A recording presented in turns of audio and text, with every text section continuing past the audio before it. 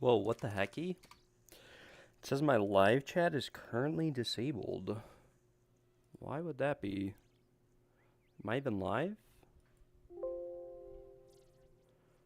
Very strange. Very, very strange. Alright, well, I just have YouTube pulled up, I guess, since OBS chat is not working.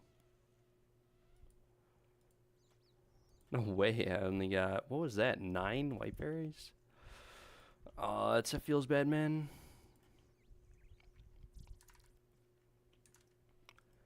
It's a small world after all.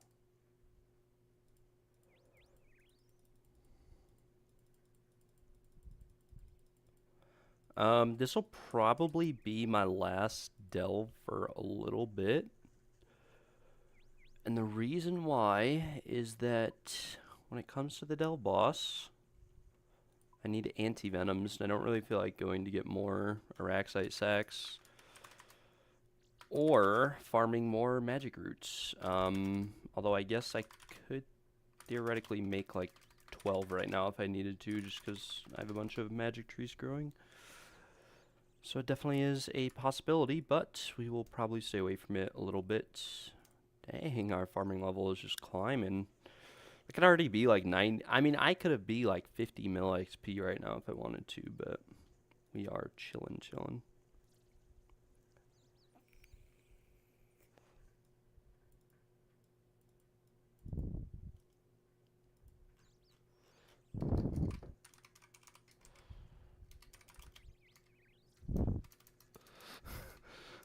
Wait, what?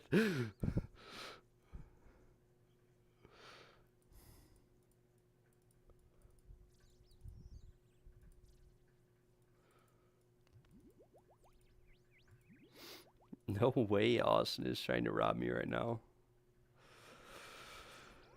That is some unacceptable behavior.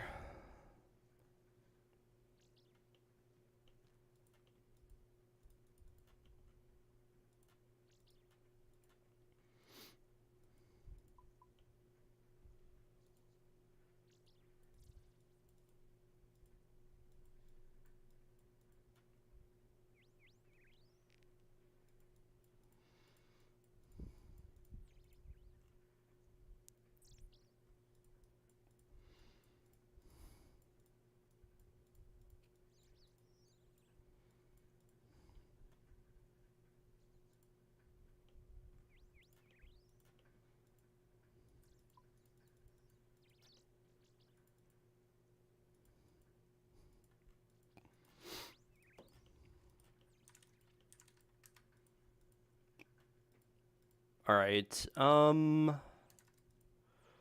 Let us see. It doesn't even say I'm streaming on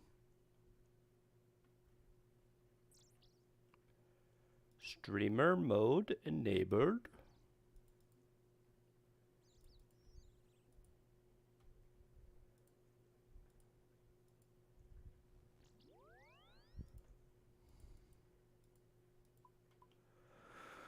All right, yeah, we'll do like 1 or 2 more delve runs today, maybe. Let's see how many anti-venoms we even have left. We have 2 doses, so probably only 2 more runs today.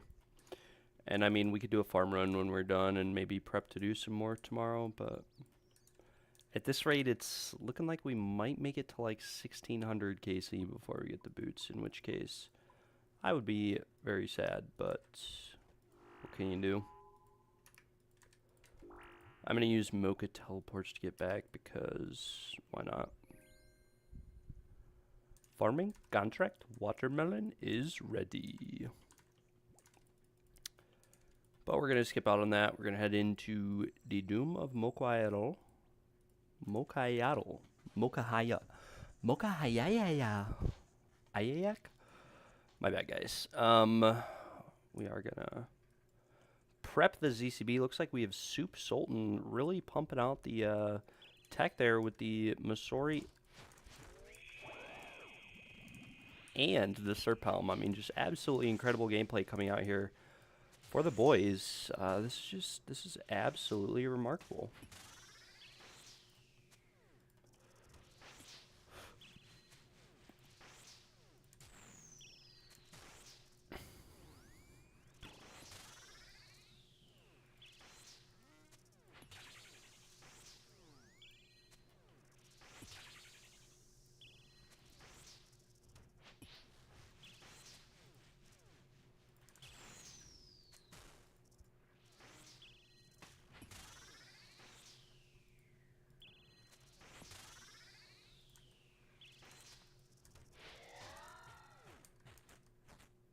I didn't even get double death charge there. I only got a single death charge. Now our ZCB rotation changes just a little bit.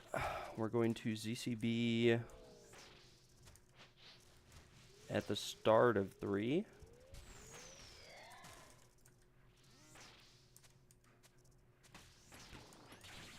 We'll just T-bow that and lose a tick on the boss.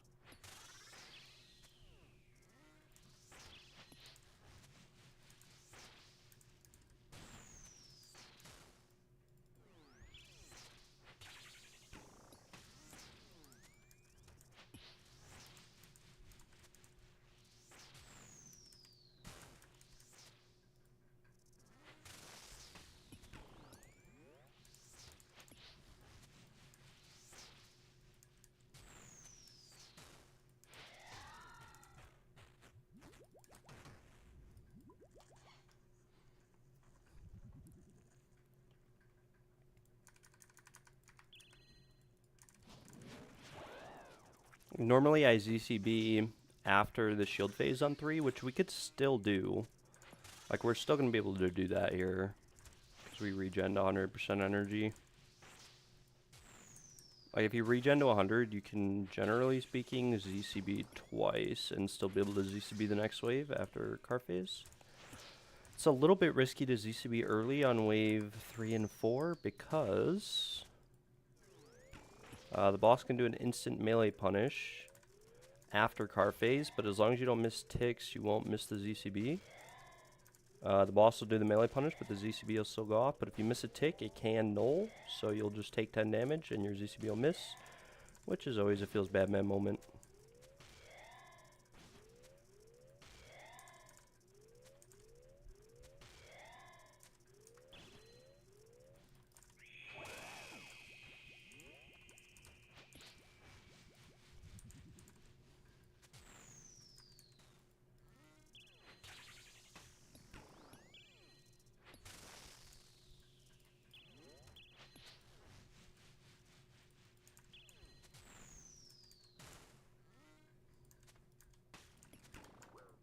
Okay, that was just absolutely ridiculous.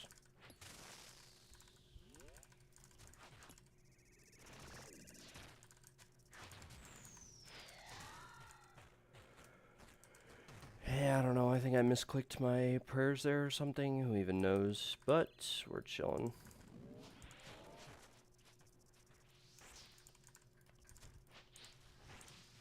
It's not really that detrimental to take damage on the early waves as long as you try to wait out a melee punish at some point.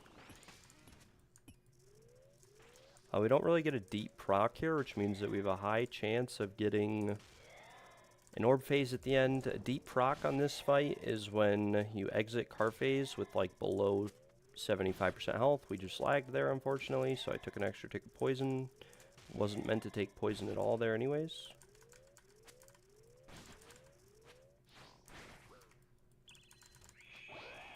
There's the instant melee punish.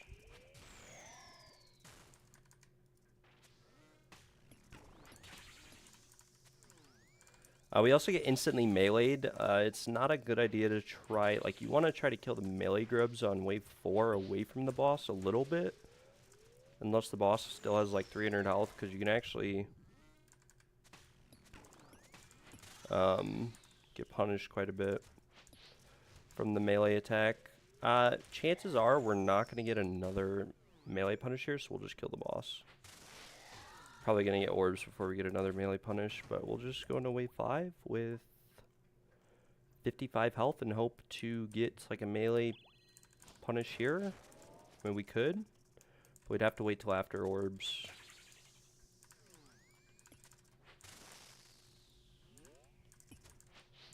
Which, generally speaking, you don't really want to do, because if you wait till after orbs on wave 5, there's a good chance you get another car phase, and then at that point you're just like wasting time.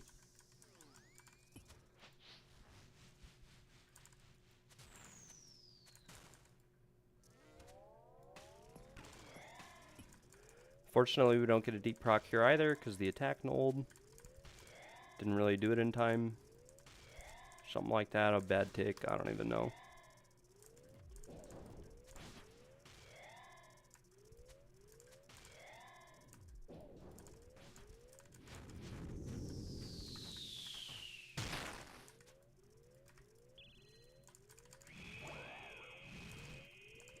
I think I missed a tick on the boss here, so we're just going to go for a Scobo hit.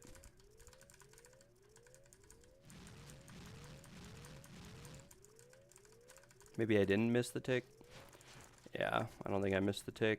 I definitely missed a couple hits there, because I used to be like a dummy-dumb.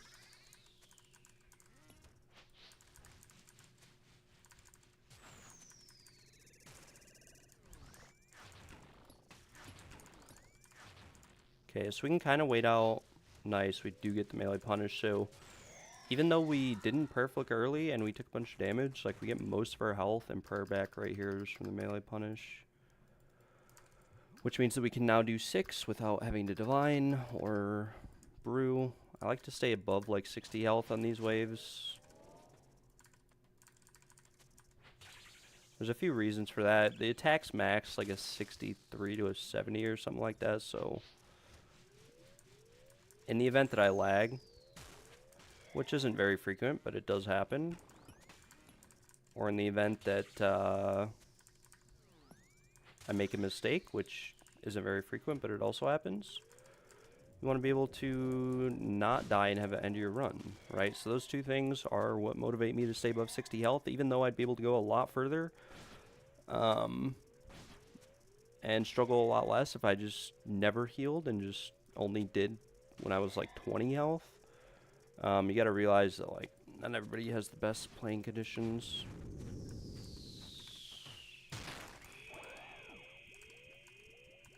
That melee grub shouldn't leak. Should be able to still hit the boss behind this rock right here. If it's one further back, you can't.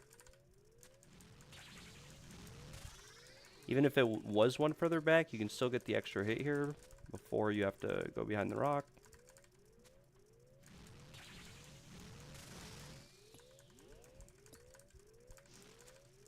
Think I get hit there? Apparently I don't.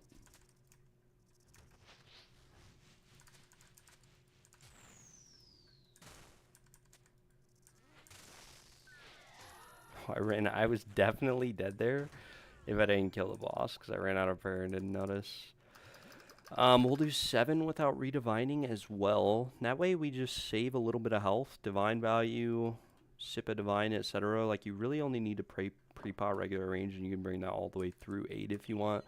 You lose like 2 or 3 max hits, but the accuracy loss that you lose from losing range levels isn't that major.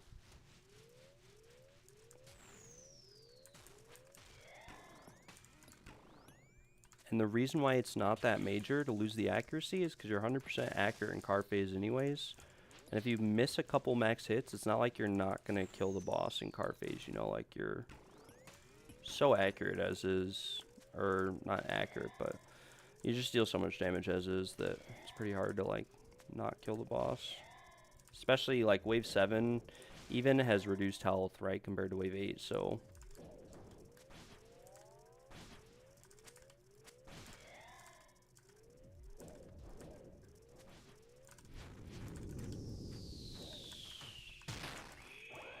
normally I don't go in to hit extra crabs like that last mage one, but it spawned very close to the boss to the point where it probably would have leaked. It's hard to say because I don't have a tile marker for what range they leak at, but I always want to be, you know, rather safe than sorry. So my max hit right now is a 75, and normally with amethyst arrows it's a 79 on this wave unpotted, or potted fully, so I lose 4 max hits, but 4 times you get like 9 hits there, so 9, 18, 27. So I lose 36 damage, but the boss has 25 less health than normal, right?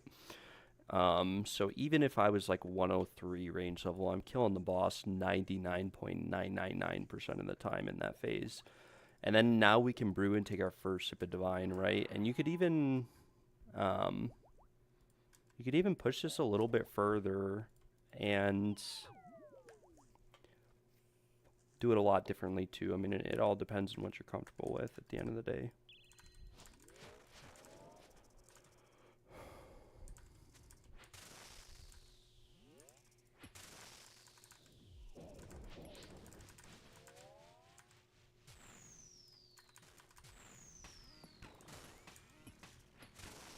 I was trying to get that hit on the boss there, but I messed up and stepped on a shadow, lost a tick.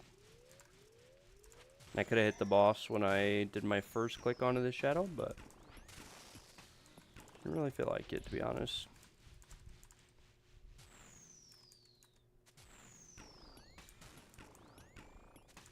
This attack's gonna null, but it's gonna reset the shield in the process.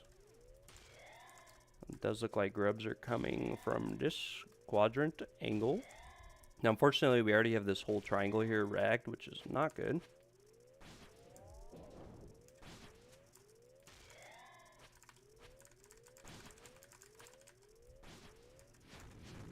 Don't think... The mage grub might leak here. I should have hit it, but it's not the end of the world.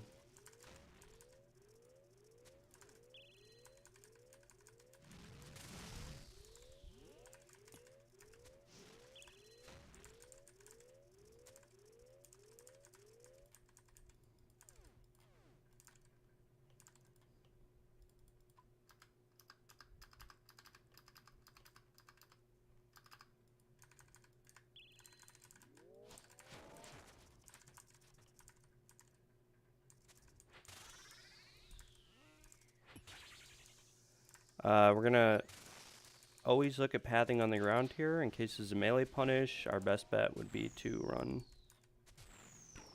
to the right there. We did have a dying grub, so it would have been, we would have had to maybe wait an extra tick or something, so we didn't take damage from the grub explosion. It's hard to say. This is gonna push the boss, so I'm not even gonna worry about hitting it. A really good player could get 1 extra hit in there if they wanted to. I just don't like sweating it, because if I lag or I mess up, I die. And I'd rather just go and not die than die. I'm just going to use Halberd here to kill those, and then we have to make sure we hit the boss. It resets our ticks when we do that, so...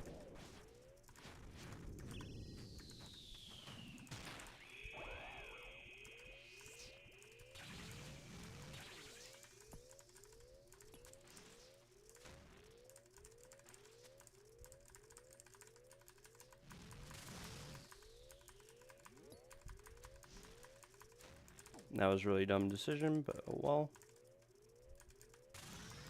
Should kill the boss here, so shouldn't have to worry about anything, but we do have to brew because of that dumb decision that we made.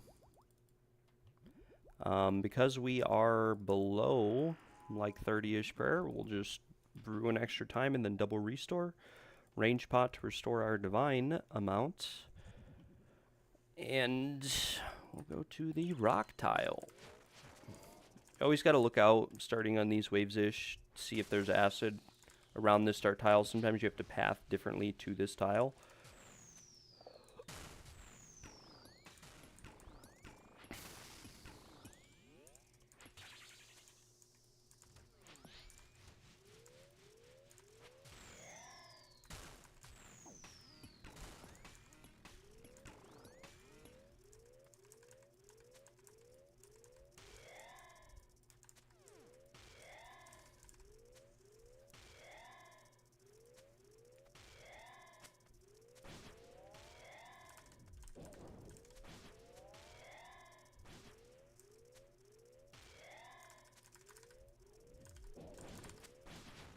That last melee one's probably going to leak.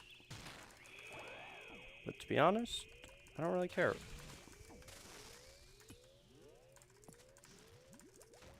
kind of already doomed this run from being like a 20 plus run anyways, because we not prayer flicking first of all, and we took a bit of damage second of all. So this rock here will live, so I can bait the boss over here and then stand on the diagonal here.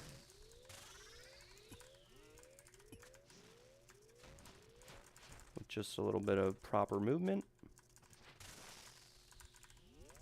Boss should die from that hit. But had it not, we would have put our scepter on, hit the mage grub, and then hit the rock while doing the prayers. If the boss does one attack and then the prayer orb, you can always get one extra hit in. Or not one extra hit, you always do you hit the boulder when you're on the middle of the prayer flick. It's actually a pretty nicely designed fight. It's pretty well thought out, I'm not gonna lie. But it is still kind of aids the drop rates, I think.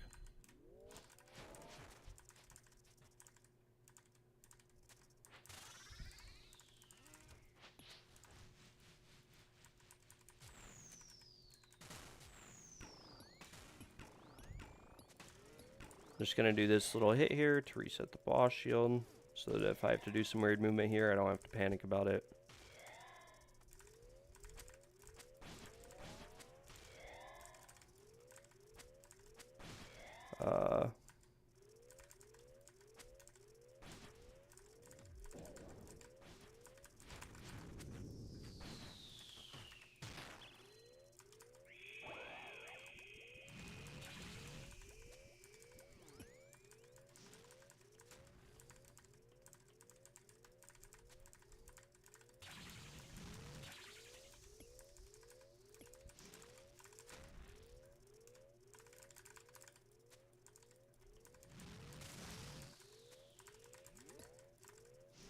Oh, I forgot. I can't go behind that rock. I actually died to that once before.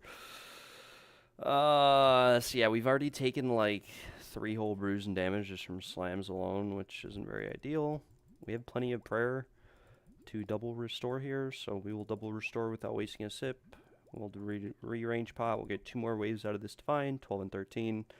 And then we can redivine for 15, 16, 17, 18, 19, 20, etc. And just go 12, 13, 14, 15, 16. Holy moly, I just took massive damage. Yo's out. What is going on, my brother?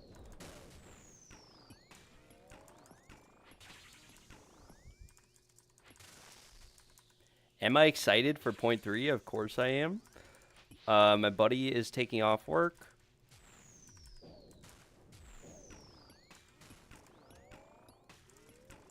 Yeah, my buddy's taking off work. We're going to be playing probably all day. And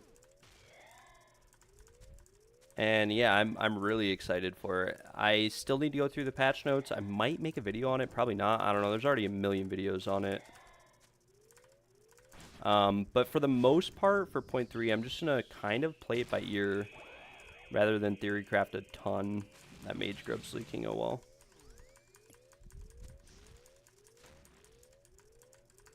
That's so insane. I don't know how much you guys can click and understand all this. If you want to know the truth, I'm taking this slam. That's so rippy.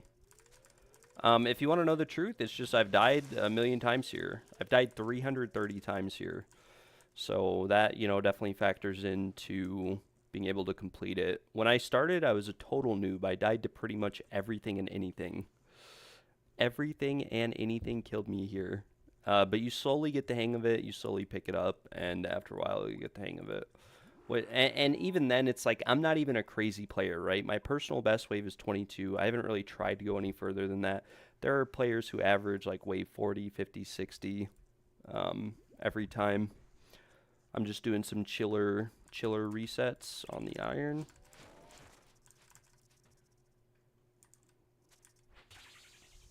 But yeah, it's one of those things, you just throw your head at it a bunch, and you eventually get the hang of it. But what I will say is that it's really unfortunate that content like this requires you to die a lot to learn it, because usually the gear required for content like this is pretty high level, and the death fees, like I've put 90 mil into death fees, which is like more than I'd say the average player probably even has, right? Which is definitely something that sucks a little bit.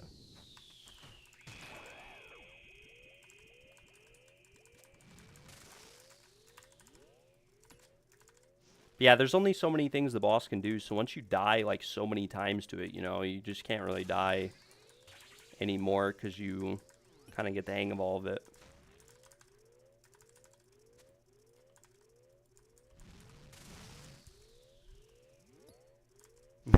Well, I'm not gonna lie, that Rad and Varrock Scurious is a lot harder than most people probably take it out to be.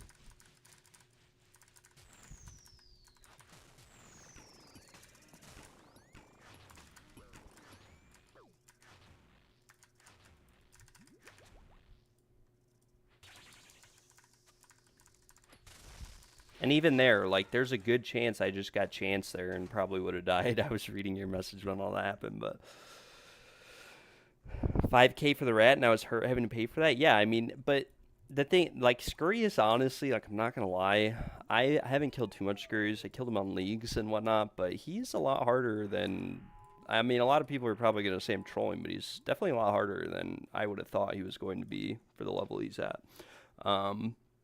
But yeah, Barrows is where a lot of players start. There's definitely a lot of mid-game content that you can do nowadays that's will teach you more about the game. Like, obviously, one of the biggest things you can do or learn as a newer player is the fight caves, killing Jad. But they also added like perilous moons, bosses, stuff like that, which are pretty good, you know, intros. And then after a while, it's not like I'm some insane player. I do this prayer flicking, this, that. It's more of something like I'm on an iron, and when you're on an iron, you have such a hard time getting prayer potions, restores, etc. Like, you have such a hard time getting stuff like this that you just naturally you start thinking to yourself, well, how do I, you know, if it's so hard to get them, then how do I reduce how many I use? And like the first answer is we'll just learn to prayer flick, and then you start learning ticks and stuff like that. But most players don't even really learn or know what like a tick is or how the game like truly works until they go to learn something like Inferno or Coliseum. And then it kind of translates into other areas of the game as well. But for most content, you don't really need to like know most of that.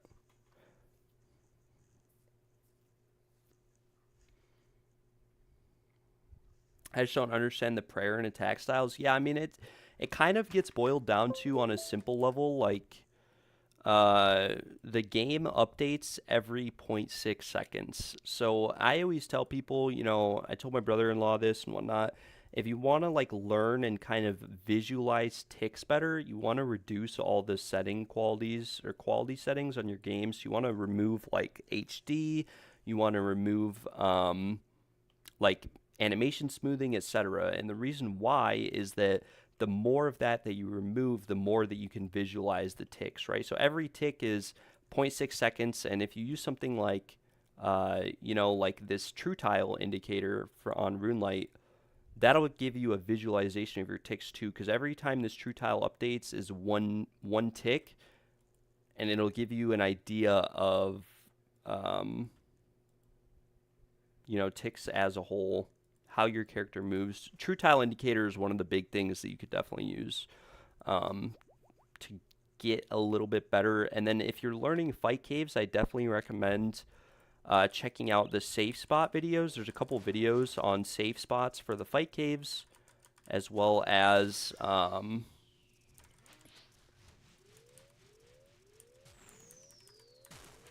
there's a couple videos, safe spots, like you might have to search like Italy Rock safe spot fight caves, but there's a bunch of plugins too that'll help you, right? There's like fight caves wave, you know, predictor. It'll show you where all the monsters are gonna spawn, what monsters spawn in each wave, and then you can basically utilize like stuff like the safe spots, you know, to get a sort of better idea of everything. This melee grip's in a leak here. There's not much I can do about it. I don't feel like taking a bunch more damage.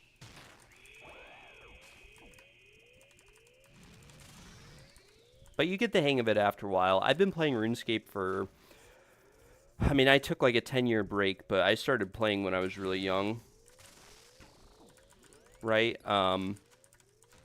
So I started playing when I was really young, and I wasn't even able to beat stuff like fight caves, if I'm being entirely honest.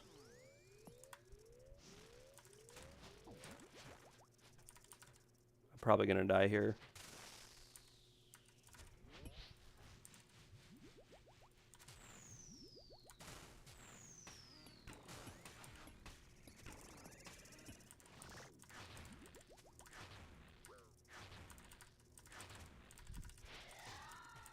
Apparently I did not die there.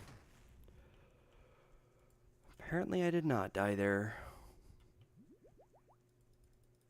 But yeah, there's, I mean, especially Scurries too, like with the prayers and the attack styles, there's a lot going on in that fight for like the level of content that it's at. It's definitely, it's not like the hardest thing in the game, but it's definitely a lot more complex than they made it out to be when they were going to release it. We're probably going to have to reset on 15 here because I took a ton of damage the last couple waves.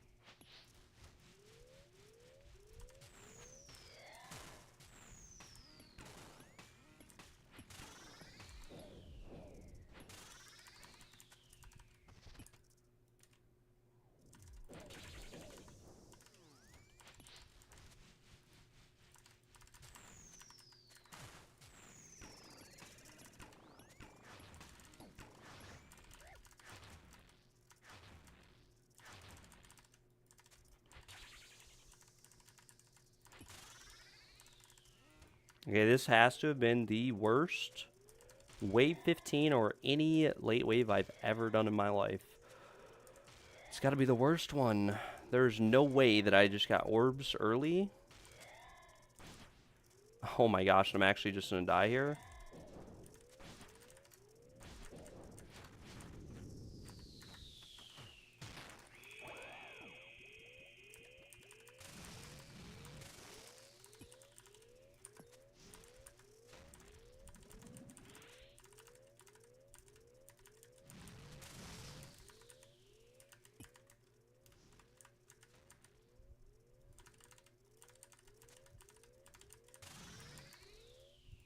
Okay, well, thank God we killed him. I just had to waste a sip of antidote, though. I don't know why I did that. We're going to claim. Yeah, I do have my tabs hotkeyed. I would really recommend that, too. You can hotkey them to your F keys, but what I did is if you use Runelight, you can hotkey them to any key on your keyboard. So, like, I hotkeyed, instead of F1, 2, 3, 4, etc., I hotkeyed them all to QWER, so my hand doesn't have to move as much, because, like, if you use F keys, your hand has to kind of stretch over your whole keyboard, so I just do mine QWER, and then I use press enter to chat or whatever. In my opinion, is, like, the best setup, but it's definitely preference and just comfort for most players.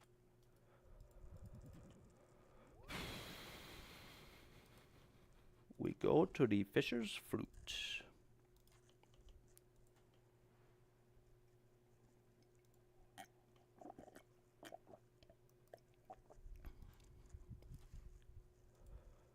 Yeah, I'm not gonna lie, it's not really looking too good for us. We might have to actually wait a second. Peace out, Zal. Thanks for tuning in.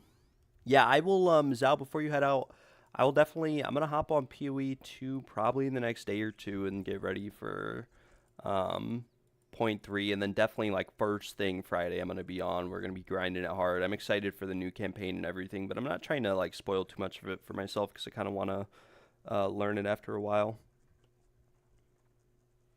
Damn, I did not know my account is my government name. Yeah, for some reason, YouTube automatically defaults to that, but it's, you know, not really that big of a deal. Not too many people, A, tune in, and B, pay attention to that. But I popped up, so here I am. Yeah, I like live streaming on YouTube. Not gonna lie, I get a lot more viewers than Twitch. I never get any viewers on Twitch because I'm not a female. and it's just unfortunate, but that is how the streaming community works, at least most of it. As dumb as that sounds, but let's see. We're gonna need to we need to do some weird tech here, which is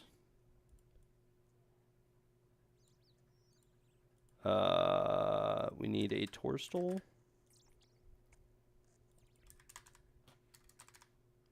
Do I have any Green Man's Ale? I think that gives...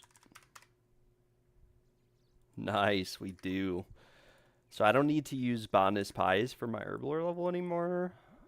We can just use a Green Man's Ale. Okay, so now we have an Anti-Venom Plus. Then we come into storage, and I think I have... I have 2 Araxite Venom Sacs in storage, so here's the tech. Now we split the Anti-Venom Plus and make a 2-dose extended Anti-Venom. And then we come into here and we decant it with our existing 2-dose. And we now have a 4-dose extended Anti-Venom.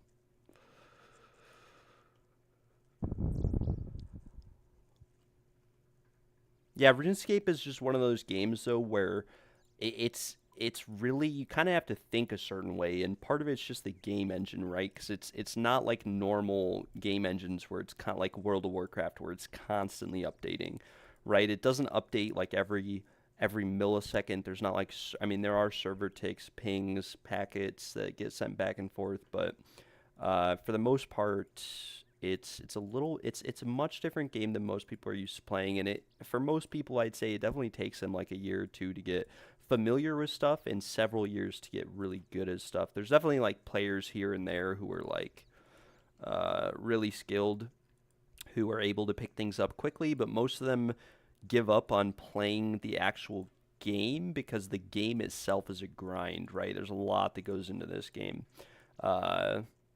Most skills, like for the average player to like just level, are probably going to take you 6 months to a year to get 99 in that are non-combat.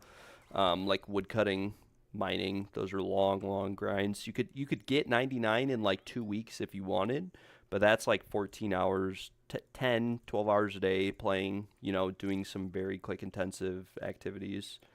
So it's definitely like a grindy, very complex game. But there's always something, I like it because there's always something to be improving on, to be getting better with, and to just, as a whole, pop off with.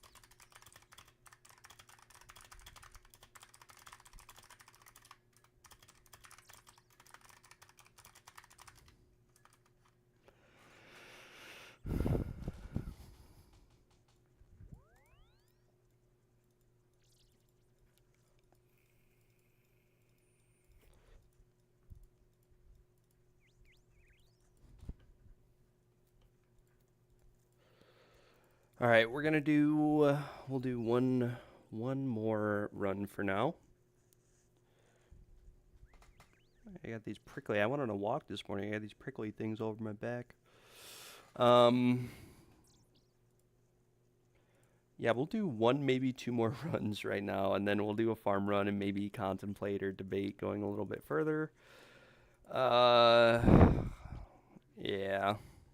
Everything in this game is a grind, though, basically. Like, even, I want to do a farm run right now, but every farm run itself is like 15 minutes, right? Just a lot of time, but I need to do them because we're on an iron, so there's, like, no choice.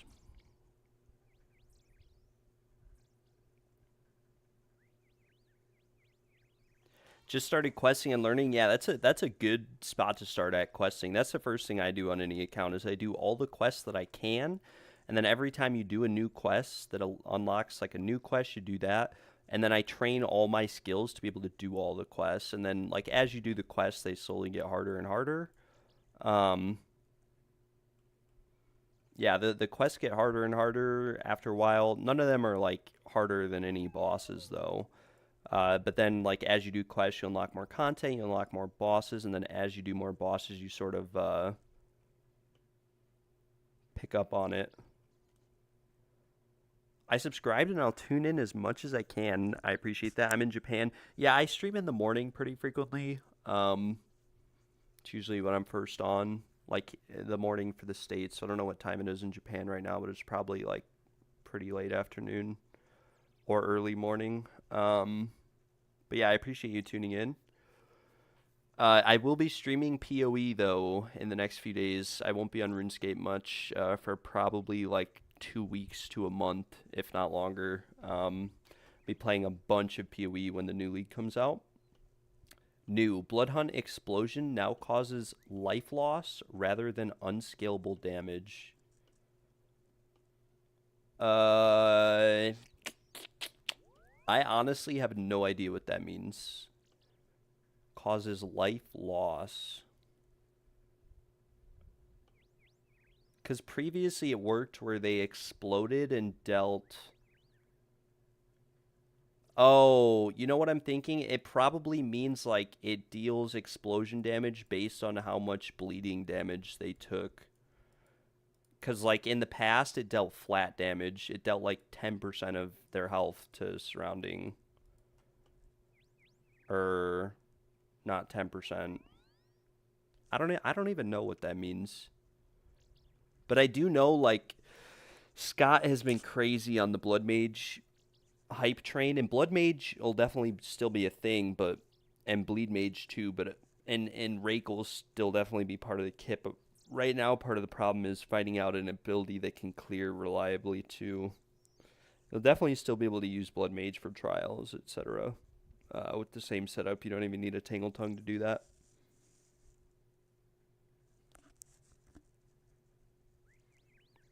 It causes life loss. It's not bleeding. No, I think it's saying it deals damage based on life loss that occurred. Probably now causes life loss rather than unscalable damage. I don't even know what that means. Life loss is like it's worded in a way where it sounds like reserved life, but they would have said reserved life. Yeah, and I'd agree with you. I think every build is going to be viable this next league. I honestly, I didn't read too much into the new support gems, but one of the things that's like I have a feeling that the new support gems are going to be like Maven level gems. You know how like some of the support gems in PoE 1 are like cost a mirror, like Awakened Enlightened support level 6 or whatever, cost like a mirror. I'm really hoping that's not the case in PoE 2. I will be pretty upset if support gems end up costing like a mirror because they're really rare. Because that's kind of, I kind of breezed through the patch notes, and that's what it sounded like.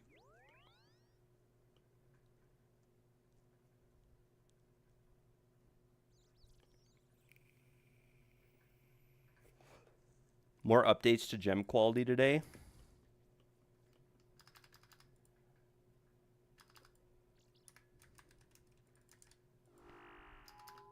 Yeah, I feel like the changes, like, I definitely need to start taking a look at the changes.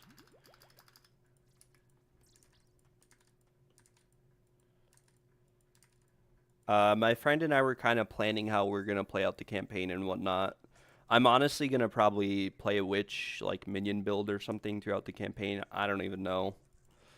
I like doing the whole campaign without buying any gear, though. Like, literally just doing vanilla campaign. It's a lot more fun. Even though it takes, like, 2 whole days to finish it, it's just a lot more engaging. You actually have to... It's the only time in the game where you're actually playing the game. The rest of the game, you're literally just one-shotting everything.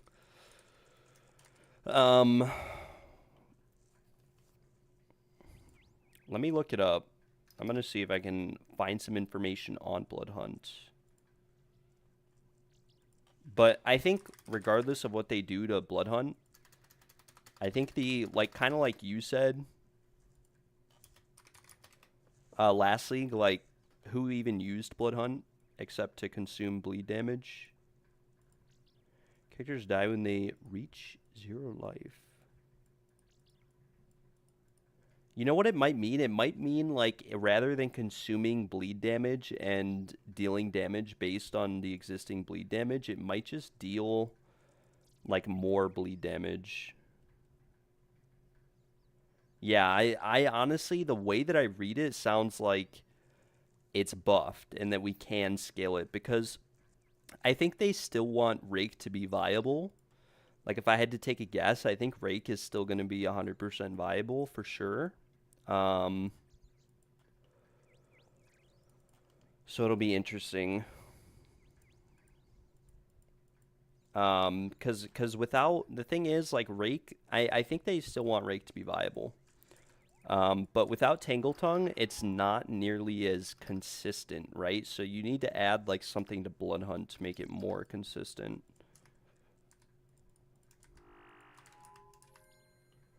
Because the lightning, like the thing is, if a lightning spear, like that build relied so heavily on lightning spear with this setup because it was like the only Dex gem that fit in with Rake. And then the crit just made Rake so consistent because Rake by itself without like 100% crit isn't that. It's good on the high end, like when you do crit, it's good, but if you don't crit, it's not good. And then Blood Hunt having 100% crit too was a problem. But yeah, I think it means that we will be able to scale Blood Hunt damage now. And I think they just haven't really put into the notes yet how to scale it. Trust me, Tangle Tongue isn't dead yet. I haven't even looked at the changes to Tangle Tongue. I just remember, like, I think it was you said Legacy Tangle Tongue is going to be worth, like, a mirror now. Which, honestly, it's on standard, at least. I don't think it will be, though, and the reason why I don't think it will be worth a mirror on standard is that there's just too many of them in the game.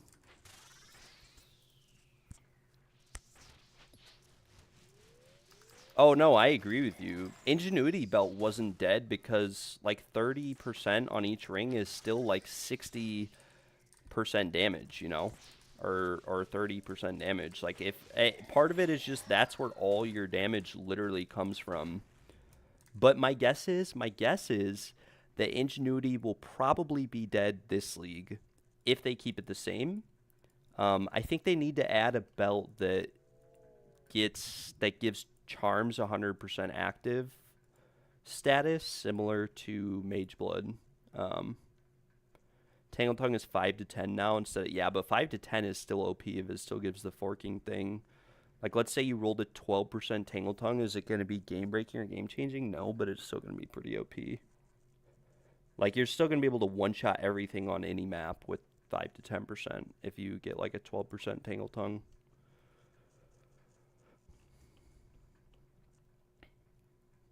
Like, I'm not gonna lie, like, the old Tangle Tongue, like, last league, everything was so freaking overkill that it's unbelievable. Like, you did not need, like, even in 5-man groups, you didn't need anything crazy. You could have used, like, a 10% Tangle Tongue and full cleared.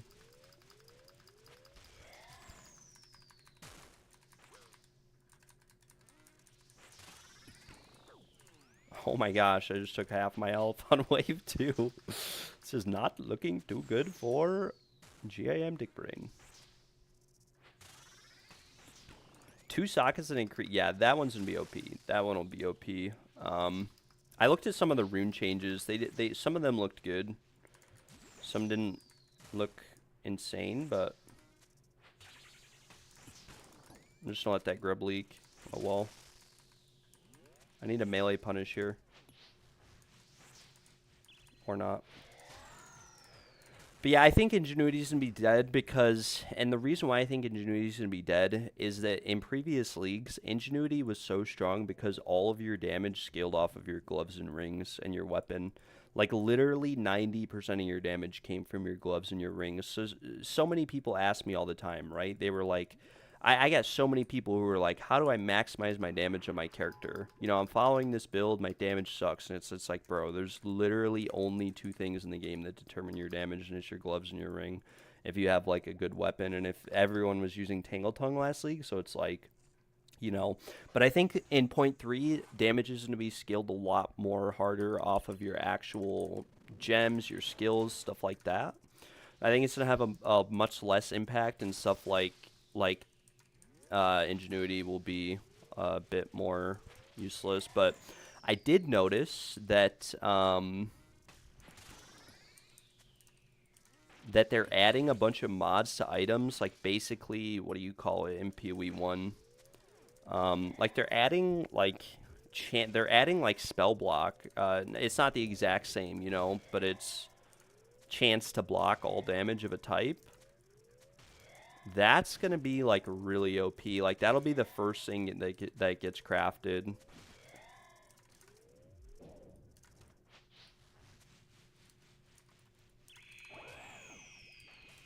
For sure, it's gonna be the first thing that gets crafted.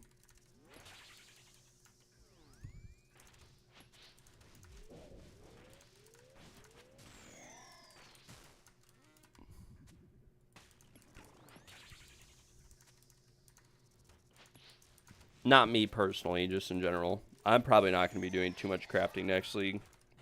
I think it's still a lot of RNG, but it'll be fun to craft your own items. We'll have to see. Can we finally get the boots on this run, please?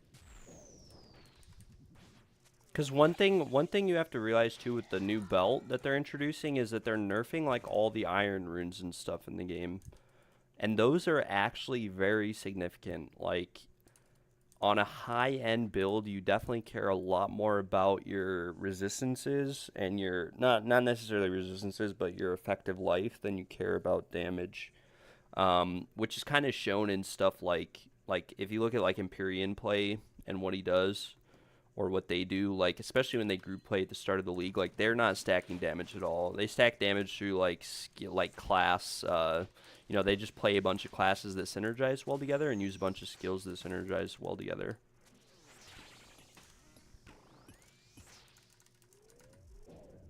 And then push the very high end content with that. It'll be interesting. We'll have to see. It'll depend on what people want to prioritize and what the state of the game's at, whether damage is more important or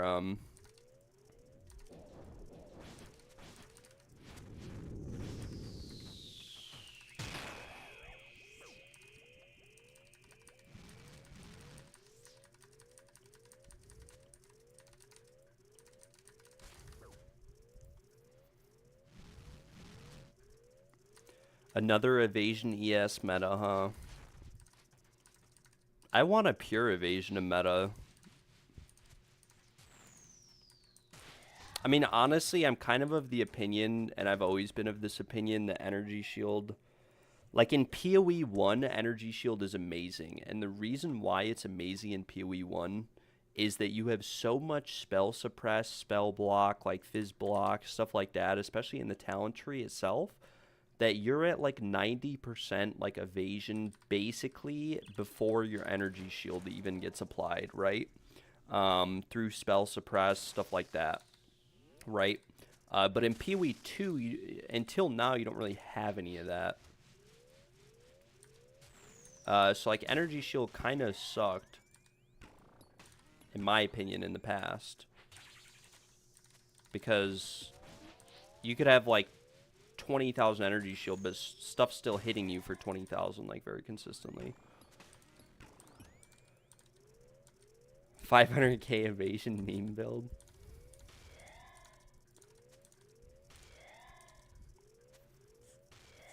Bro, I did like a setup last league of like evasion stacking in trials, and evasion caps out so early. Like at like 30,000 evasion, you gain like 95% evasion, and then you like literally just can't. Like another 100,000 evasion gives you like 0.1%. Because they would just be OP if you could evasion cap and then take like something that just nullifies all of it. Holy crap, we're actually shredding this boss.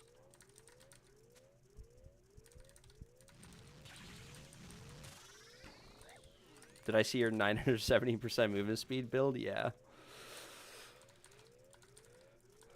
That was very epic.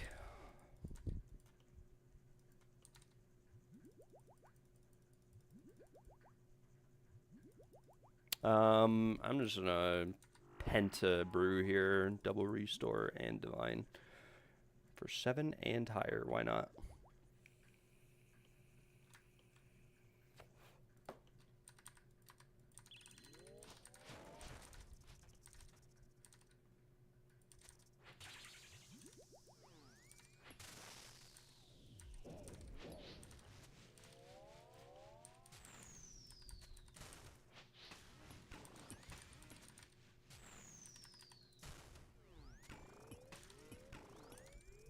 Have a nice rest of your days out. Thanks for tuning in. Yeah, I'm gonna take a pretty hefty look at all the changes eventually, and go through all of them before the next league, and we'll come up with a game plan, a solid game plan.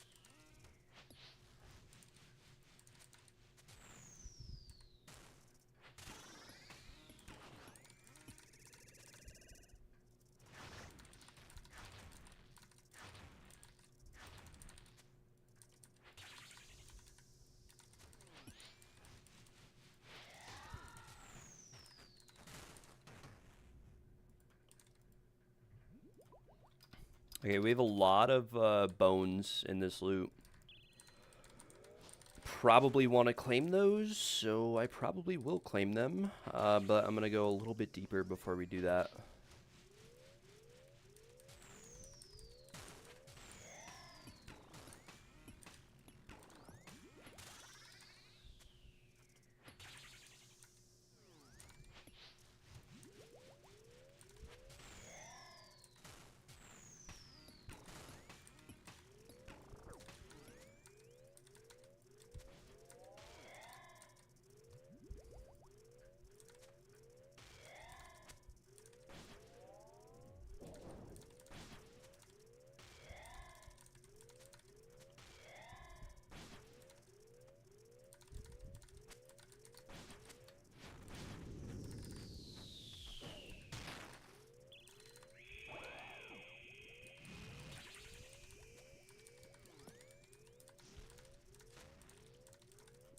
Yes, I've cleared wave 8. 1100's an overstatement. It's like we're at 1086 deep delves. Yeah, this is the log. Let me show the log. Collections logged. We have 3 stabs, 3 claws, 6 pets. 22 is our deepest wave. I've never really tried to go deeper than that setup wise. I just kind of bring brews, restores, and face tank a lot of stuff.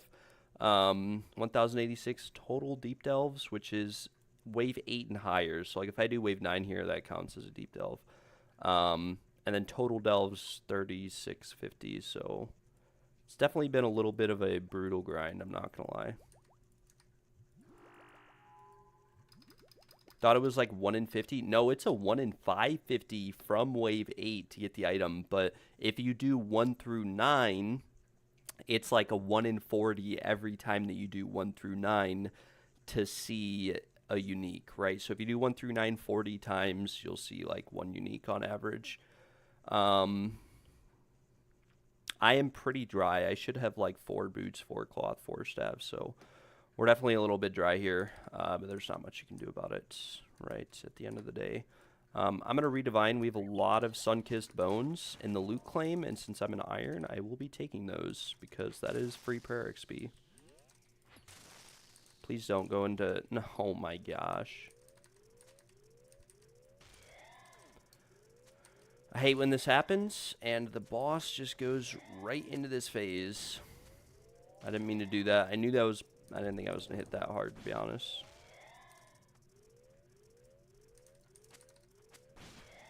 I will proc the boss with these 2 melees here.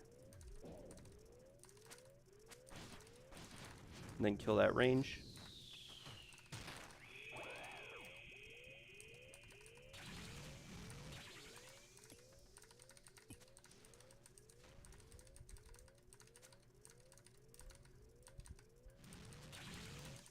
We'll go here next, and then we'll bait the boss here and go here, because these should be out of range of his slam to die.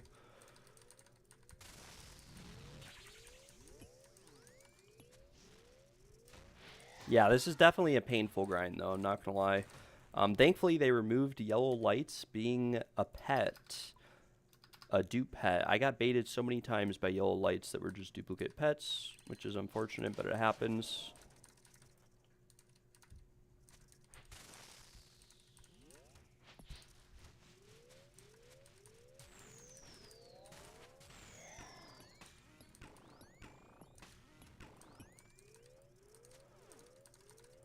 But yeah, this boss definitely feels like it has like raids level drop rates. Not gonna lie, it's a little bit frustrating. I wish I could just get the boots. I kind of want to make a Reddit post, but I'm not really the type of person to make Reddit posts about stuff.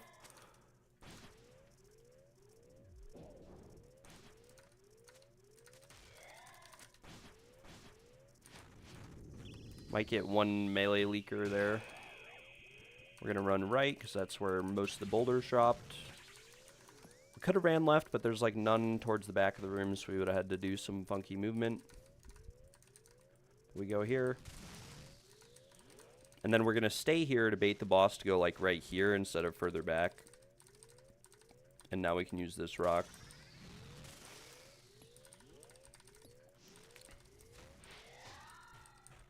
Easy game. I'm not going to worry about brewing here. Why not? Hopefully I don't die after saying that, but whatever.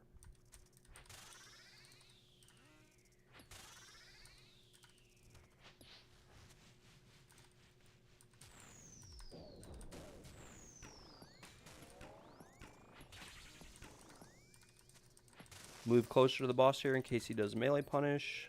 This attack's on a null, but it'll reset the shield and deal damage to it.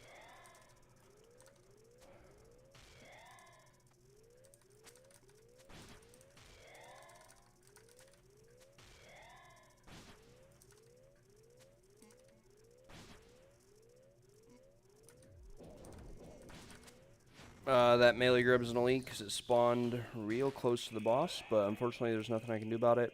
We're going to run left here because the boulders are left heavy in the room. There's only a couple boulders on the right side of the room and they're over there. Same idea here. We'll bait the boss here. We'll take a step back so that we can get a little bit closer to these rocks, which is where we want to go next. Then we'll hit the boss. Pretty standard and straightforward with Twisted Bow and ZCB, I'm not gonna lie. If you have Scorching Bow, you do the same thing, but you have to go a little bit further.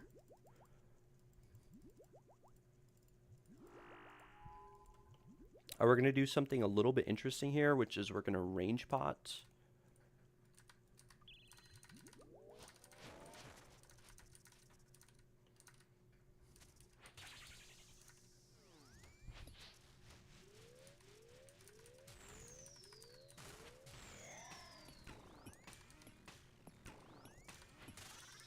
Technically, I did not need to range pot there, but we will anyways. We're going to drop this boulder here. Could have gotten another attack there if I clicked on a better tile. Unfortunately, that 442 XP drop nulls. I accidentally clicked on my ring pouch there.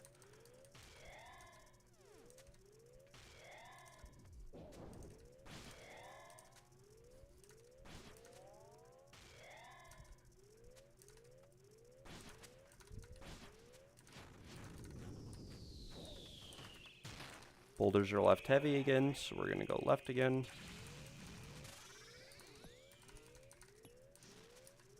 We're getting some low XP drops here because I am not divined. The plan last wave was to redivine. We're just range pot, redivine this wave. Get a little bit more time out of our divines as a result by doing that.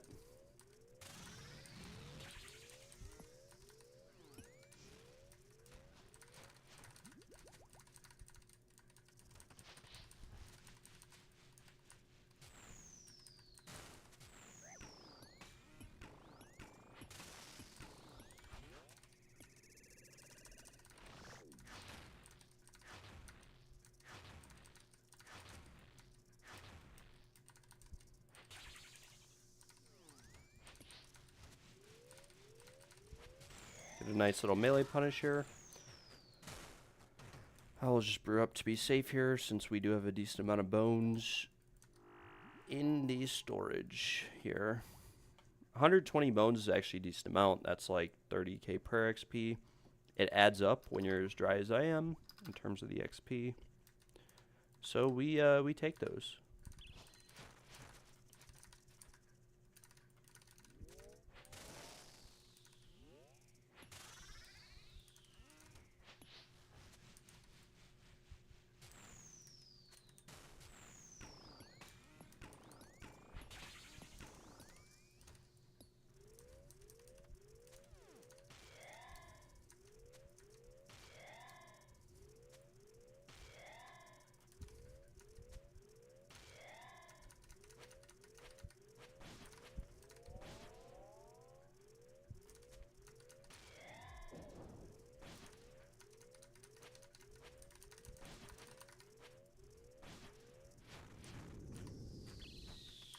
We run right here. That's where all the boulders dropped at.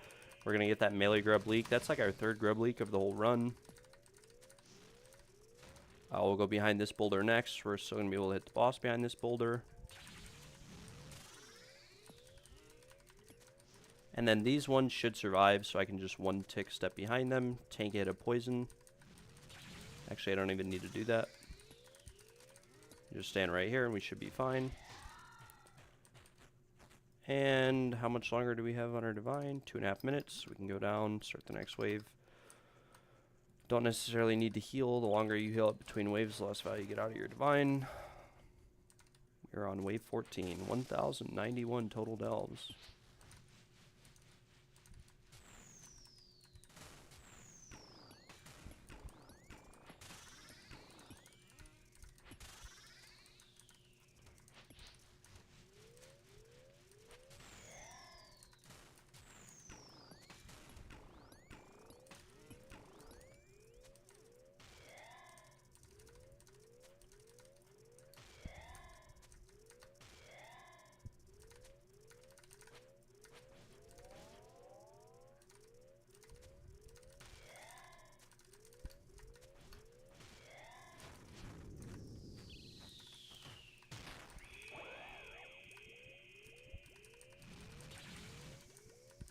We're running right again here, but because we didn't get any boulders close, we're going to bait the boss here.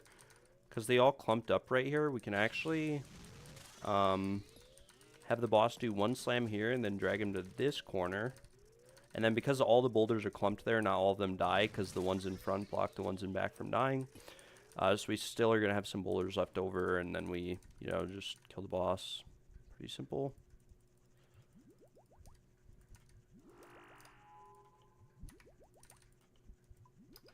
I should just claim 175 of those bones is a lot of freaking XP.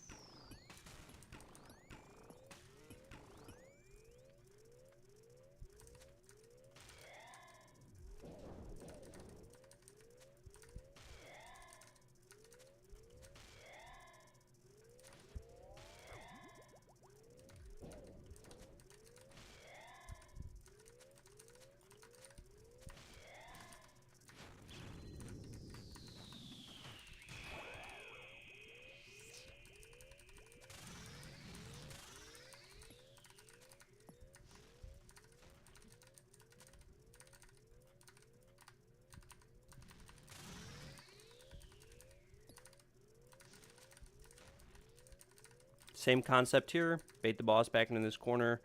We still have rocks left over here.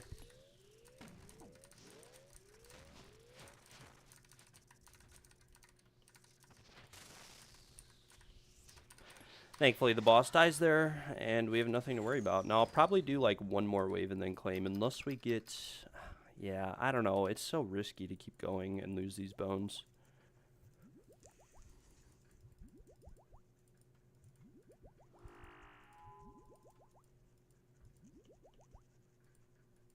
$200 Sun-Kissed bones is a lot. Like I said, that's like 50k per XP. It's a lot for an iron. I mean, it's like 180 dragon bones, but less work to actually use them.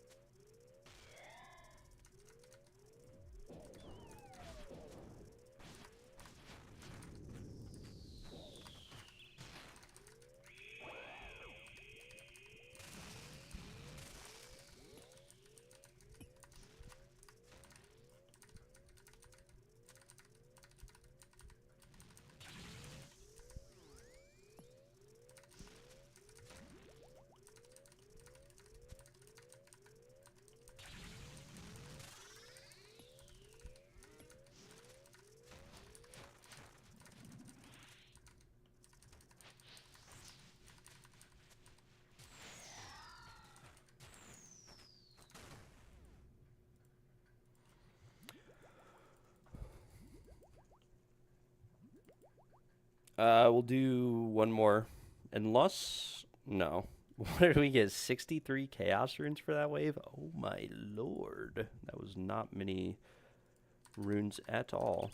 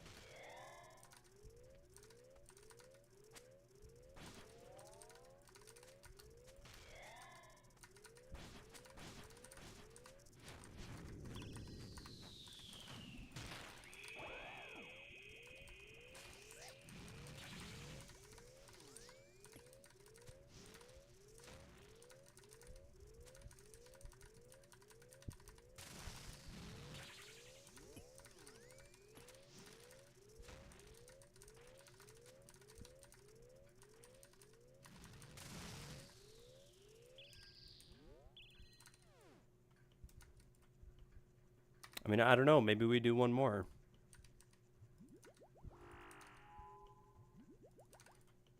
We have plenty of supplies, but at the same time, I really don't want to lose these bones. It's a lot of freaking bones.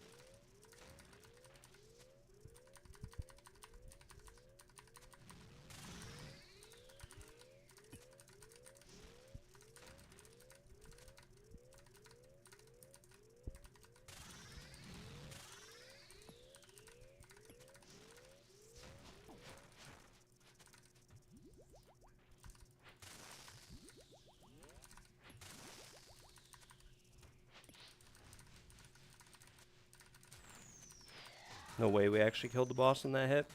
Well, I'm out of range pot, so I have to claim now. Got 4 dragonplate legs, 3 mil in loot there. Very nice. We're going to confirm this. Yeah, 1.4 mil equivalent in dragon bones. Very, very nice. And 2.1k demon tears. That's always nice, too. How many charges are in our IAC? Gotten like 700 charges today. Not bad. So we have 1,096 KC.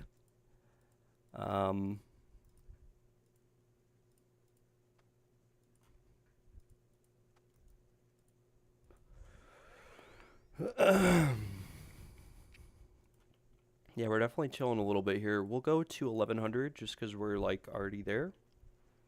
We'll just get there. Why not? And then I'm probably going to be done with RuneScape for the day. Or at least for the time being.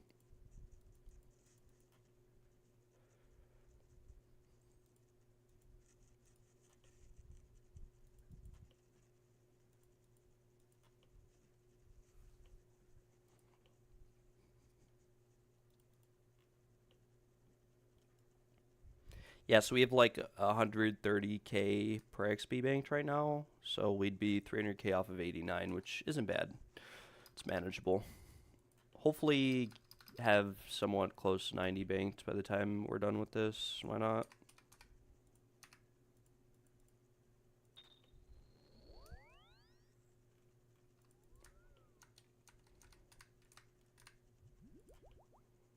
We're going to go to the farming guild. We're not doing like a full farm run, but I like to pick these white berries like once an hour. Just they're kind of the slowest thing to build up on an iron in terms of farm runs. So as long as we pick these like once an hour, we keep them maintained with everything else that we have.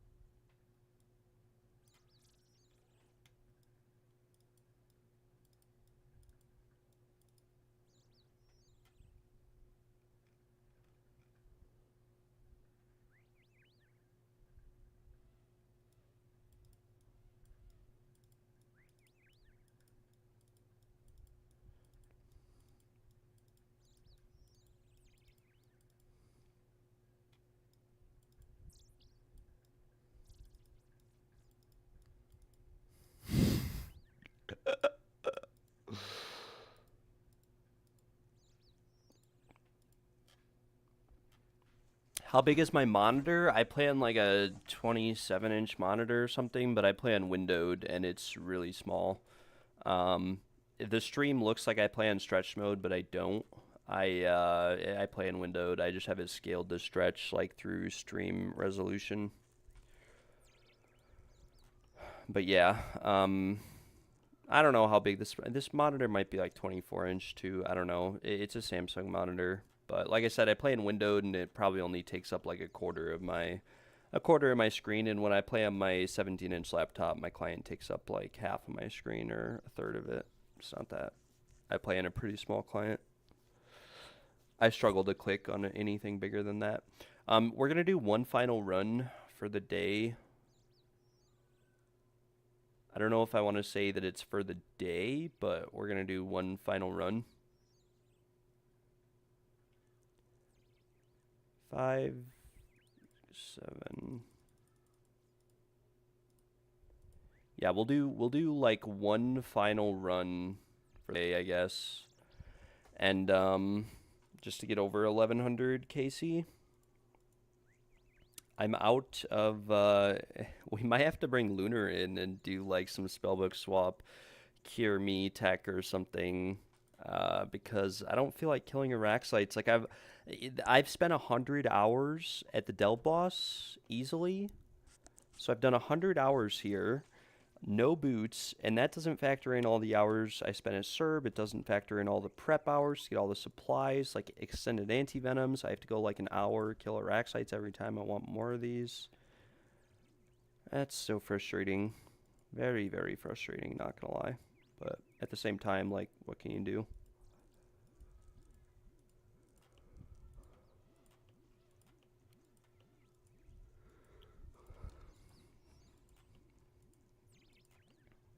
Oh my lord.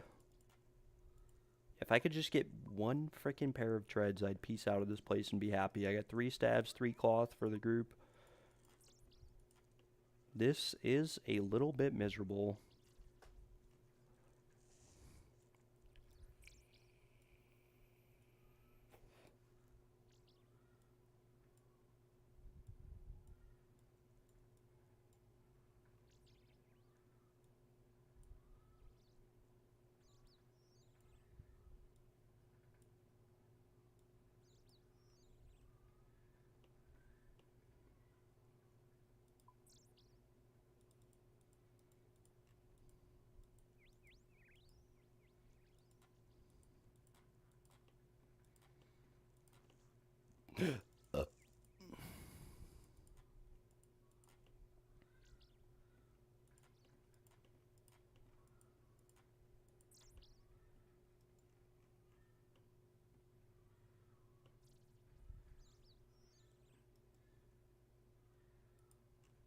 Sue Maga.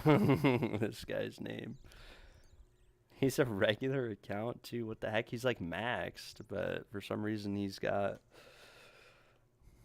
1 Zuck KC. A little bit sus on the Zucky. On the Zucky Zuck.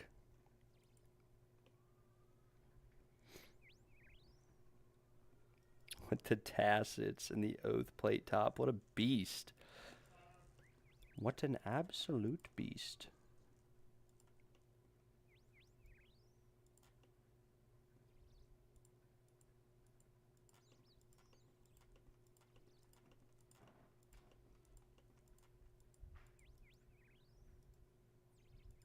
Alright, yeah, we'll do one more run. Why not? And then I'm going to take a break for the day. Go do some other stuff or something. We'll do like a farm run and whatnot, and then I'm going to hop off. It is just too much to deal with.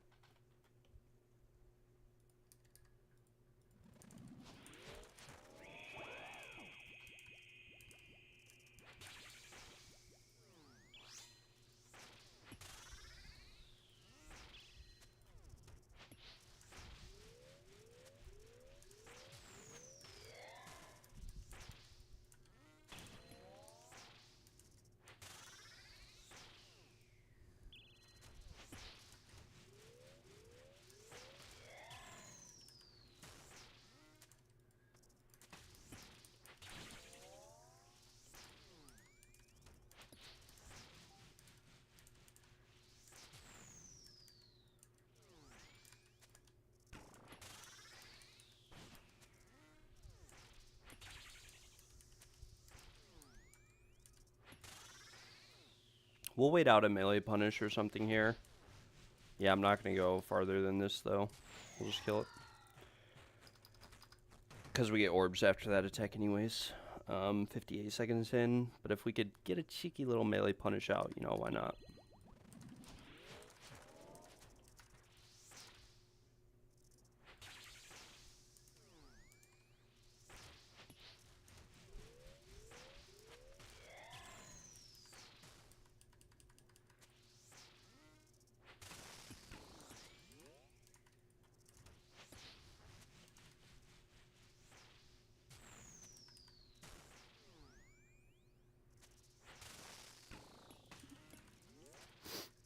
Where am I from? I'm from the United States of the America.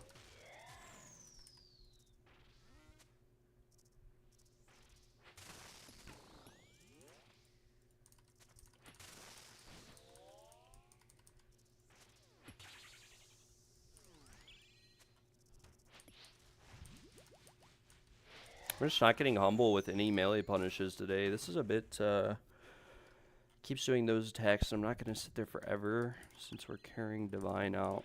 Gay? What do you mean gay? What does that mean?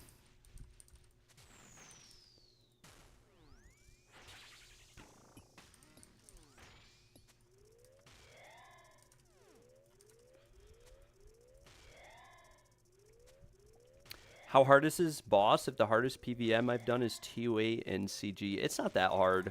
It's one of those things where you're going to die a bunch learning, though, and then you'll get it down, and you'll be going to, like, wave 20 every time. Pretty much everyone I know who's done this boss has had that exact arc.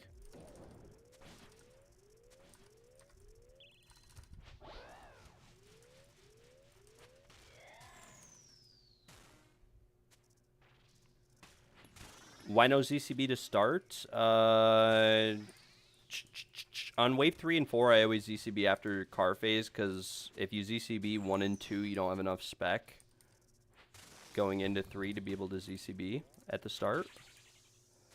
And then from 3, 4, 5, etc., I always ZCB after grub phase or shield phase, whatever you want to call it, not car phase on the earlier waves. There is a chance that if you lose a tick, you'll have the attack nulled from the boss. Doing an instant melee punish, but like 99% of the time that's not going to happen. You just can't miss a tick, basically. 60 Sunkissed Bones. Looks like we're ramping up on the Sunkissed Bones in this run. No frickin' way, I just stepped in that. That's so unfortunate.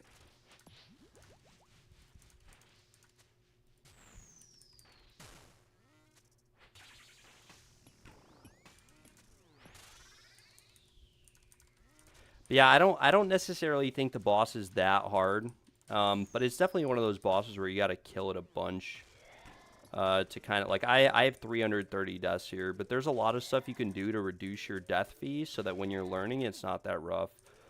And then you can just bring Brews and Restores and try to avoid using them until you get it down, and that way every time you die, you can just go right back in because you don't get put in Lumberage when you die.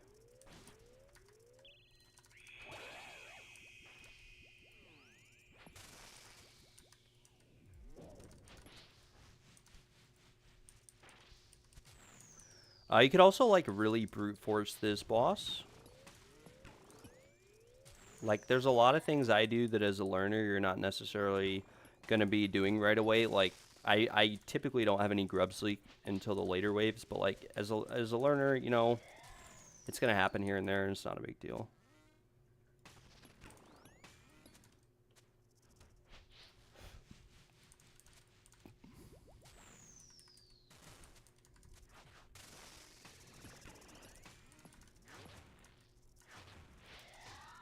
Like, that right there, what I just did with the orb is probably the hardest thing to learn on this fight, but once you get it down, I mean, you basically get it down, right?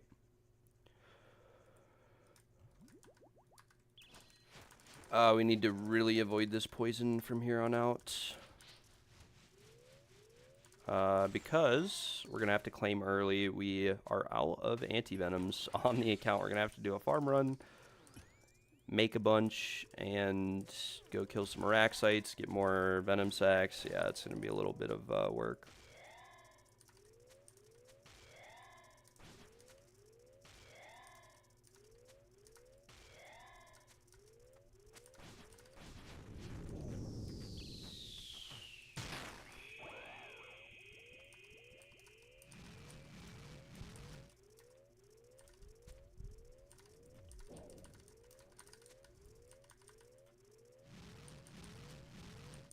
Cure Me spell is just so much more work, though, brother.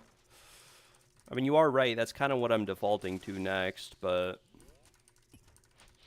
I really like using Thralls and stuff on the earlier waves just to speed it up, since I'm not going to, like, wave 40 anyways.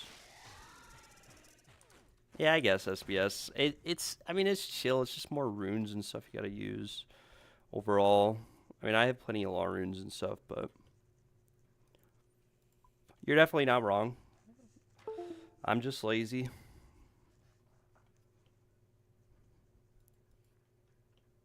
We're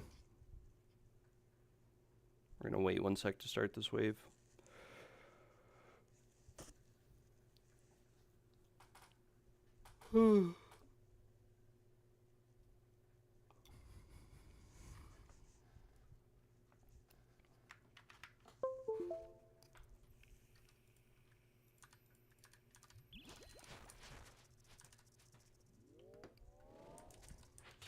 I mean, you're definitely not wrong, though. You just SBS at the end of every wave and you're chilling, right? Come on, give me another, like, 70. Unlucky. Not a deep proc. Very shallow proc.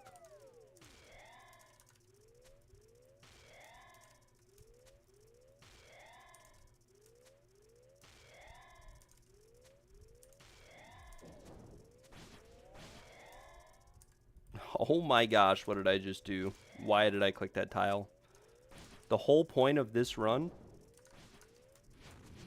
That mage grub might leak a wall.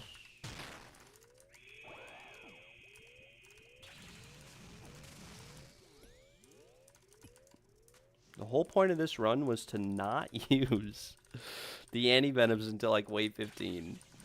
And I've already used half of what I brought. But yeah, I'll probably just bring SBS next. I don't feel like farming Araxites and stuff like that.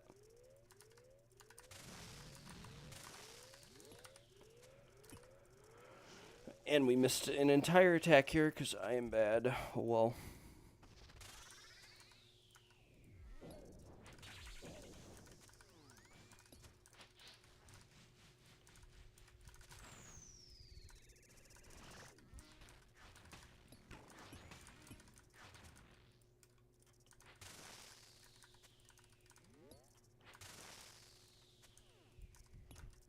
Oh my gosh. This is the first time I've had this phase here in a long time. I think I'm just going to divine early. Usually I divine on like wave 9 and just do 7 and 8 like barely potted. It's not that big of a difference since you don't lose accuracy in car phase.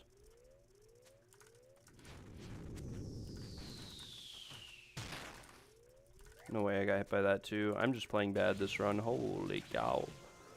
This is not... Did I just hit 3? What? Yeah, this is a pretty sloppy, bad run here. But I think as long as I make it to like wave 14 here, I'm chilling. I just want to get 1100 KC and then dip out.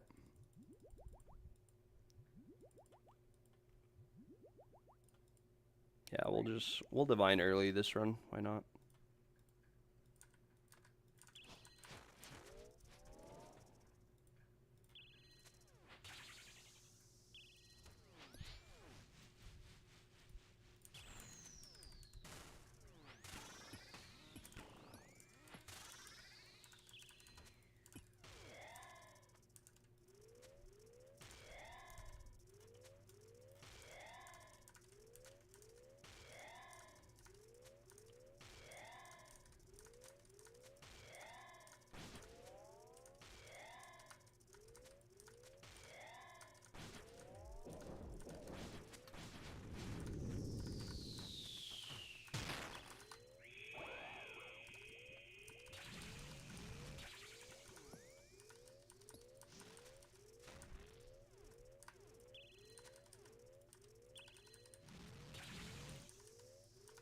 Lost quite a few ticks there. Oh, well, this is going to be a pretty long wave 7, too.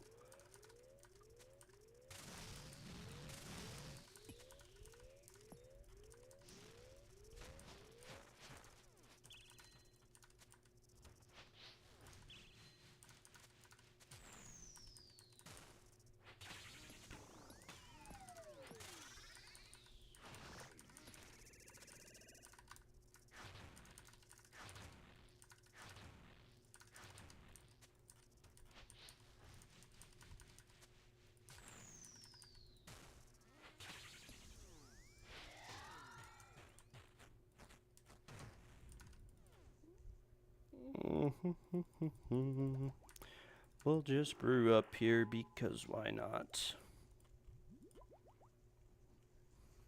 Like we already screwed this run anyways, right? So, I mean, I think we're chilling.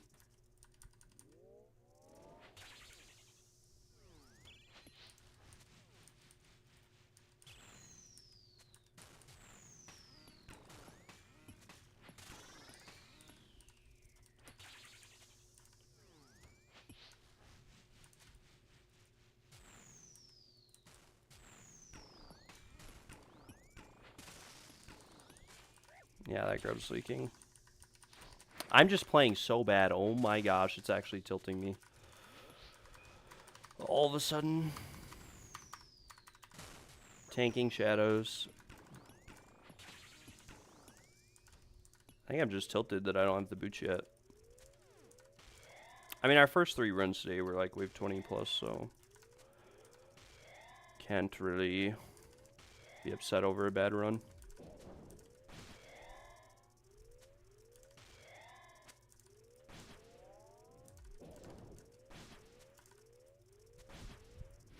And that melee grub's in a leak too. What would you do for a Klondike bar?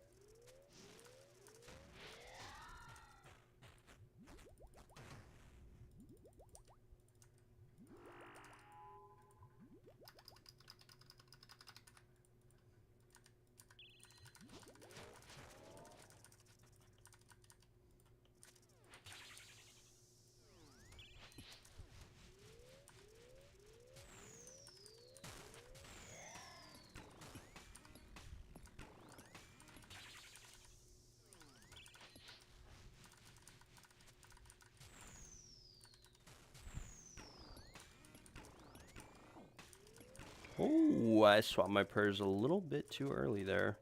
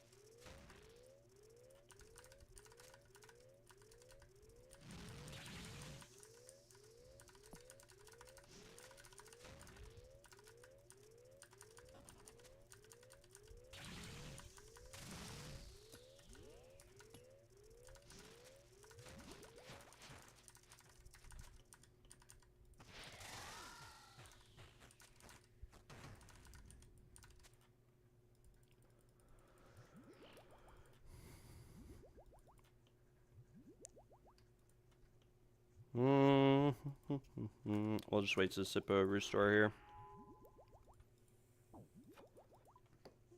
On to 10.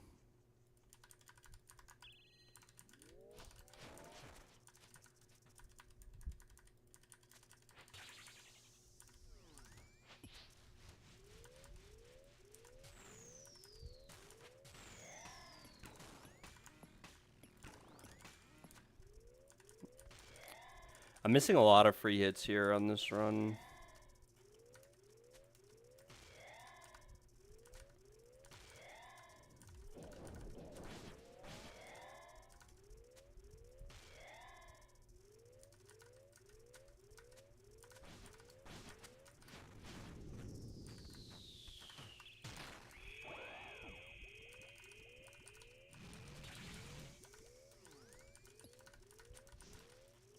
Maybe it's time for the SBS, like, Wave 70 arc. You know what I'm saying? Like, if we're bringing SBS, we may as well just bring SGS as well, and... I don't have Eldritch or AGS, unfortunately. But I think you're right. I think it is time to bring out the,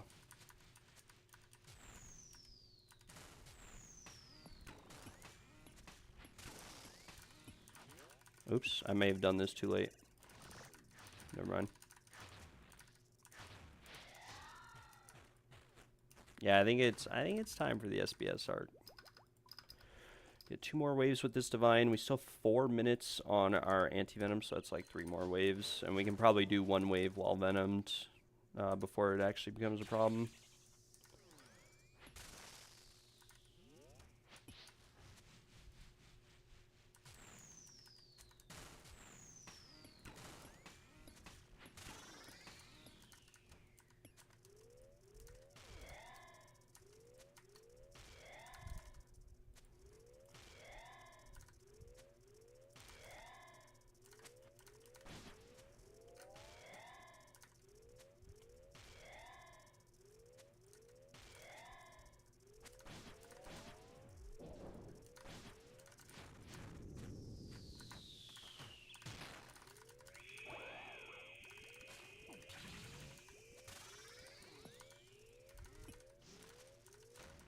Yeah, bro, that's where I'm at. I CBA with anti-venoms too. Like, my best is 22, which is like, I usually run out of, like, if I bring 1 anti-venom in and have to use it early, I'll run out of anti-venom around like 22. If I waste it early, I could probably go to like 25 if I didn't.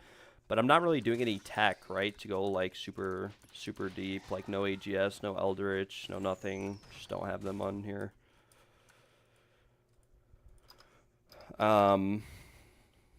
But yeah, I mean, you're definitely right. It's definitely pretty chill. I'll have to look at the runes. Like, astral runes are cheap to buy, but I don't know if it uses natures. I think it uses natures. Well, like astral natures probably.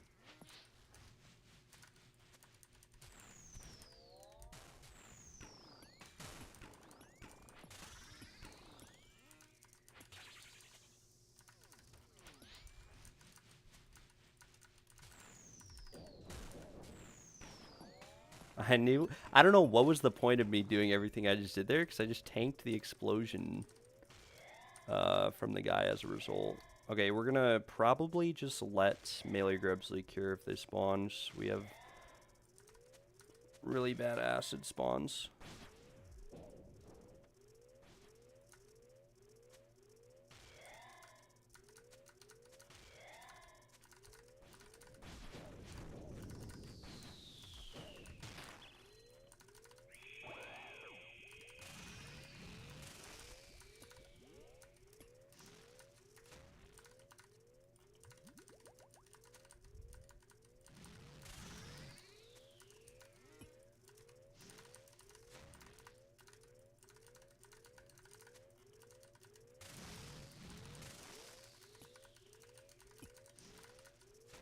No, why did I do that? I'm gonna die, aren't I? No, we hit a 349 XP drop. I meant to step behind the boulder 1 tick sooner, but I was greedy with the attack. And we got punished as a result.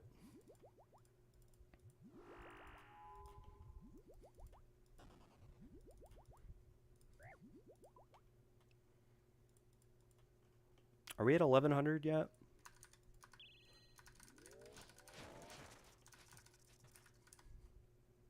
$1101, very nice. Well, we are officially, we'll check our rate.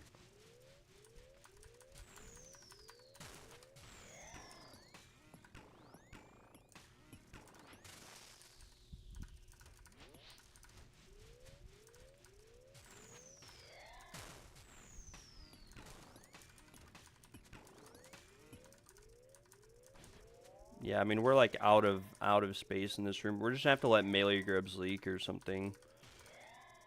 Or stand here and run under and hit them. Like this.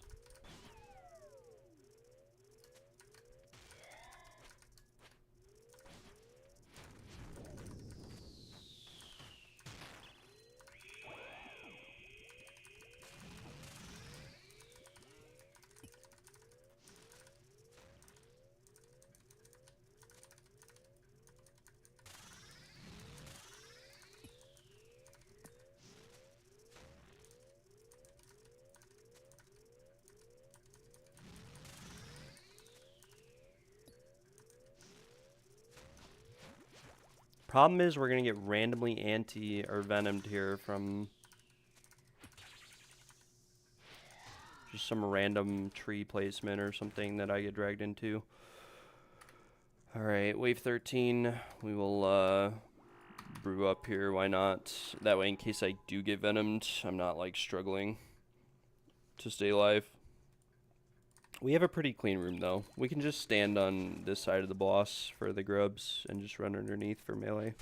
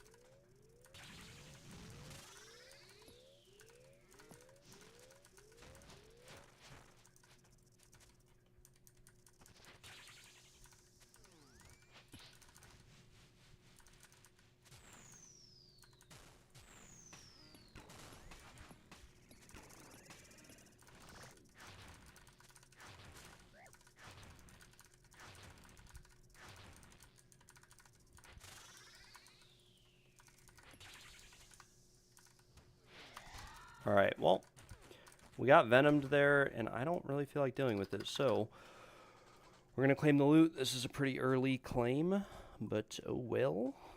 At least we get some loot. Dragon Dart Tip, Spear Seed, that's a farming contract. Dragon Bed Helms, some Elks, some Sun-Kissed Bones. I mean, you really can't go too wrong with any of that. We're going to leave, though, and we'll do a little loot calculator delve. And we'll pull it up. Loot calculator delve. Calculator, Doom of Macchiato loot. Alright. Delve stats. These are the wave stats.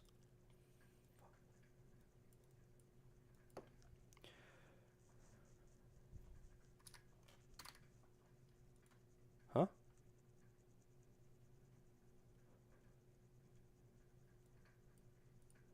So I have a 10% chance per run to get a drop. Actually, it's like a 16% chance per run to get a drop.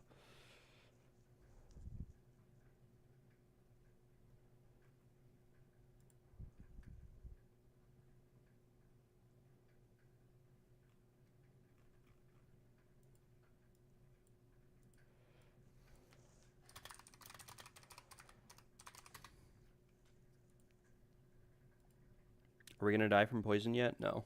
What's the next tick? 10? Okay, so we've done 429. Wave 1 doesn't matter because Wave 1 has no loop. We'll put it in anyways. 399 Wave 3s. Wave 4s, we've done 375. Wave 5s, we've done 335. Wave 6, we've gotten one drop from Wave 6, which was the other day. We've done 311. We've gotten one drop from Wave 7, which is 279. We've gotten none from 8, which is 220. And 8 plus, we've gotten 883 waves completed, but all of our other drops have been 8 or higher. We should have 3.83 claws, 3.66 eyes, 3.46 treads, and 4.64 doms. And right now we have 6 doms, so we have 1.5 more pets than we should have. But we have 1 less staff and cloth combined than we should have, and we have 3.5 less boots. So we are definitely a little bit 3 times over rate, twice dry just in general. Should have twice as many drops as I do.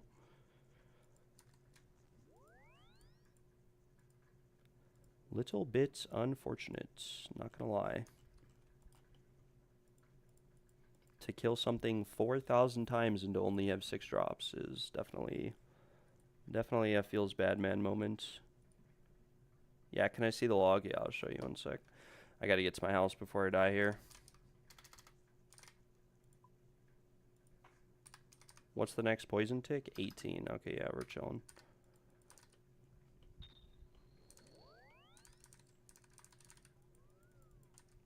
Oh my lord. Yeah, the log, this is the log. It's a little bit rough. It is definitely a little bit rough. I don't know why it's this rough. It's the worst log I have. It's worse than my next log. It's worse than... I mean, I'm so spooned at raids that it's, like, hard to complain about drops, but at the same time, it's like... We definitely should have more drops than we do have, and I've used pretty much all my supplies here, and it's just a little bit annoying. With that said, we're going back to the farming guild. For sure, for sure. Kind of feel like doing a farm run, but at the same time, I kind of don't feel like it. Yeah, you see, the thing is, if I take... I don't have any ether runes right now, so if I take SBS, Thralls, and Death Charge, I'm going to be a little bit screwed on inventory slots. So I think I'll take the time to just... I mean, 10 anti-venoms is enough to do like 20 runs or 15 runs for me. I use like 3 doses on average per run. Sometimes I claim early depending on what the loot is, and I'm chilling.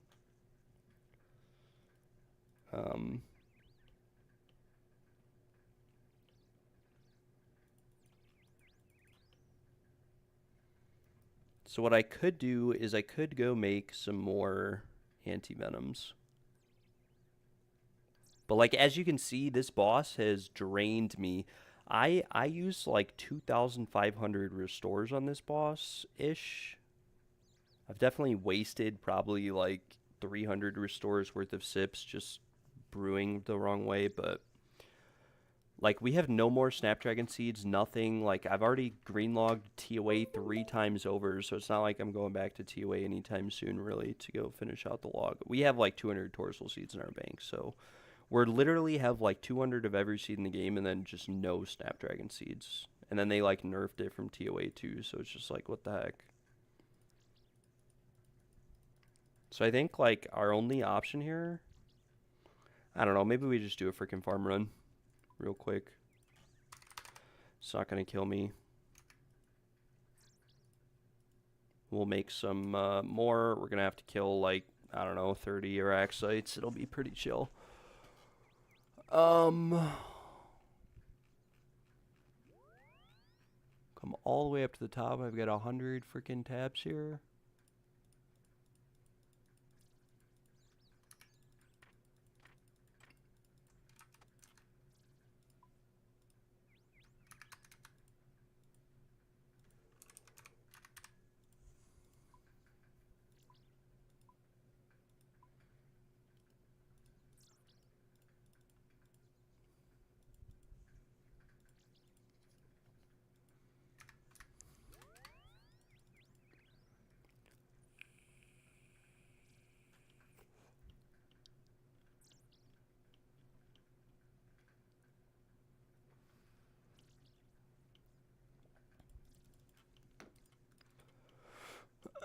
We need an axe, though, because we got to do some crazy funky tech here.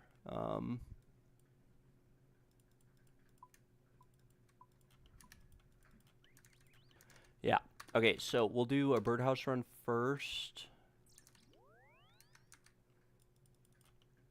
Because why not?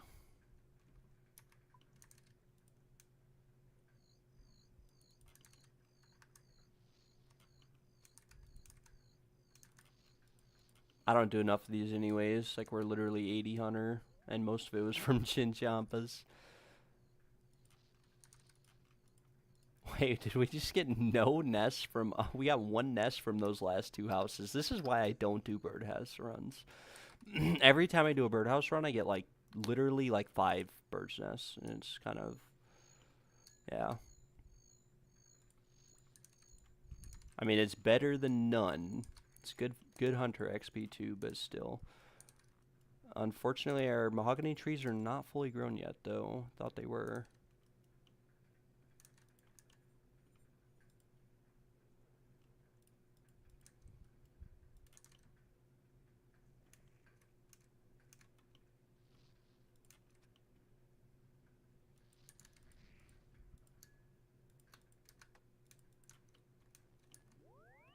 Okay, well, back to the farming guild.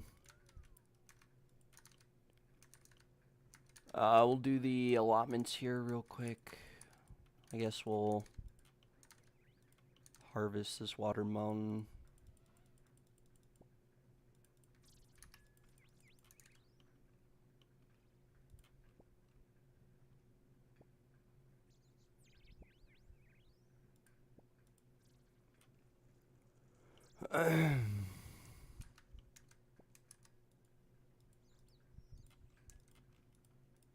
Yeah, this is not a very efficient farm run I'm doing right here, but we'll knock it out. See where the mahogany saplings, these, bank. I always bank those feathers because, like, it's just nice getting them. Bank the mahoganies. We'll do the watermelons just to try to get some snape grass seeds or something.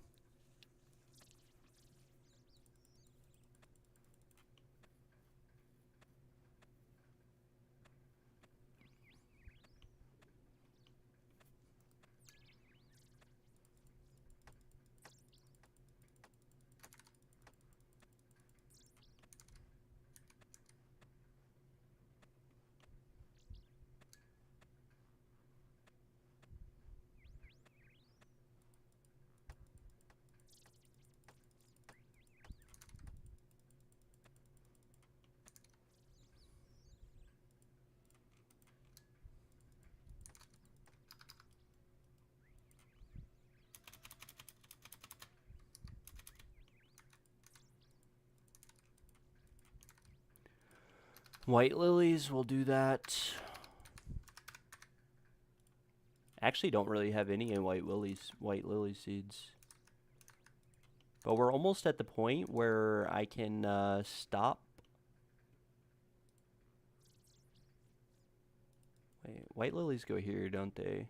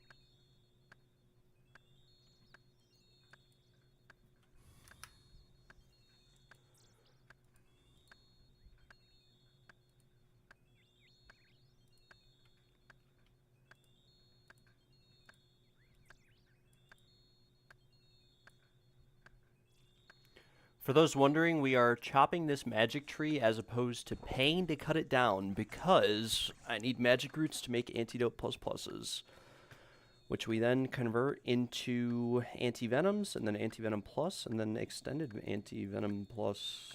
It's a lot of work on an iron. You can get, like, my groupmate probably has like hundreds of these antidote plus pluses, but kind of on that grind where I just, you know, convert them. And we get a little bit of wood cutting XP too. Like, what's there not to like about doing this other than the fact that you have to do it? Sometimes these literally take forever to chop down though. Like, sometimes you'll be here for like 10 minutes before a tree falls over. Sometimes it's just one log falls over, you're chilling, right? Sometimes, other times it's not as fun.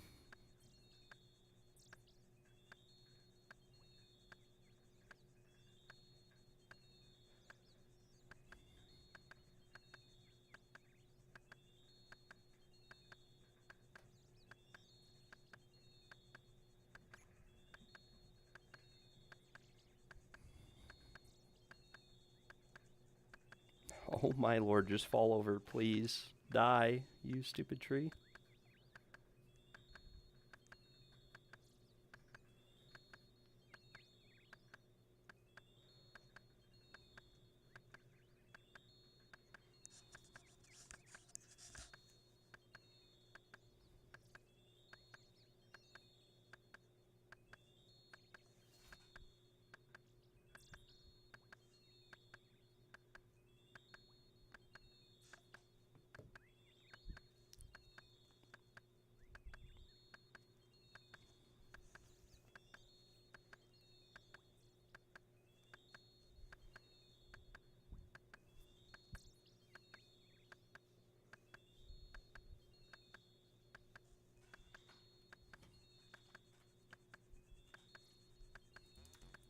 Okay, that's just frustrating. Like, what the heckity heck is that?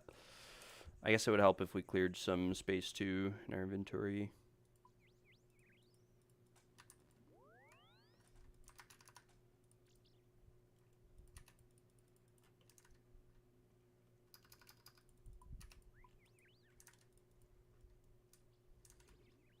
Mr. Eisentine. Nice to meet you, brother.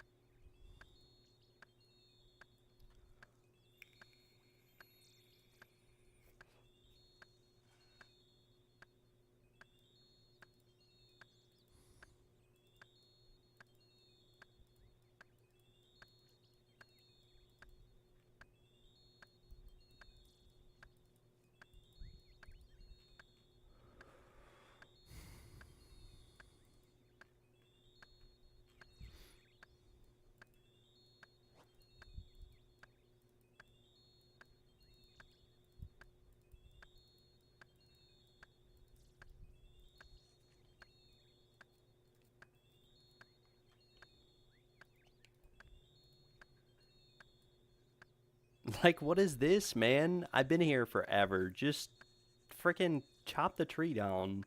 Why is it so hard? Okay, we're woodcutting boosting for this.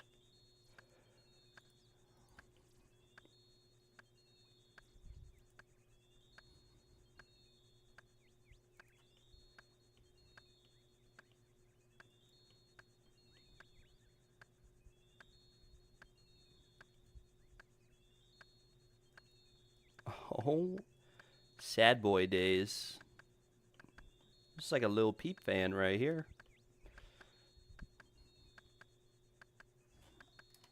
Hashtag Lil Peep. See, this is what I like about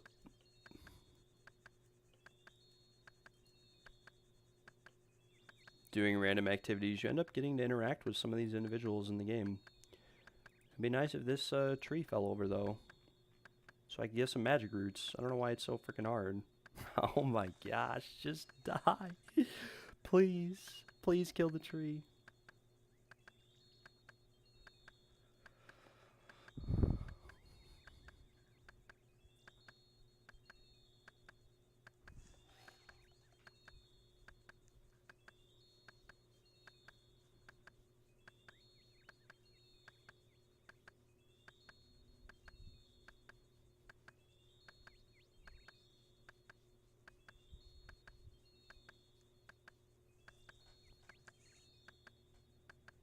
Go back to my hole, sir.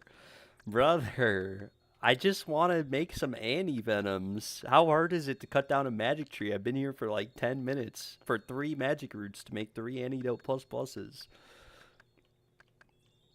Please, man. Just give me the roots. Fall over. Why is this so hard? They should just make these like die in like 3 hits. Any day now.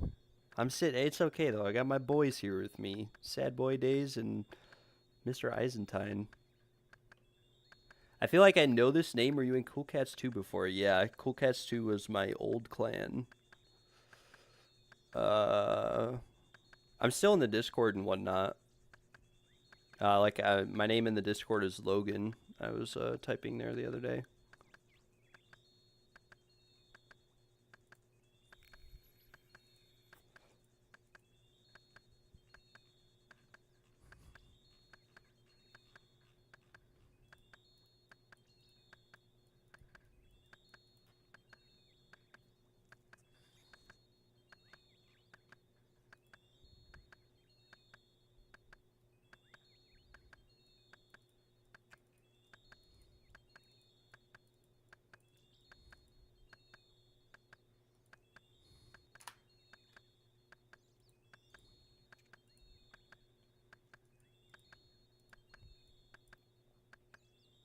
Oh, your muscles? Nice to meet you, brother.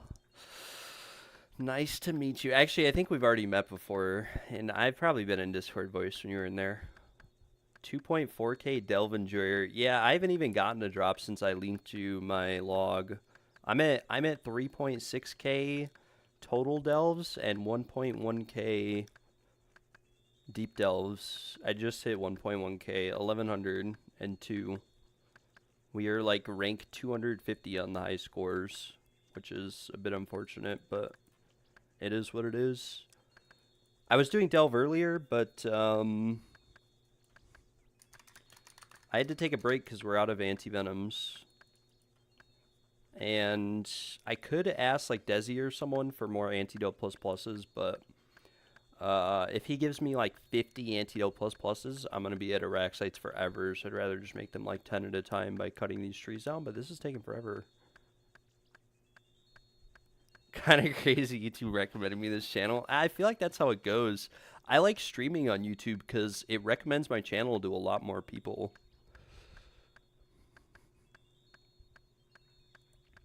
Okay, we have been at this tree for 2 entire Dragon Axe specials. What is that? 30 seconds times 10 is 5 minutes. We've been here for 10 minutes, actually. I mean, I guess I've gotten 5,000 woodcutting XP, right? Yeah, I used 18,000 amethyst arrows at the boss so far, and I used 3,000 dragon arrows, which was all the dragon arrows I had. I used to use them. I used to bring dragon and amethyst, and I would use dragon on wave 8 and higher, but it doesn't really matter anymore to me. But yeah, anti-venoms, like the thing is, if you go kill Corp, like 20 times, you'll have like 200 anti-venoms.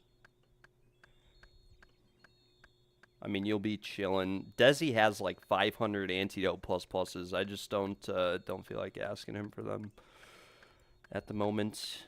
Yeah, this is one strong tree. Not gonna lie, this is one big boy tree. Deepest delve 22. I don't try to go much deeper than that. I don't have an Eldritch Nightmare Staff for prayer regen, and I don't have I don't have an Ancient God Sword. I do have a I do have an SGS, but yeah, I just don't feel like messing around with it, I guess, because you have to SGS the trees. I can show you the log in just one sec. I don't want to. I want to finish chopping this tree first, ideally. Like, these guys too have been here forever. Like, what is this? This tree is immune. It's a god tree. It really is. I mean, my Addis is dead, so it's not like it's getting boosted from that and taking longer. Maybe it's like the secateurs or something. I don't even know. Please just die, though. Just die. You freaking tree. This tree is harder than Delve. I could have done an entire Delve run in the time I chopped this tree.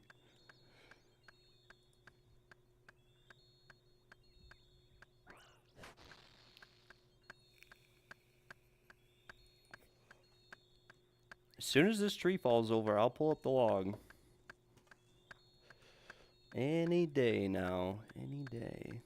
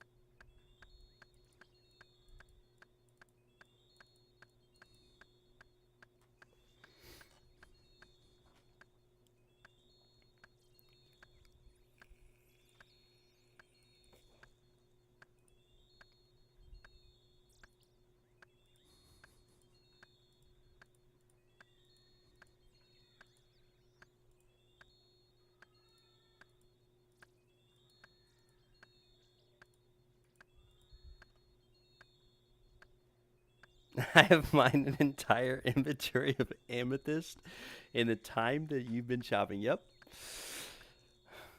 Sad Boy, look, both of these guys who were here with me, Sad Boy Days and the Eisentine guy, they were here after I got here, and they both finished shopping their tree before me. We must have hit like a 5-minute interval to refresh the tree, and we just keep hitting it. Any day now. This is the end game boss of RuneScape, right here, cutting trees. On the bright side, I've gotten more woodcutting XP today than I have in the last 3 months. Actually, scratch that. I've gotten more woodcutting XP today than I have in the last year. I've been 80 woodcutting for like a year. And I think all my XP has come from chambers, apart from the 6 magic trees I've tried to cut. Oh, never mind. He didn't finish cutting down his tree. He banked his logs. He's back.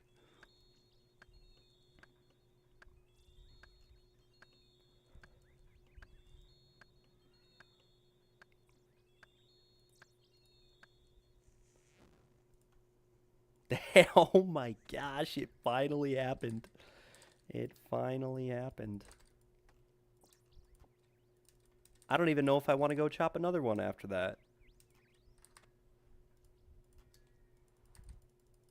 But we must. Alright, time to pull up the log. I'll show you the log. This is the log. And, yeah. We're still at exactly... I got another cloth, but, I'm technically, like, a little bit under rate for... I should have, like, around 4 stabs and 4 claws. And I should also have 4 boots. So I am, for some reason, 6 drops short of what I should have. I don't know why. Must have been spooned too hard somewhere else. The last boss I did was Cerberus, and it took me 400 KC to get my first drop, which is a Prim. So I don't even know when or how or what or why until we get these boots. I keep telling myself it'll be the next run and then eventually the dry streak will end, but it never ends.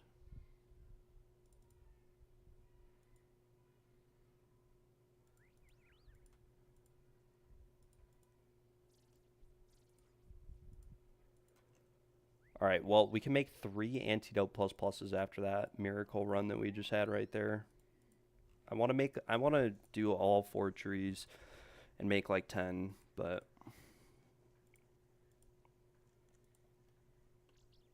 no wonder why no one ever makes antivenoms. Well, the thing is, just from doing corp, like as a group, we probably have more than we'd ever need.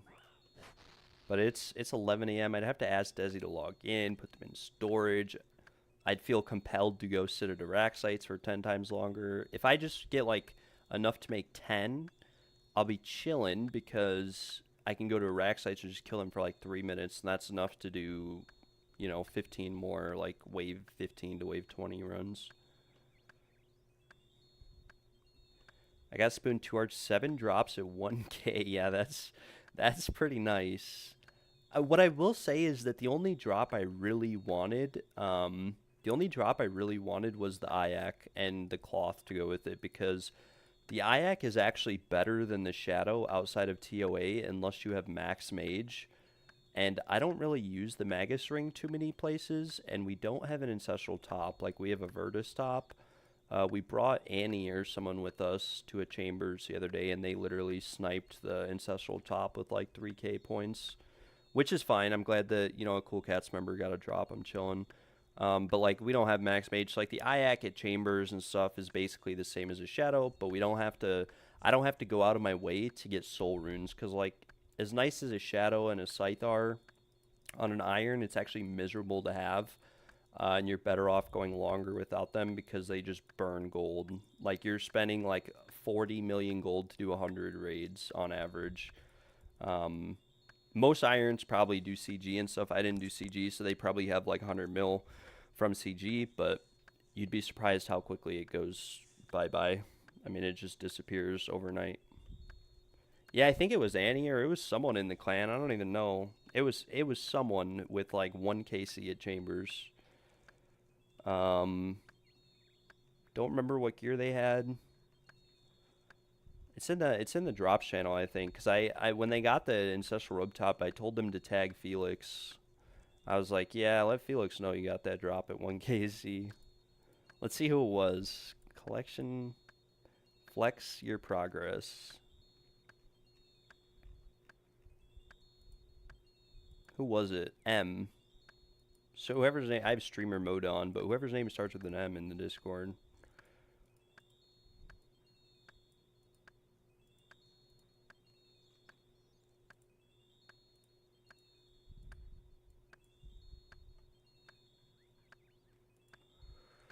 Yeah, so it kind of sucked. My groupmate actually hasn't logged in since that happened. He's mad at me, I think. I think he's mad at me because he thinks that we would have gotten the drop ourselves if he wasn't there. But I don't think that's how Chambers loot works. I could be wrong. We have like, I don't know, 7 pieces of Ancestral though, and none of them are tops. And we only have 1 Virtus top from like 10,000 combined Duke, Bard Orvis, etc. kills. So what can you do?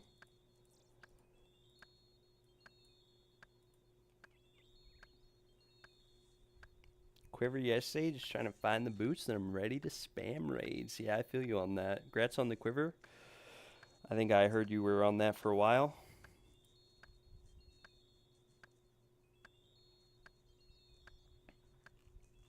Yeah, I want the boots. When I get the boots, I'm gonna go back to Coliseum because I want to get like, I think I have 2 more combat achievements for Coliseum. I have Speedrunner, and I have Speedrunner, and I have Reinforcements left. And Reinforcements I just haven't felt like doing, and Speedrunner I haven't felt like doing unless I have like, it's easy to do it without the boots, but with the boots you can just bring like a 2-way magic switch to one-shot the melee guy with Shadow. So that's kind of what I want to go to after I finish Delve, is go back to Coliseum, finish that up, bless my Quiver, and then, yeah, bless the Quiver, and I don't even know what after that. Maybe hopefully get a Ralos along the way just for Tob, but the only other reason I really want the boots is just for quality of life at Tob. I run a lot of like max F Tobs where we do them in like, 13 minutes, 12 minutes. And part of that, there's a lot that goes into it, but like on Maiden, for example, you have to do like a three-way switch in my current gear to avoid being stat drained. If you get boots, it's only a two-way switch. It's just like a quality of life thing, and it'll be nice to have at chambers, etc. TOA if I ever go back.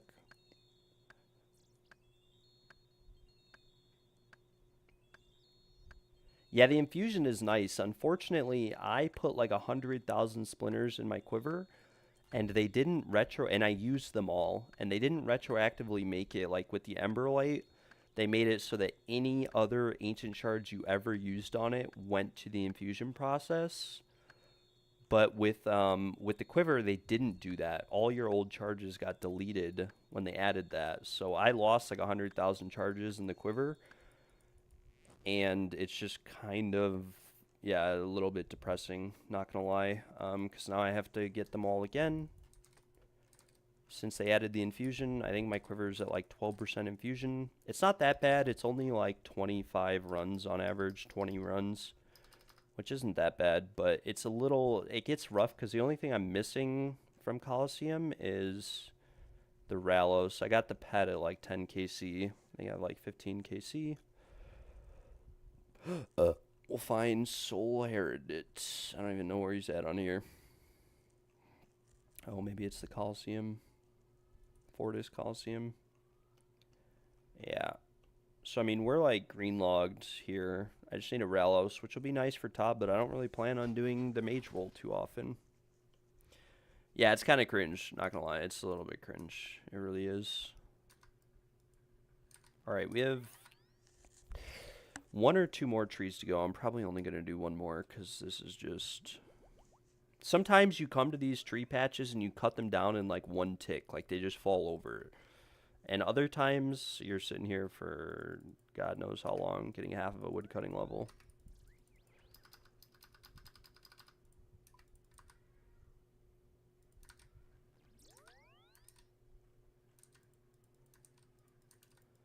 Yeah, bro, I was on Rune Watch for a scythe. The first scythe I ever got, I got at 1 KC. Like, it wasn't 1 KC. It was the first split raid I ever did, and it wasn't intentional for me to, like, scam anyone. But what ended up happening was I couldn't afford to split it, and I wasn't about to just drop it off of the iron, so I just dropped a shadow over, but I was on Rune Watch for a little bit while I dropped the shadow over and paid it off, because at the time we had like 3 shadows, no scythe, so, and the shadow was still like 1.6 bill, and the scythe was only like 800 mil. So I dropped the shadow, and then I felt horrible, because I was like, oh shit, I gotta go back to TOA now. And I did go back to TOA, and I got another shadow, believe it or not, in like 10 KC, but like as dumb as that sounds. But I gambled all my quivers I had at the time. I had like 12 of them, and I gambled them, and I got it on like the 8th one. So you can definitely get spooned. And I remember I was still in Cool Cats at the time, and everyone was like, oh, well, that's good karma for you. You paid off Rune Watch and got a pet. And it's a sick pet to have. But yeah, 120 KC with no pet is definitely rough. Especially because he's probably been gambling the quivers for a while, too. But that's about on rate. It's a little bit dry. But it's not, surprising to go dry.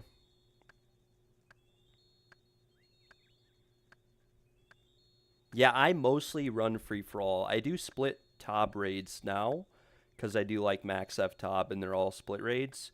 But I don't mind because like at this point we have everything, and we have like well, I had to drop 1 scythe. I've gotten like 4 scythes. I had to split 1, but I had enough money because the thing with split raids is like, let's say you do 1,000 of them, like you're gonna get splits from other players from mega rares. So like I had enough money to split 1 scythe, but I did drop 1, so we have 2 scythes, and then we have like 10 of everything else from Tob. So split raids have... Oh, Mime Show. I actually need this one. I've been playing in this account for 2 years, and I have only gotten this random event like twice. Ever.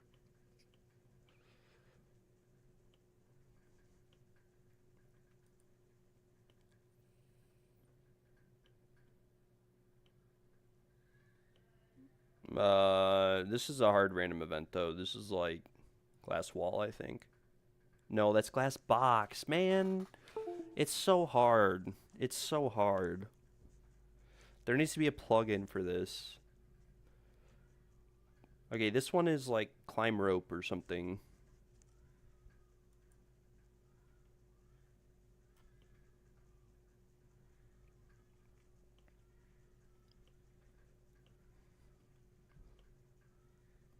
FFA chambers and stuff like that is definitely the move to go. Like on We Do Raids, you just go to like FFA Cox, but Tob, it's a lot. Like you can use 416 for Tob, honestly. That's what I did. I did a lot of raids 416, a lot of free for all. Oh, did I really just lose that because I didn't answer in time? What in the heck? I think this is Think.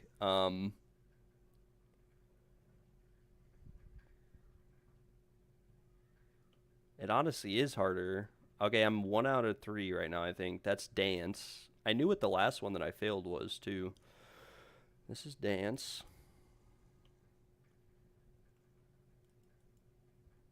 Yeah, I don't even remember what I was saying. Oh, yeah, split FFA raids definitely aren't bad on an iron. Like, okay, this is Climb Rope.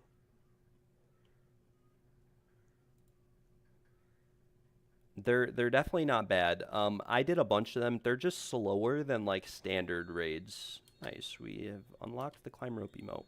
They're just slower than standard raids. Like depending on who you run with and what your gear's at. If you have lesser gear, like if you don't have a scythe, shadow, twisted bow, I would definitely just stick to FFA because you're gonna have an easier time getting purples in your own name. And it basically just boils down to staying alive and not dying because you'll always have like the highest chance for purple that way. Whereas with like once you get better gear, you want to do like split raids because the players are going to have better gear in your raids and they're going to be a lot faster.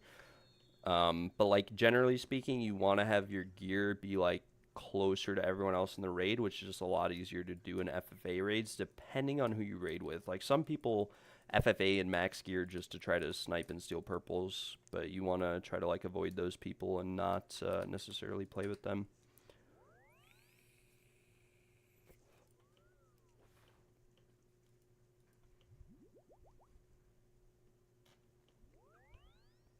Okay, we still have 2 more clogs for Mime event, and we also have Lean to unlock. Are you kidding me? Those freaking white lilies died? I didn't even notice that they died. My bad. My bad. Okay, yeah, I'm definitely not going to chop down the last tree. It's going to be too much work.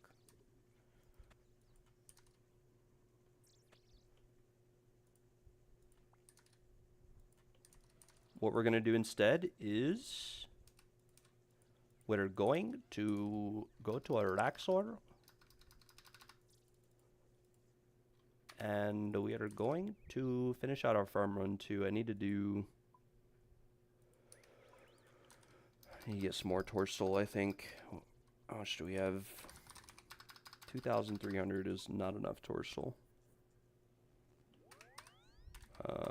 Yeah, we'll finish out this farm run and then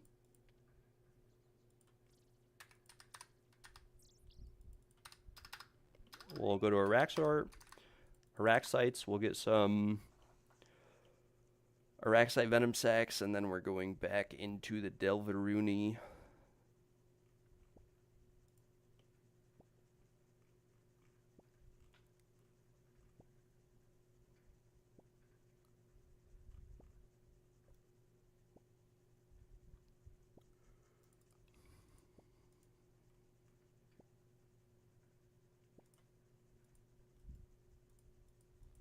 Ardoin Farm.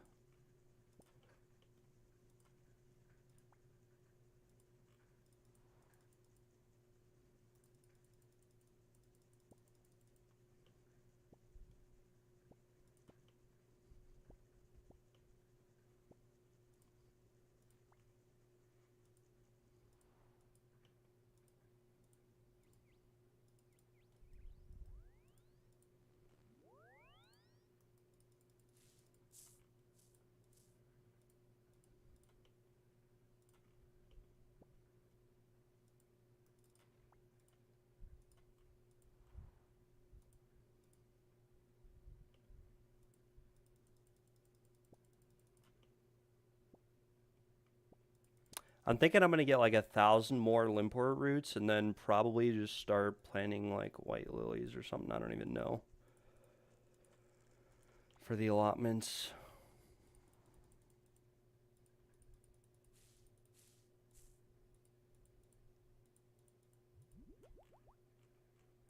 We teleport and we vibe.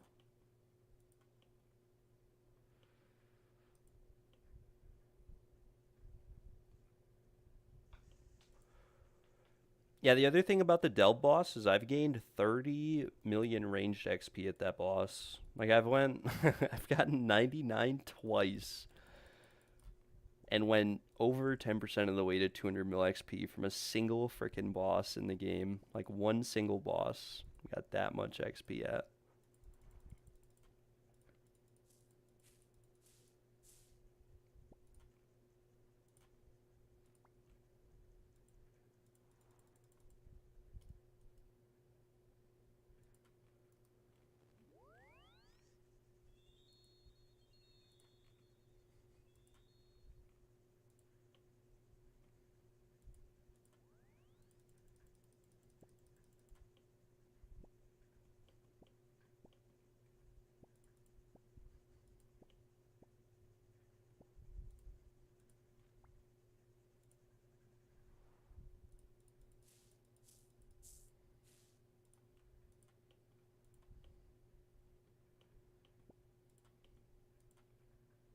Yeah, it's not just the zero tick, it's the grub phase, like, acts similar to.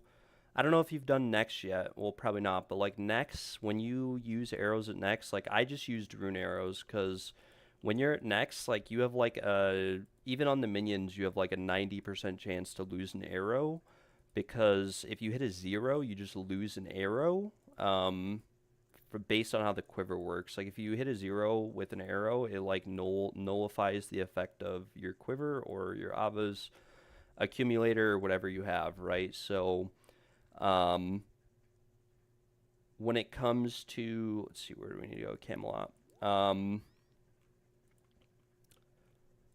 When it comes to like Nex, for example, you lose like 90% of your arrows, so it's like you may as well just use like rune arrows or whatever. But at Delve, it's even worse because the whole grub phase acts like the same as Nex. Like even though you're hitting hard, it's like counting your attacks as a zero on the boss. So you just like straight up lose all your arrows in the grub phase and when you hit stuff. So like you could counteract it. Like you could definitely bring different arrows like as a switch, but it's just an inventory slot. It's more work. It's more thought. I did a lot of stuff like that when I was lesser KC, but the more KC you get, the more like frustrating it gets to go out of your way to preserve stuff because you're working like extra hard and already overworking to get the item.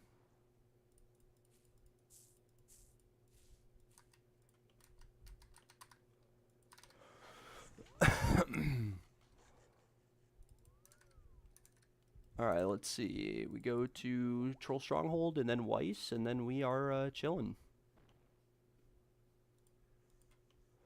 Then I have to go to Iraq sites for like 2 minutes.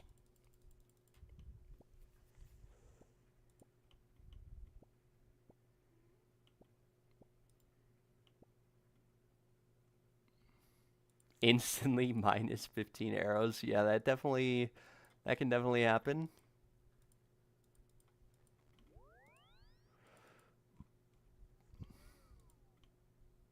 Yeah, that's like Chambers too. You can do the same thing in Chambers if you click a crab with the wrong attack style and you don't realize it. Especially if you have like, I mean, you can do it with Trident or whatever, but like Shadow or Scythe, it feels really bad if you don't notice it and you just lose like 100 charges.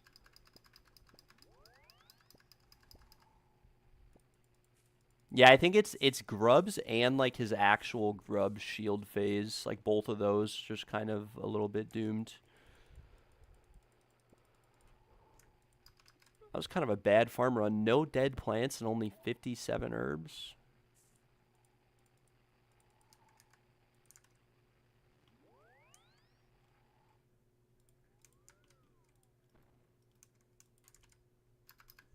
Might be time to plant some more Addis seeds. I don't know. We'll pick these white berries too.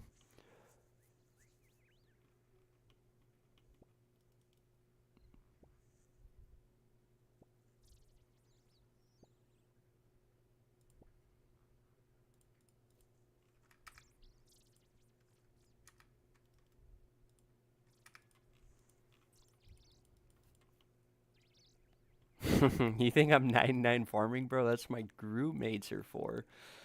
I do have 99 banked. I have like 100 mil farming XP banked. We have, what, like over 1,000 mahogany seeds, 500 magic seeds with magic saplings. I've actually used a bunch of these recently. I was like 85 farming a couple weeks ago. I actually started working on it, just in general to get higher yield. We're 92 right now, though. Let's see. We need void.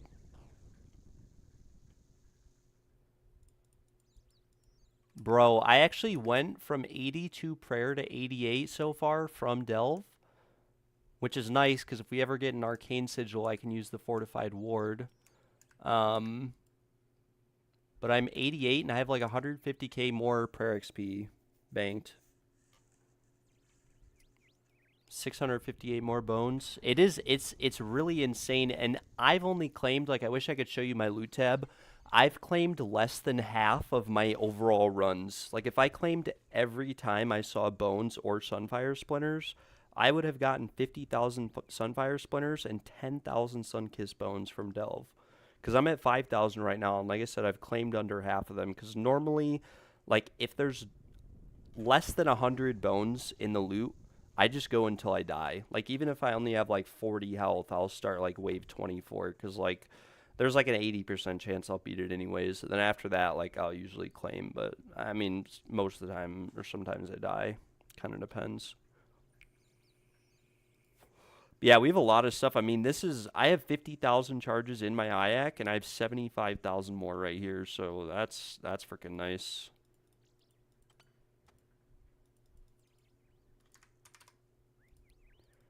Quiver, blowpipe.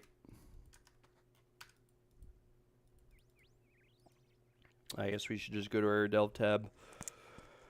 We'll kill some Araxites, and I'm also going to check probably Miscellanea real quick.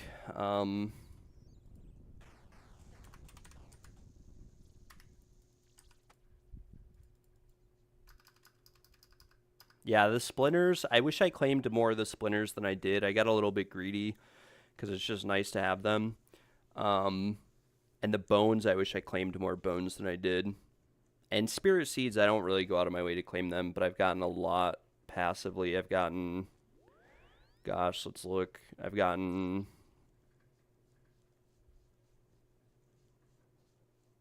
yeah, that's how I am. I just keep going most of the time. I've gotten 36 spirit seeds, which is nice because I got from those 36 spirit seeds, I got like, I used to collect spirit seeds, but now that they're so common, I just turned them all in, and I got like 300 snape grass seeds. I planted them all already, used amulets of bounty and stuff for that, and we got a few thousand snape grass, which is nice because I was out for a long time. Still have like 2,500 left, but we're in a rough spot, like I said, because I have no... Like, if I don't get the boots in my next 300 restores, I'm just done for. I have no more restores or nothing at all, unless I go back to TOA. And this is like, Desi gave me like 400, and my group, both my group mates have given me like thousands of brews and restores over the course of this account. But thankfully, I finished all the content in the game that needs brews and restores, except Delve. So once I finish Delve, I don't need these anymore, and I'll be chilling, and I can just build up nests again, and I don't even think I have Toad Flax, to be honest. We have 400, but I have no nests. The other thing that's nice from Delve are the cannonballs. I got like 50,000 cannonballs from the next grind, and I gave them all to my group mates. And I've gotten like 40,000 back from Delve, so that's kind of nice.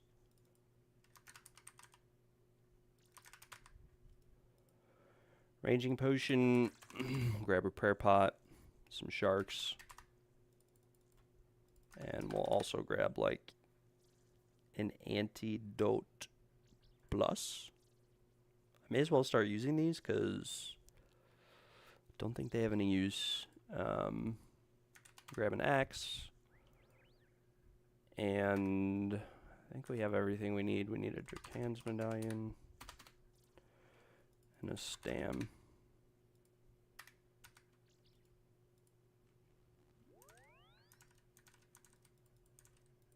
Yeah, I got like 20,000 dragon darts from TOA. It's like the one thing I refuse to share with my group mates because, again, I don't ever want to go back to TOA, but I've gotten 5,000, I think, from Delve, which is nice.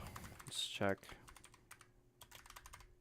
I've gotten 6,000, and I have 10,000 left over from TOA because I do use them at Tob. But even Inferno, I think I just used rune darts at Inferno. It's definitely a major difference to use Dragon, but these are just so hard to come by on an Iron. It's like impossible to get them. No, I did not mean to do that.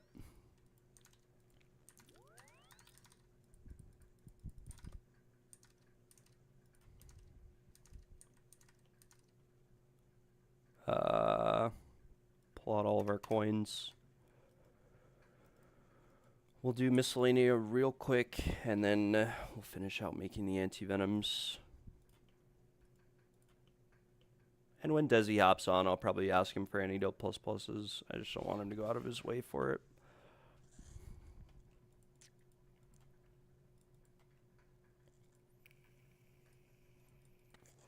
We should be at like 95% favors. This should only take like a minute.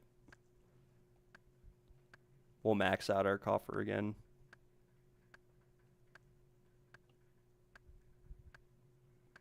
Right? That's what I would do with the Bofa. I got a T-Bows, or I did it with the T-Bows, so the T-Bow's nice on the majors, but it kind of sucks on everything else. You know what I'm saying? Like, it's actually worse than a Bofa on everything else but Zuck. Kind of want to blowpipe everything, and I just used rune darts. I don't even think I had dragon darts at that time, or if I did, it was just kind of rough. And I think I used rune arrows at the time because we didn't even have, like, no one had the mining for amethyst, and we didn't have that many dragon. I didn't like to use them for anything. So dragon arrows are so hard to come by too that I hate using them. I just like to collect them and deal with the. It's not too bad. It's like only like 10% less DPS, which is like kind of noticeable like when you get to Zuck, but on everything else it's not really noticeable. It's like what, instead of like 30 seconds, it takes you 36 seconds or something to kill like a major. It's not that bad. If you're going for like GM speed time, you definitely want dragon and stuff, but T-Bow spooners, yeah, we gotta. Well, right now we're not spooned. As a group, we have 1,500 chambers, and we only have a Kodai and a T-Bow, and we got our Kodai and our T-Bow like back to back at 20 KC. So even though we got spooned at the start, like right now we're like twice dry for mega rares because all of our raids are scaled like +2 or +4. So we technically have like the equivalent of over 2,000 solos, like if you were to break it down solos. I don't want to collect from this guy. Okay, there we go. I just want to deposit.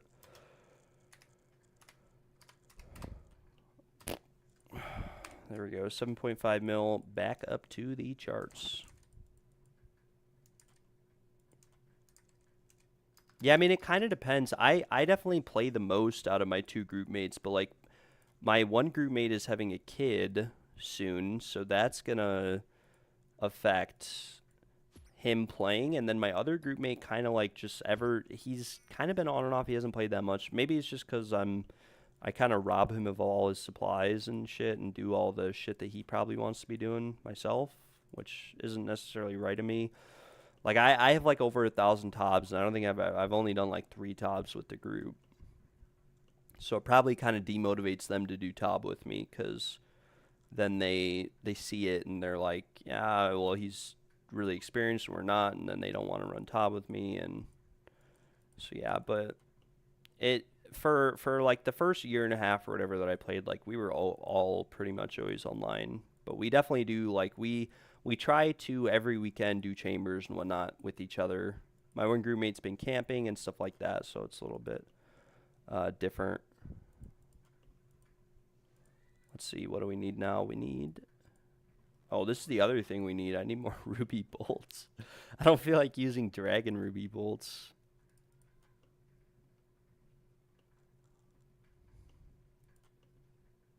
Yeah, I wouldn't say it's an issue. I don't know. I think my one group mate's just been busy with some real life stuff, so he hasn't been on in a few weeks ever since that Chambers run. And before that Chambers run, he hadn't been on for a while too. And I'm not always like, I don't know. I can be kind of sweaty, which my group mates don't like 100% of the time. They're usually pretty chill, but I don't mind that they're chill at all. Like I love playing with them. Where I'm at on my journey would not be possible were it not for them. Like they gave me so many supplies and helped me out so much along the way because I started playing after them. This is like an account.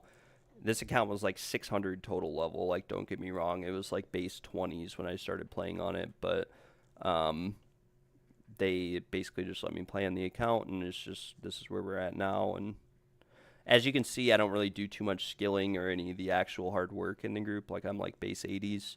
They do all the hard work, and I kind of just go reap the rewards at raids, which they say they're cool with, but I'm sure deep down they're not cool with. But as you can see, I've got like I'm 72 mil strength XP, 60 mil range XP.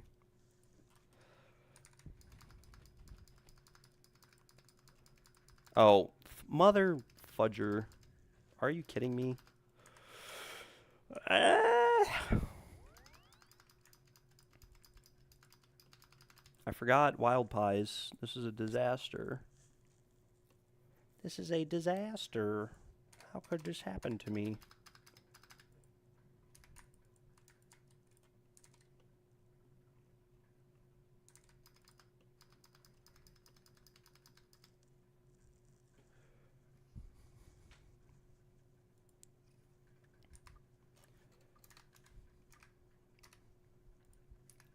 I feel like when I went to go learn Tob and stuff, though, like when I went to go learn Tob, I didn't learn Tob to like one up my group mates. I learned Tob to try to do it with my like I wanted to have a base understanding of Tob and other raids like at a higher level to be able to help out my group when we started raiding together, but it's just kind of at a level where I feel like I took it too far and did too many raids without them, and now they don't always like raiding with me, but I could be wrong on that. I don't freaking know.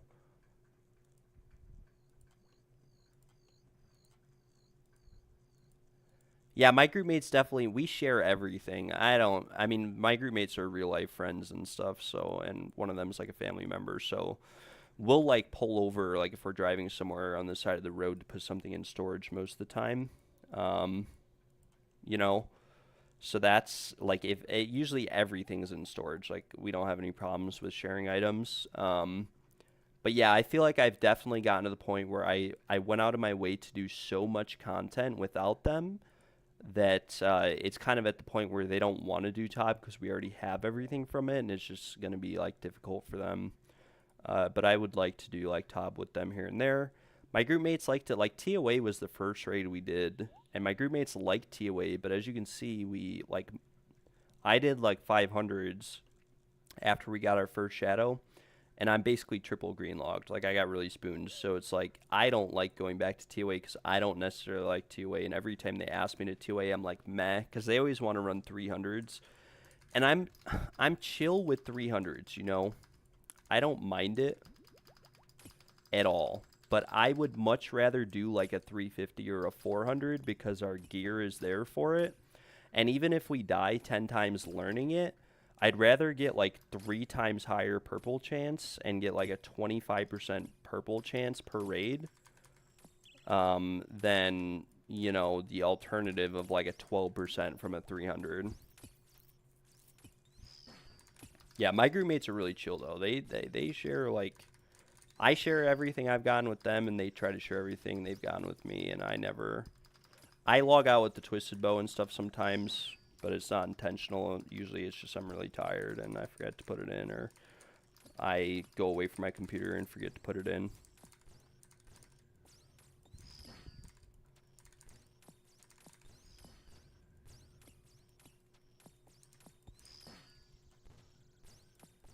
I'm going to get a pair of boots from these guys off task sometime. I don't even know if that's possible, but how many of these guys have we even killed? We've killed 400 of these. Boosting for Slayer levels off task just to make anti-venom plus pluses for Delve.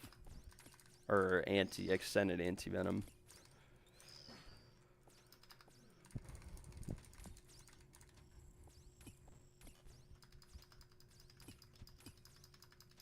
Sounds like you kind of need to be so. Yeah, I would agree. I play a lot more with them than them, and I don't like to skill and stuff, so I end up raiding a bunch. I hate like you'll never catch me at 99 cutting on this account. It's boring. I'm like a PVMer, but I PVM so much that I run out of supplies, and I used to get so much stuff from them that I didn't understand what went into getting supplies. So recently, like over the past like 8 months or so, I've pretty much gotten all my own supplies. Desi gave me like um, Desi gave me like 400 restores the other day because I ran out at Delve, and I think I gave him all my Snapdragon seeds because he's got a higher farming level. He's 99, so it just makes more sense. But yeah, you're definitely right. I definitely chill with them though. You know, like I'll do anything with them. I love when they hop on and we play together. They just play a lot less than me, so I end up doing a lot of stuff on my own.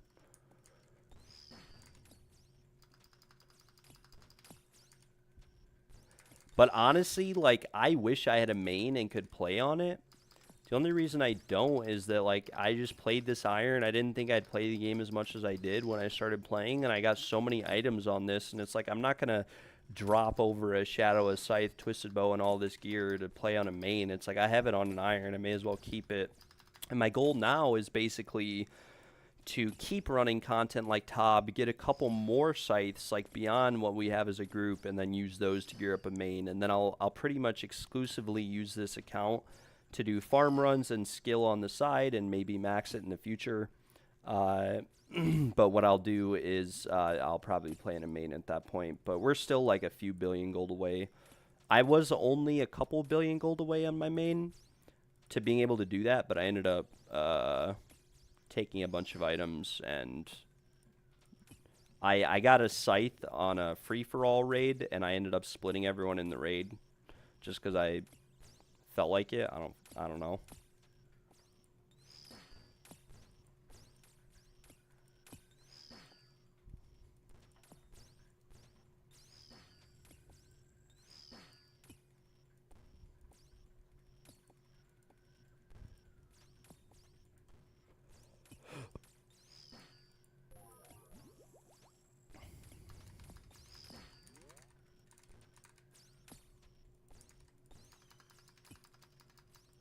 Right? Yeah, like Doug, bro. Doug is like what, like 200 mil woodcutting XP on multiple accounts and fire making, bro. I don't get it. I don't understand. I could never do that. That's like, it's like torture, actually.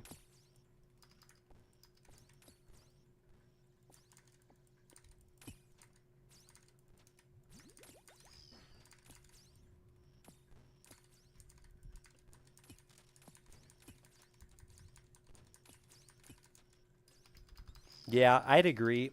As a group, we kind of like, I didn't have 92 Slayer, for example, for Iraq sites. Like my one group mate, he enjoyed doing Iraxer, and he ended up, you know, getting 3 Rancors and 3 Halberds for the group. And we didn't actually need the Halberds. It's just kind of one of those items where, whatever. It actually ended up being useful because I use it at Delve, but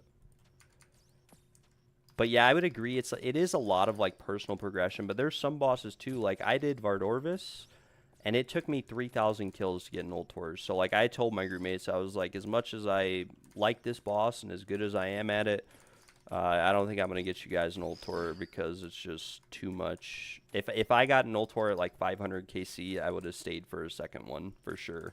And if I got the second one by 1,000, I would have stayed for a third one. But because I went 3,000 to get my first one, I just kind of told them, like, meh. But Desi, for example, like, he's been working on a leather for me. He's 2,500 KC and only has 1 leather in his log. Right? So there's, it kind of depends. Let's see, how are we getting out of here? I guess we're teleporting. Doug is criminally insane. Died at Winter Tot. Yeah.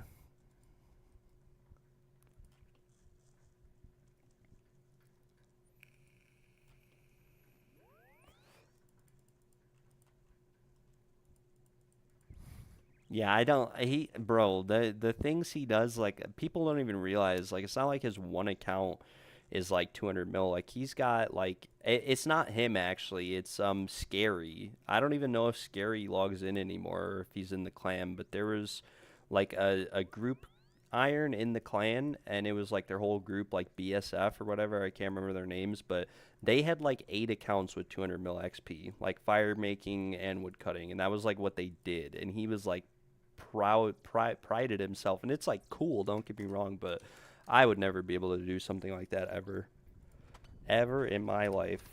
Um, I would never be able to do something like that.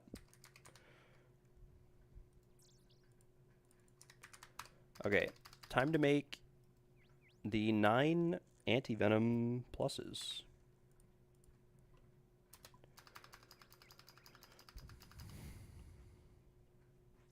Instead, he wants to burst Arax sights. Yeah, that would frustrate me a little bit. That would definitely. I used to get really frustrated at stuff like that when my group mates did stuff like that, but then I kind of realized like they just like to play the game differently, and it is what it is. Like, Desi will bring like dragon arrows into a Zuck, or not a Zuck, like a Jad task or whatever, or like non-scaled chambers. Like we all have Shadow, Twisted Bow, Scythe, and like he's bringing dragon arrows to like a non-scaled chambers. And it used to like I used to get like angry, I guess, I don't know. But then after a while, I was like, you know what? If he's having fun and he's enjoying himself, like I'd rather that than just stress out over it, right? It's just a video game at the end of the day. But yeah, I used to get like I wouldn't say like mad or worked up, but I would look at his inventory when we were in Party Hub, and I'd be like, oh.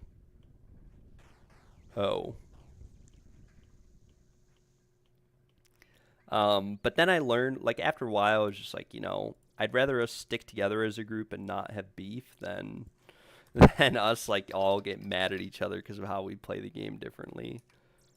And at the end of the day, it's all worked out.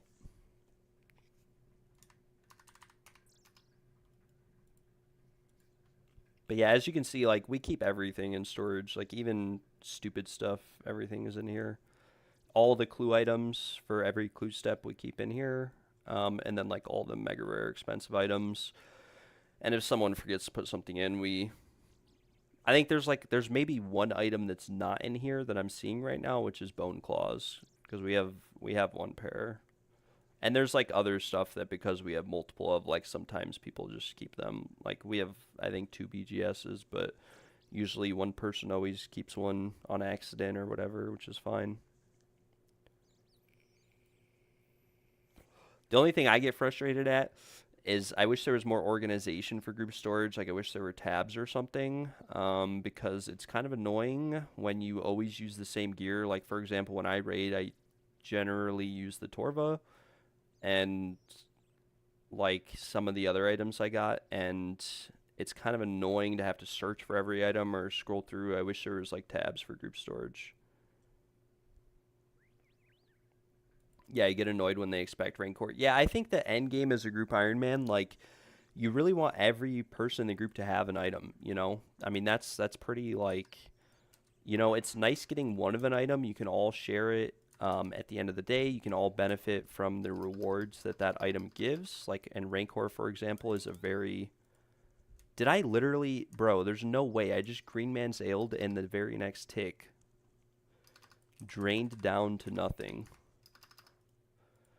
But at the end of the day, you want everybody to ideally have their own items, which is why even though I got like, for example, I green logged Scythe at like, or Tob at like 180 KC, which is really spooned.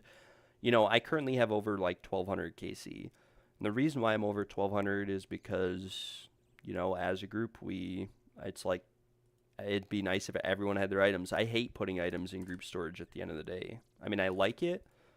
I love sharing the items with the group, but I hate like having to go out of my way to deposit items. It's nice to keep it in your bank. I think it helps if you have like certain people in your group do certain things. Like one person finishes Araxor and someone else finishes Cerberus, and that way like people are doing more of the item grinds that they like and less of the ones that they don't like. or you have like one person make all the supplies, go out of their way, do all the herb runs, bird's nest runs, etc., which is kind of like what my one group mate does a little bit, and then you basically go out of your way to do something like raids, which is kind of like how our group's set up. I go out of my way, I do a ton of raids and burn through all the supplies that they get and make, but at the end of the day, I share all the items with them, and we all have every item except Biz Magic, because no Ancestral Top. There's some items that you definitely don't need 3 of, like an Elder Maul, Dragon Warhammer, stuff like that. You can just share those items, but everything else you want to get multiple of. Like my group mates went out of their way to get me an Occult Necklace, to get me Rancor, to get me, Ferocious Gloves, to get me pretty much everything, and then I took all those items to raids, etc., and pumped out some items for there. We did do stuff like God Wars. We did all that stuff together. We try to do all of our all my chambers I've done with the group. I don't really do chambers with anyone else. TOA I've mostly done with the group. I've done maybe 100, 150 experts without the group, and then TOB I've done without the group. Yeah, everyone says they want to do everything, but then some people just don't do it. Yeah, I can be that way sometimes. I always tell my group mates, like, oh yeah, I'm going to go do this, and then I never actually go do it. I can just be that way. His white lilies are done too. We will finish this farming contract, and then we're going back to Delve.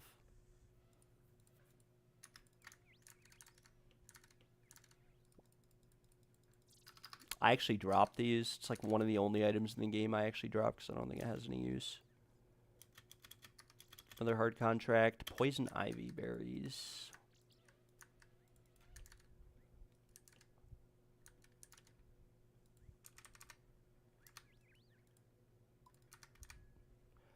Thank God we've got 240 poison ivy seeds in our bank. Nice. 7 snape grass seeds. We take... No, come on, man. Why'd you... Thing grew weeds in it. I kind of got lucky, too, because, like, when I started playing, most of my group mates, like, they already had 3, for example, bottomless compost buckets,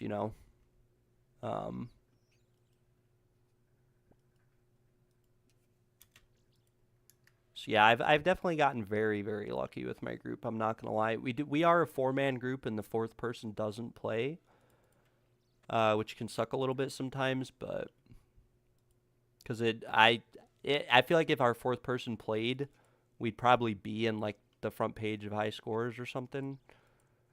But they don't, which is kind of chill. But it would be very cool to be front page too.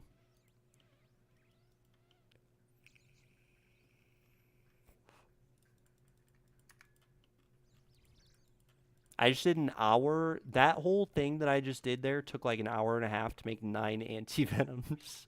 What is that? Okay. Well, time to return to the Delvaruni boss.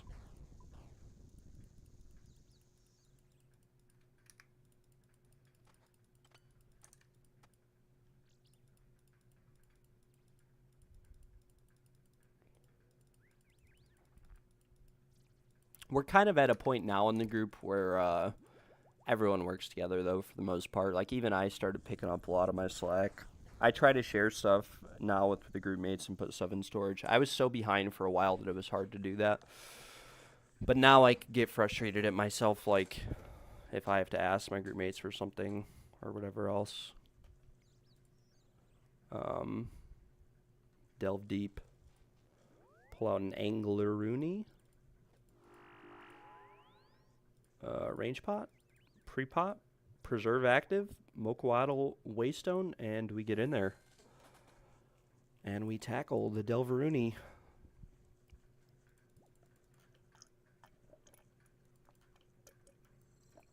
Oh. Yeah, we made a mistake. I actually can't go in. I forgot to change the runes in my rune pouch. Forgot to change it.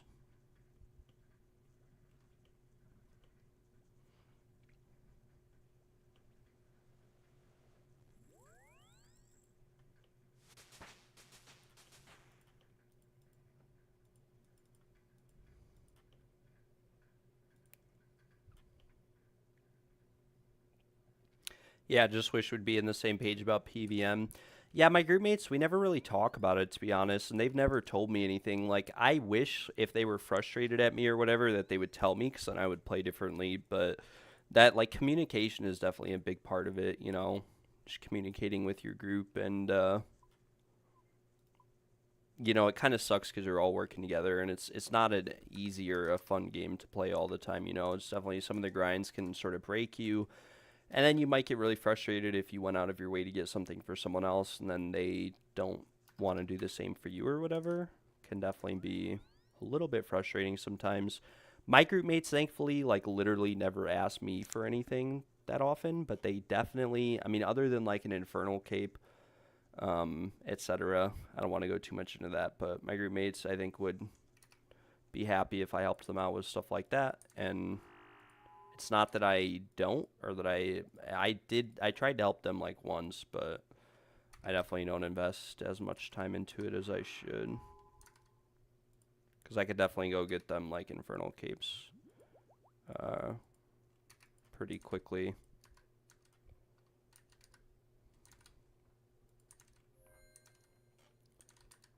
Hopefully I have all the runes I need now. And hopefully this is the run that we finally get a pair of boots. I've been saying that for my last 100 runs, but it happens.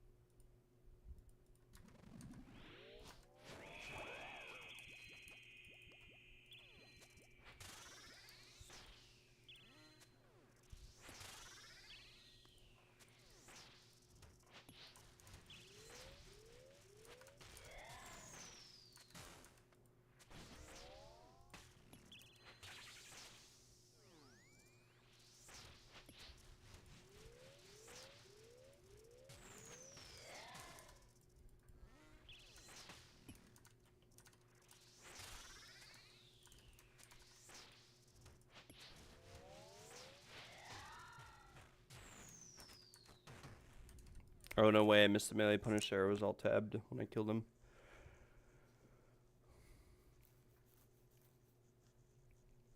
Yeah, I kind of agree with that. Like, it does benefit your teammates a lot for them to do it themselves, but like, some of my group mates just aren't, like, they just don't want to learn because they'd be there for a while and it's just kind of stressful. And it's not like they need to learn. Like, we're able to do Tob, Chambers, TOA, all of that stuff together. So it's like, if they don't want to do it and they'd rather me do it, especially with how much they've helped me along the way, I wouldn't mind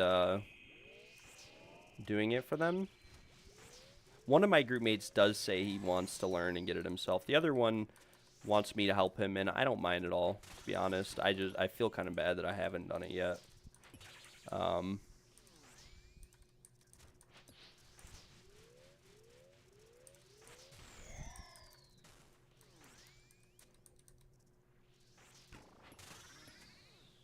There are things, like, I think my group mates asked me to get like 3 pairs of boots, for example, from Delve. I'll be honest with you, my plan is once I get the boots, I will stay for one more drop after the boots.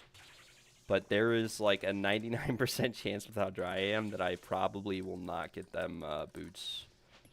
At least not right now. I mean, in the future, for sure, but I've been at this boss for like a month now, and we have IX and claws, which is nice, but definitely gets a little bit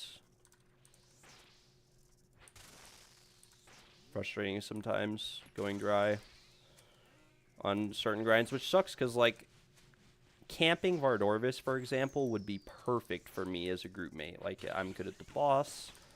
I like doing it, but 3,000 KC for one Ultor, it's like, all it takes is for that to happen one more time for me to, like, not want to ever play the game again. I had to do so much farming when I did Vardorvis. Not farming, but, like, I had to get so much food.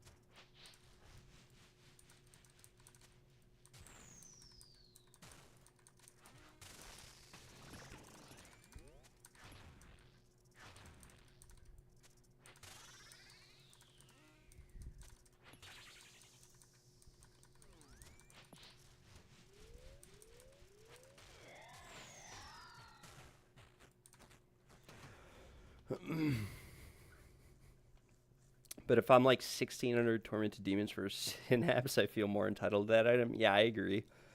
I definitely feel like, I mean, synapses are weird because you have to craft it every time, so sharing it is a little bit annoying. Like same thing with the Hydra leather. I really I used the Hydra leather that my group had for like 8 months. They never asked for it back, but then after that I gave it back to them, and I haven't asked for it since because it's just a pain in the butt to have to take it apart and put it in group storage every time. Um,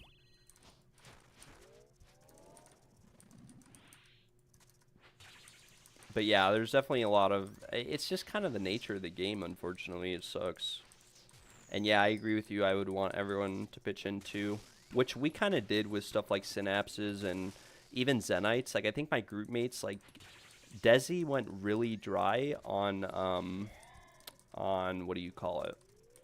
On Zenites. Like he killed like 2,000 Zenites with the magic short bow, and from those 2,000, he got like one Zenite, and he was killing them with the magic short bow, right? So when we got the twisted bow, like I told him, I was like, yeah, bro, like I'll go finish out the Zenites, and that's what I did, right? I finished out the Zenites, and I think it took me a while too,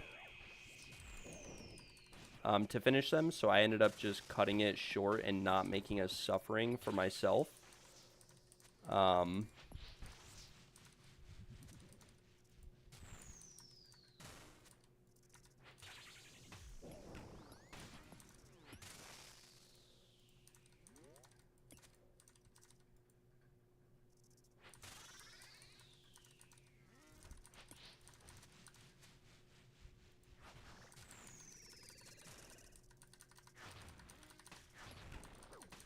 Oops, took an off prayer there for 55 damage. No way. Come on, give me a melee punish, please. I'm just gonna wait it out because I don't. There we go.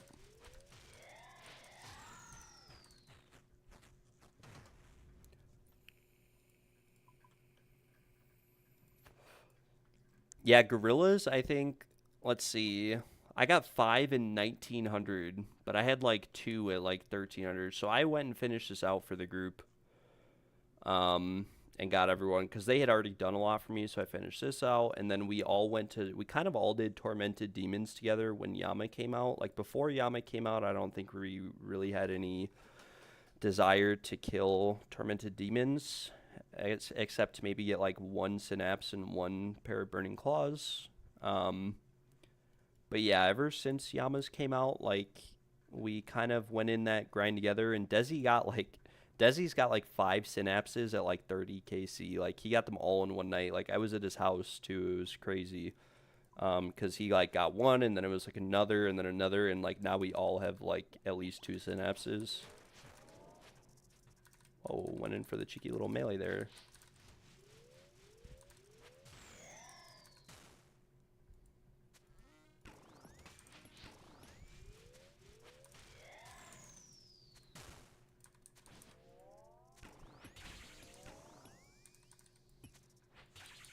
Please don't proc. Let me get one more hit. No, never lucky.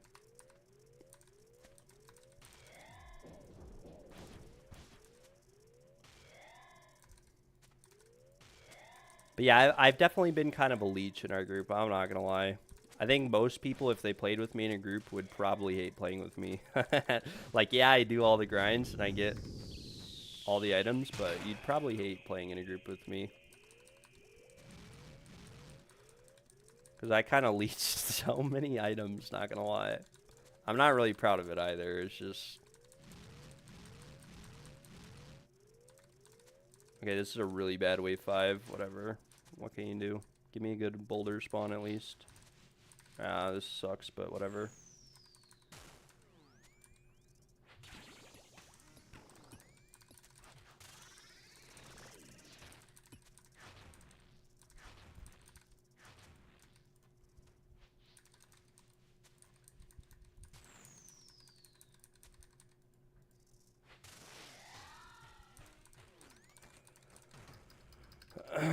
Yeah, it's actually better to not have the synapses for Delve. I did the same thing, and because that's like around the time we did Yama was when Delve came out. Because I was like, I think I need synapses for Delve 2, and then it turns out you actually don't want synapses because you're using Void, and you can get your death cost down to like 50k without synapses, whereas it's like 250 if you do bring synapses, which gets a little bit frustrating for sure.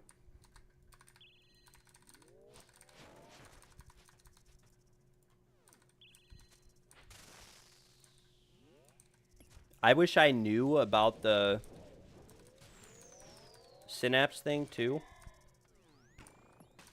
And the death fees. I guess I never really thought about it, but I wish I knew sooner than I found out about the death fees, because I spent 90 mil in death fees at this boss. I think we get an extra hit here.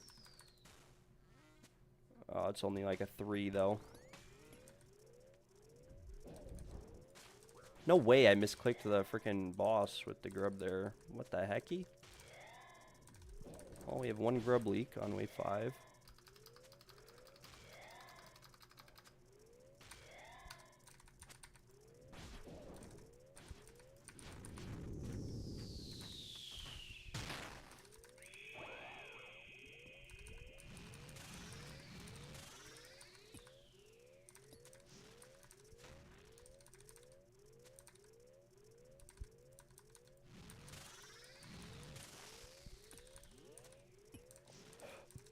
You gained 150 mil. I used most of the avernics I got from Tob. I dropped over to a main to use as split money, but come on, die and give me the free boulder clear. Oh, we do not get the free clear because we're hitting 11 on 12. Very nice.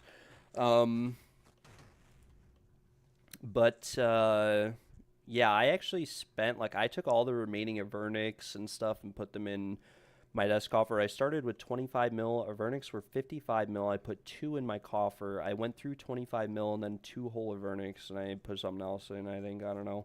Maybe I never fully went through the second one, but I think I have like 50 mil. I don't really die anymore, so, or, I mean, I still die all the time. I don't want to jinx it, but I don't die nearly as much as I did before. Like, I had so many deaths learning this boss. I was at like 320 deaths at 250k a pop for desk coffer, because I was using Masori for a while. Masori is actually better if you're going deeper. Masori is a lot nicer to use too. Like, my personal best for 1 through 8 is like 7 minutes, and that was with Masori. My average with Void is like 10 minutes, because the DPS outside of car phase sucks really, really bad. Not gonna lie, it's actually atrocious.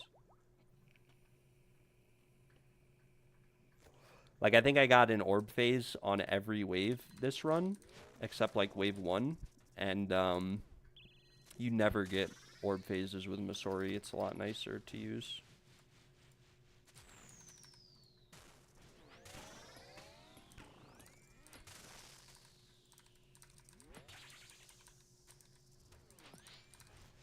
Yeah, 150 mil will last you a long time unless they come out with some new content. No way we nulled the 63 there and hit it on the shield, because I was too slow.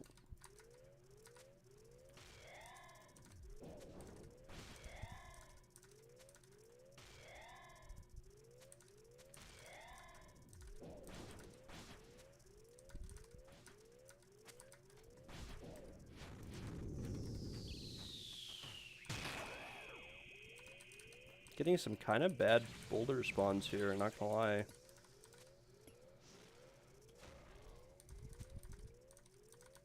Yeah, I'm not gonna lie, I don't really clear acid, but if you're using a scorching bow, you probably have to clear it a lot more. I do clear it like when it's free to clear it, like when you kill the boss at the same time. You can clear it for free. Okay, what the hecky did I just do there? I just tanked a lot of damage. Misclicking. We're just gonna brew back up. ICBA. But yeah, I that's one of the things I haven't really messed around with too much. I don't bother. Like, that's why my PB is only 22. Is because I don't really go out of my way too much to clear acid. If I did, I could definitely go to like 30 plus if I took less brews.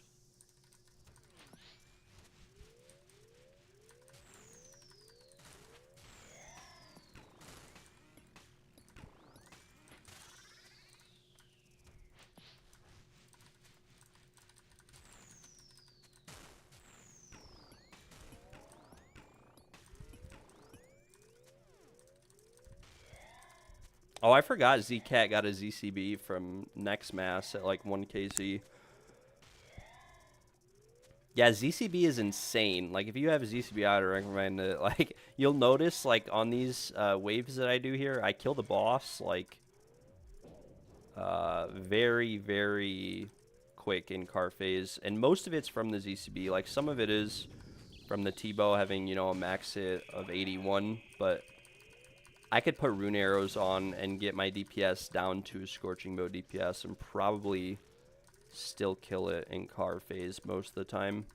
And obviously, I'm just shredding. I'm hitting freaking 60, 60, 60. But the free 110 is insane. And then another thing that helps a lot, like actually a lot, is not missing any ticks. Like, I miss out a lot, but you can get to the point on these wave 8s where when you're dealing with the double boulder, that you get an extra hit in when car phase procs, and you can get a much deeper proc. So, like, oh my gosh, I just took an off prayer trying to explain that.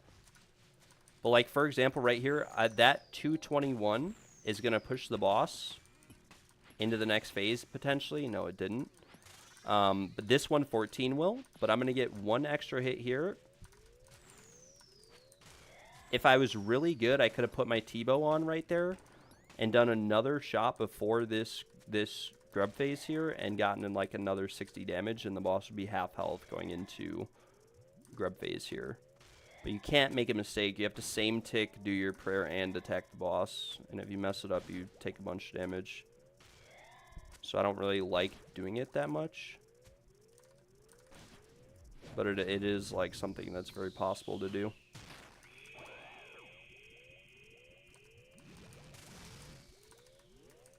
I'm also brewed down, apparently.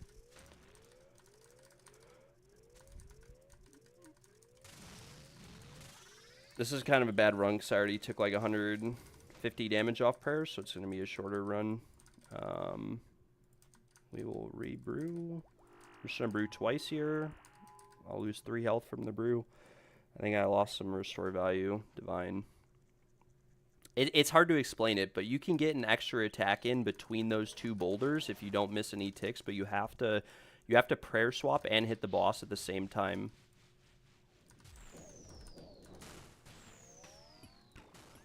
Because, like, most people attack the boss during that double prayer, like, right there. Like, you pray, like, mage, range, you know? But, like, right here, for example, too, I could have hit the boss, like, while I'm moving to do the prayers, I could have hit the boss there. And it would have, like, before the shield procs, you end up getting an extra hit in, and then you put the boss, like, really low.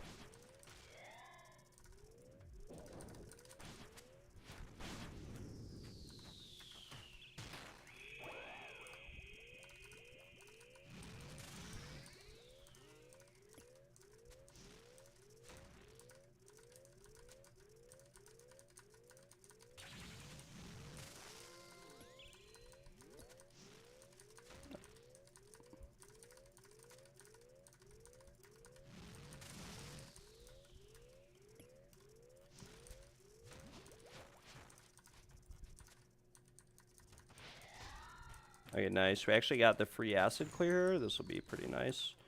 Even though our supplies are kind of dwindling a little bit. Set up for blowpipe, and with ZCB I can only do one shot before the car runs in. Yeah, you can get 2, but it's a little bit risky. You have to not miss any ticks. But that was like no monkey strat, was to do 2 hits and then run. And if you're on a certain tile, you don't get hit. What I do is, you actually have a lot of leeway in terms of where you're standing relative to where the boss moves to. So what I do is I just go in for one T-Bow or ZCB, and then I move to the side and get my next hit in. If you have blowpipe, like I was bringing blowpipe for a while, I'm going to take some damage here. Unfortunately, I stepped on a shadow. Didn't click far enough.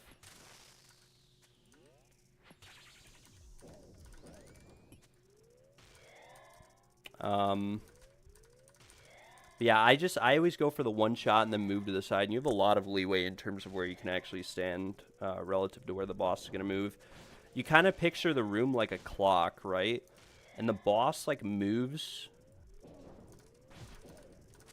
like in that clock pattern. So like picture this as like 6 o'clock. The boss can move like 6 o'clock. So like I go in for the ZCB there, I move to the side, and then I hit. And then you can always do like 2 attacks here.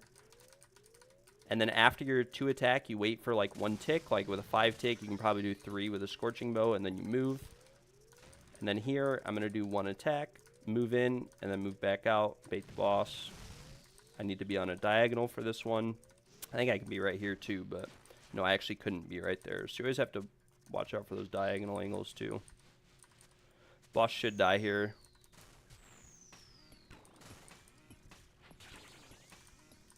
It actually didn't die, which means I have to do the orb.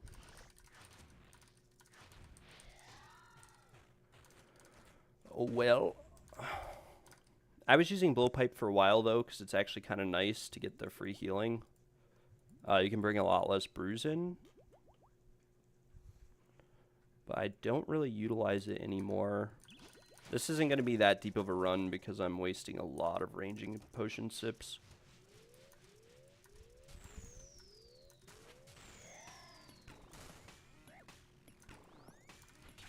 Okay, I usually never tank shadows there. I must be, like, not clicking far enough.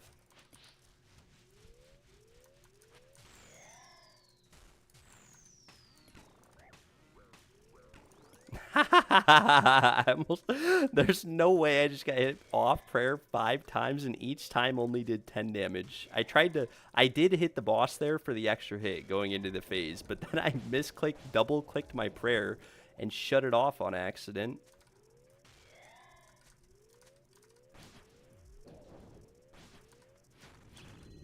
I'm just divining now. Screw it.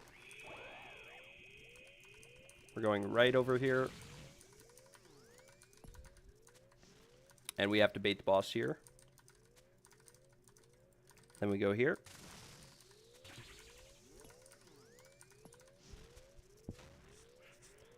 Yeah, that's what sucks about the Scorching Bow. I'm not going to lie. The discrepancy between Scorching Bow and Twisted Bow on this fight in particular is kind of dumb. Like, I've had a lot of people who come into my stream and they just instantly type peace. And I'm like, what? What do you mean? And they're like, this fight is easy with a ZCB and a T-Bow. And it kind of is. But learning the car phase or whatever, or the orb phase out of car phase actually isn't that bad. You do have to deal with it pretty frequently with T-Bow and ZCB. It's just not as common.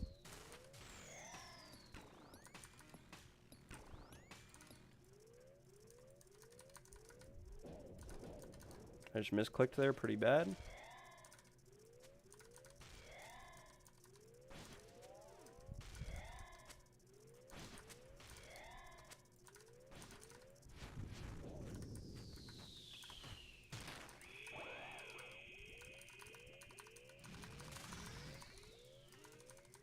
But yeah, it's definitely a little brain dead with this setup, especially with Void. Like I said, Missouri is a little bit better. Depending on how good you are.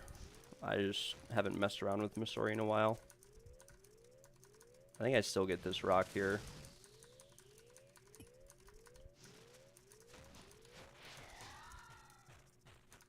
But yeah, I would say I rarely have to deal with the orb, but when I do, it's always a pattern.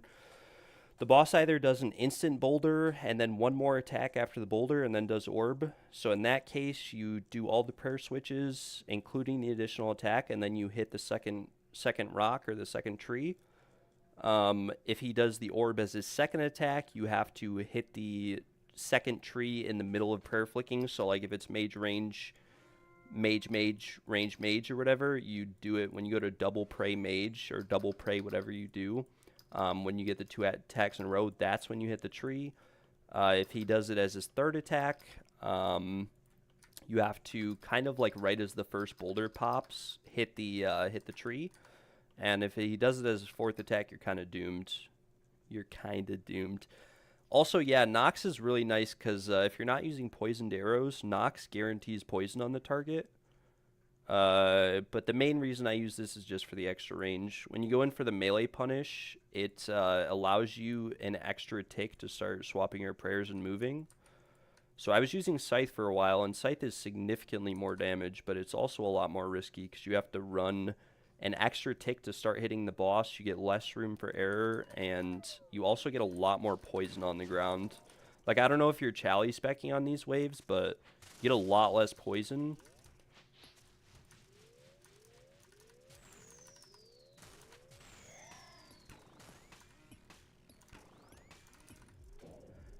The less you hit the boss, which that's another thing that sucks with Scorching Bow that Jagex didn't really think about, is you have to hit the boss a lot more, which fills the room up with poison a lot more, right? Which is kind of stupid. Like, they really didn't think this boss out that well when they came out with it.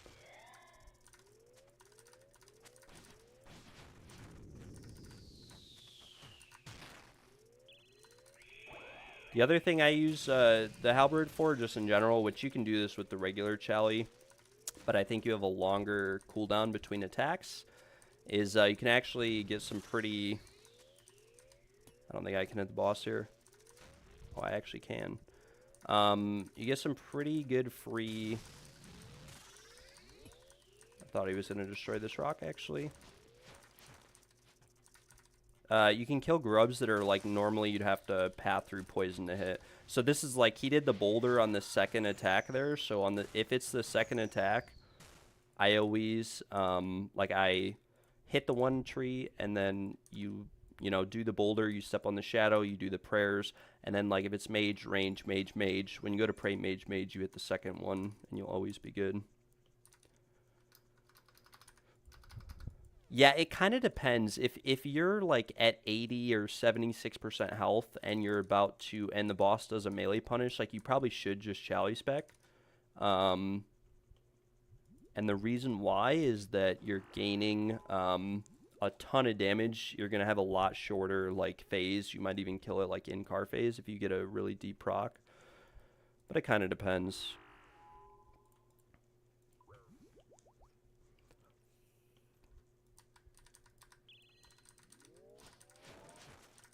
And you can also always use new boulder tech too, like you said. You can do the double boulder drop. I always just try to, like, if I'm going to get 2 boulders, which, like, right here I won't, and this is going to be a really deep proc because I got that extra hit here. I was on a tick to hit the boss, like, before I step on the shadow, I could hit the boss again there, so I got a little bit of extra damage in, but... Yeah, and that's true, because it's not just the second shield phase, it's the fact that, like, every time he's not in the car phase, he's dropping poison on the ground.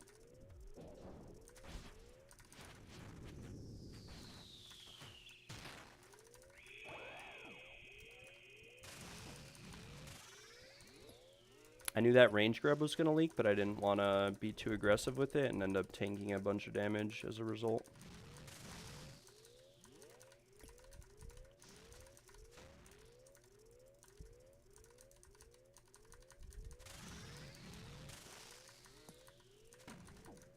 Oh my god. I don't know why I didn't just put my melee prayer on there. Oh my lord. Oopsies. Yeah. That was a bit rough. Not gonna lie. I guess it would have helped if I prayed melee, like, once that whole thing. That's not typical of me to just tank a million off prayers. Usually I just go to wave 20 every time, and then I just claim, because... I got dragged. What actually killed me there was getting dragged into the poison. The only rock I could go to, like, normally I just tank the slam in that scenario. But I was like, yeah, I could just bait the boss to the middle of the room and then stand behind this rock. But the boss went further than I thought he would. And then I got dragged into the poison hitting him because I greeted the extra tick. And the poison damage is what actually killed me. But I was like, yeah. I mean, that was my fault, but it wasn't really bad luck. It was bad skill. But what can you do about it?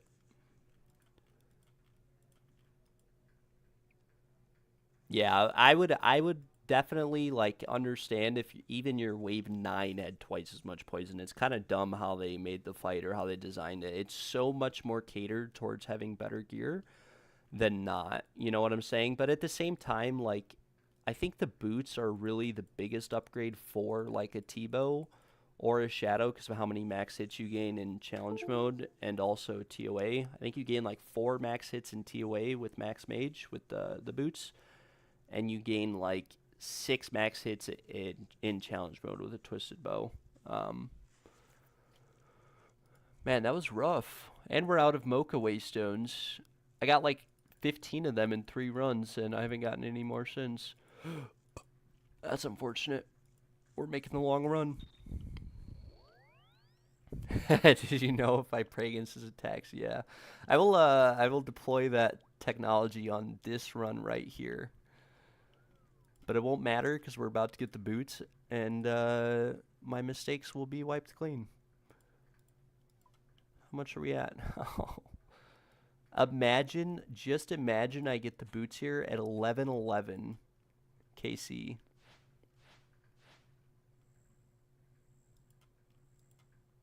Yeah, they really don't. Like, when it comes to the melee punish, you should always try to path over the poison, like, because you have 6 lanes or whatever to work with, or 7. So in the melee punish, you should always try to avoid as much poison as you have to. And if your room is completely filled with poison, you should try to avoid poison, like, depending on where you're standing in the room. Like, let's say, because you have to be, like, near the melee grubs to hit them, but you don't necessarily have to be on that side of the boss. Like, you could stand on one side and just run underneath the boss, change your shift click, and try to hit the melee grubs when they come in. But obviously, you don't want to miss too many ticks doing that, or the attack will go off. The nice thing about this is that we can bring extra supplies when we do this, but I don't normally do that. Because I don't like juggling them at the start. Let's bring a 1-dose range pot. But yeah, for most of the fight, like, you can feel free to tank. Like, let's say in the car phase, let's say you have, you know, a boulder and there's poison behind it. Like, you should try to line it up so that you're 1 tick standing behind the boulder and not taking damage, which I didn't do at all that run. I wish I was able to show that a bit more because I'm pretty good with the slam timing. But, like, you want to try to minimize how long you're in the poison, but it's never a big deal if you step in it. You know what I'm saying? Like, it should never be, like, the end of a run because you took poison damage. If anything, you should be dying from poison damage, but over the course of, like, 10 waves. And then just outside of that, not, like, minimizing your damage taken from everything else. Like, whether it's shadows on the ground or off prayers. That was a pretty bad run for me. Not going to lie.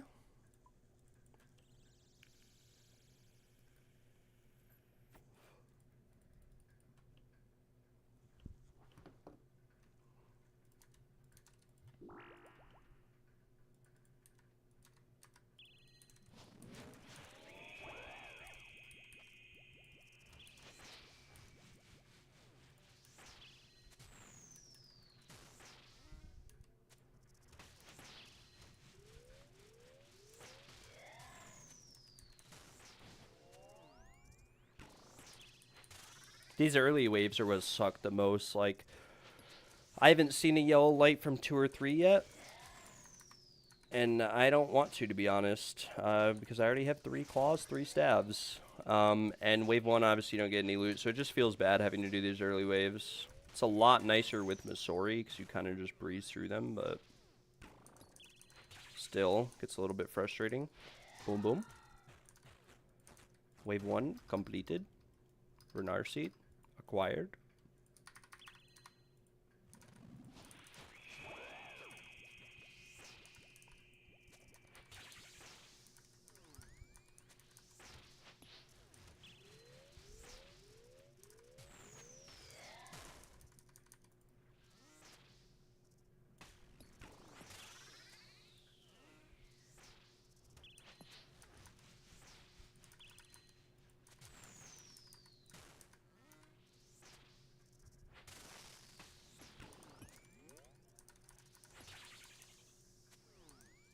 If I get a light color, wave 2 or 3, I'll cry. At least they removed duplicate pets having a yellow beam, because I'll be honest with you, bro, I got so many yellow lights that were pets that I got mad. Like, I was making...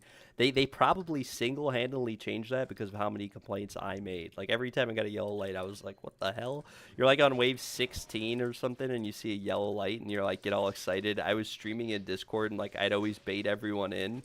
I'd be like, yo, guys, I got a yellow light. Come check it out. It could be the boots or it could be, you know, anything. I don't even think I had the eye at the time. And then the next thing you know, like, you're, like, baiting everyone to look at your stream, and it's a freaking pet. It's a dumb looking, it looks like a squirrel in the freaking loot clogger. But yeah, wave 2 or 3, light would definitely upset me. Even though I technically am on rate to see a drop from either wave eventually. We need to step away from the boss here, or we'll tank melee.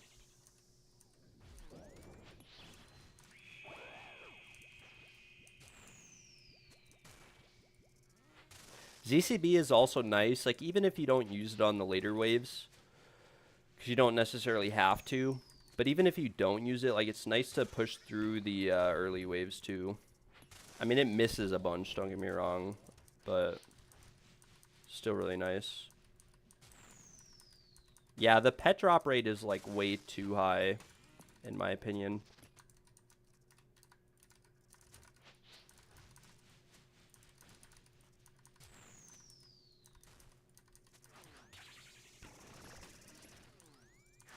See, this is why Void sucks with Twisted Bow. Like, even though your car phase is a lot better, you gain like 10 max hits.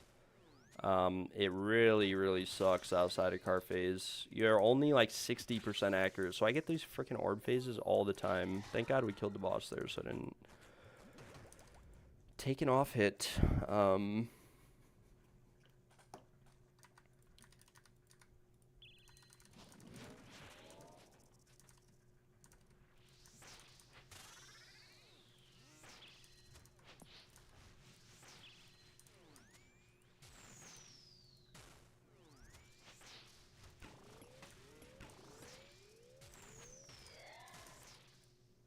Do I get one extra hit? I do. Oh my gosh, look at that proc. See, that's what I'm talking about. You can always get an extra hit in. They changed. You never used to be able to, but they changed.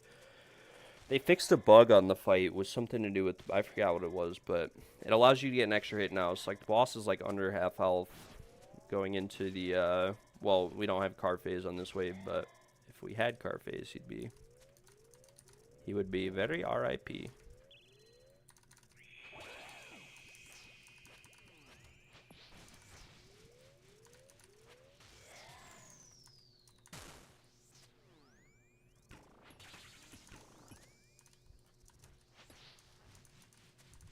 I used to get so annoyed at these melee phases also. I used to get so angry. Every time I got a melee phase, I would, like, lose my mind. Just put it on. No, I'm not crying about the Twisted Bow. I'm crying about Void. It's so inaccurate. It's actually so bad. It's not just the Twisted Bow.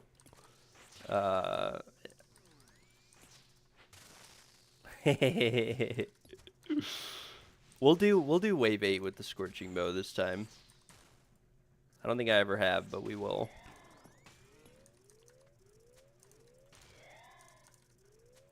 I'll show some love.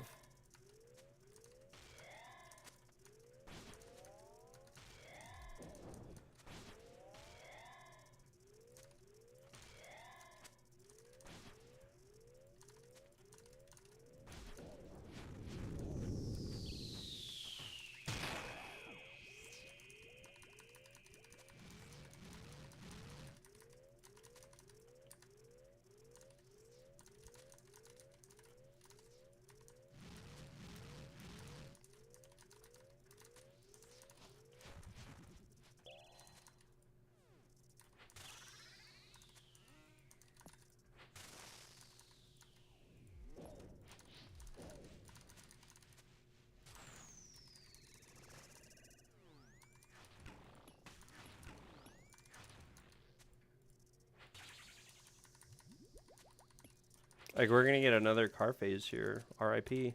Oh, no.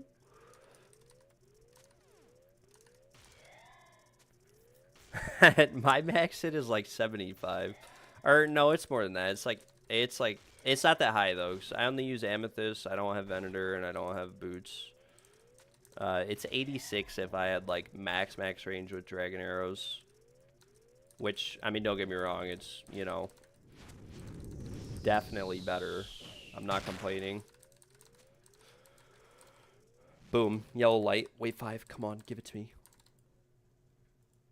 No, never lucky.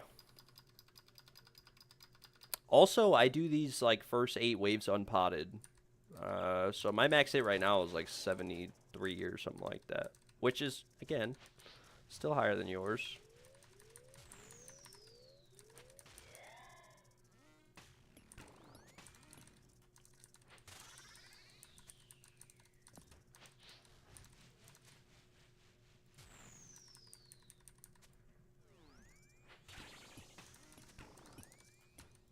You gotta factor into the Scorching Bow is 4 tick.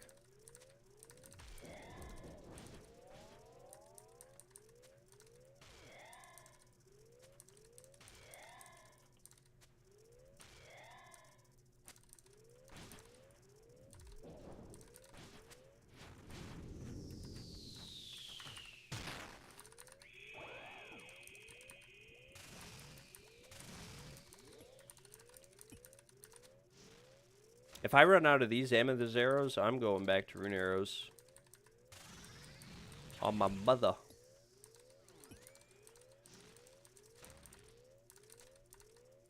Honestly, though, going to, like, just 11 is fine, though.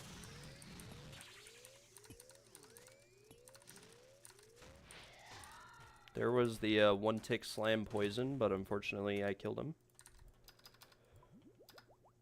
We'll do wave 7 at no pot either, or 104 range.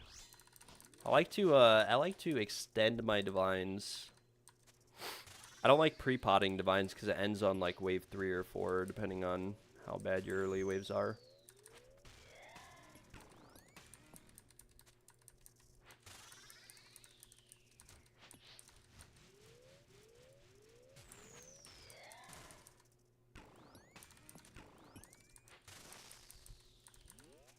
Yeah, the grub plugin is nice. The only reason I actually use it, I actually don't like that it changes the colors. I was not paying attention to that orb. I almost died there.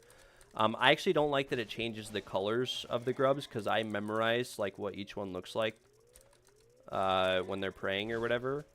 But I do like that it deletes them off the screen immediately. So like if you have a double stack of grubs, you know, you can just delete them.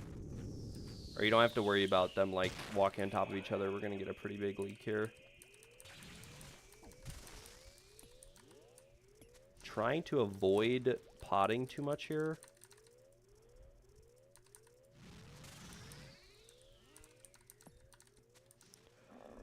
Because I'm going to have to restore or brew a bunch.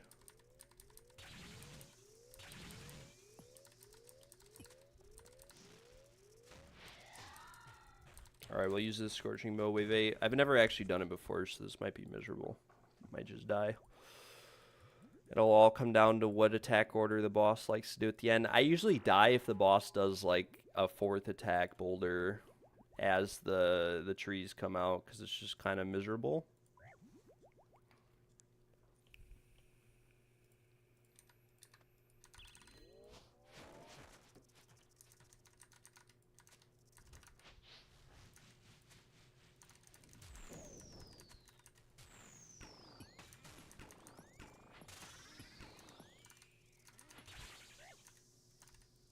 Why can't I click? Dude, this thing's shredding. What the heck?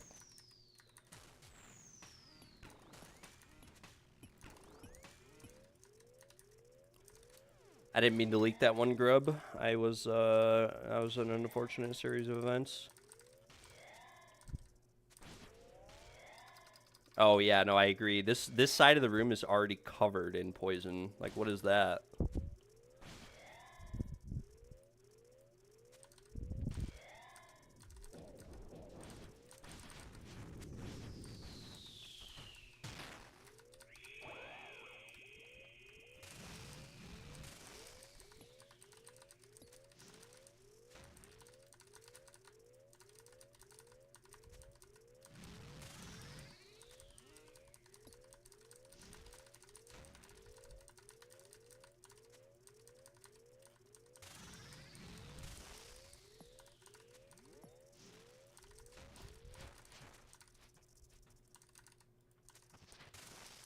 I don't even know if we can say that this counts because I maxed it at 55 like every single time there. What was that? I actually just shredded the boss in cart phase. Okay, we need to do another wave. Wave 9 without it because I just deleted him. Maybe that's average? I don't know. I also shred this phase. I was kind of surprised. It feels really accurate.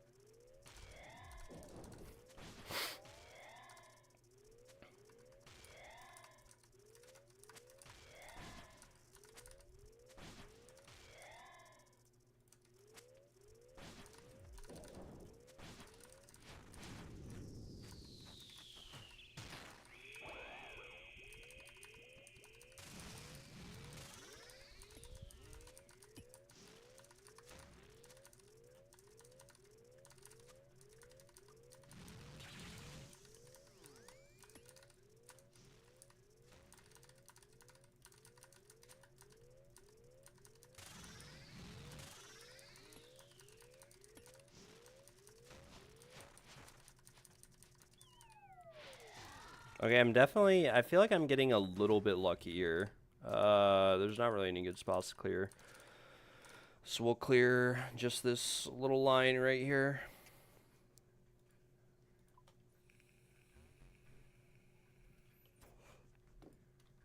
Oh shoot, we've been on 4 hours today.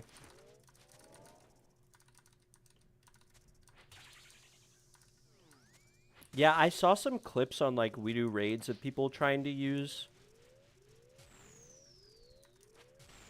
blowpipe, and they were missing a lot of ticks with it.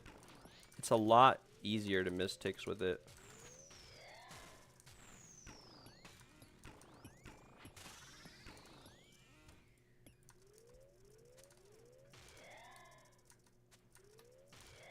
Blowpipe definitely, like, you could still bring it and spec with it, like, especially if you're not bringing ZCB, you could just double spec to gain all your health back and not have to worry about brewing or restoring as much.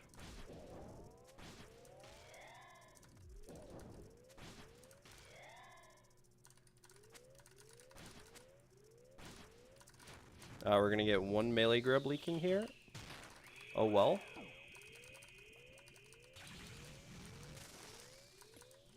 I also think I've gotten pretty lucky. Like, we keep hitting like a 50 average on this phase. Like, what is this? Okay, there's another one. Oh my gosh, I just ran out too early. I think we can use this rock here.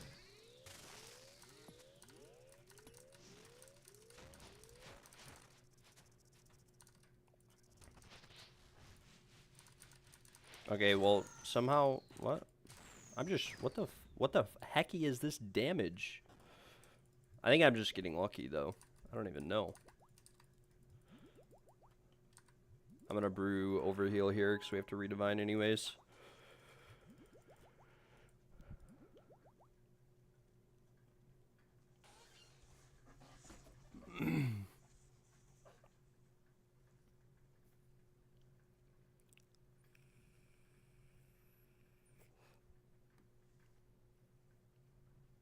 Yeah, having longer dashes helps. I think it helps elongate the car phase. I'm kind of a little indifferent because every time I've tried to test it on wave 5, it feels like you get the same amount of hits in, even if you bring him all the way across the room. Scorching Bow feels a lot more accurate than Twisted Bow, I will say that. Like, the max hit's a lot less, but I'm actually hitting on him every hit. The Twisted Bow hits a lot of zeros, but when it hits, it just hits, like, pretty hard.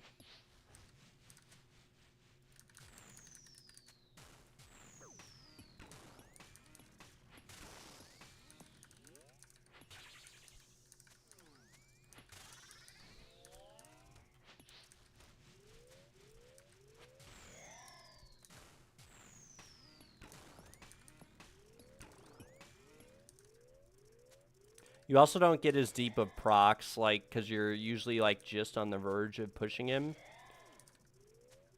I'm going to use the halberd here to kill this melee.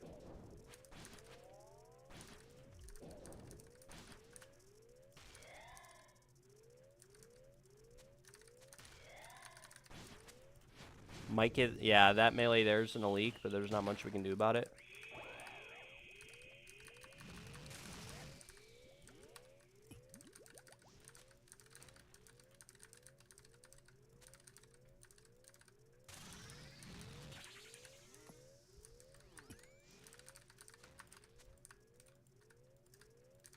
I'm just gonna have to tank this slam because I did not move over quick enough.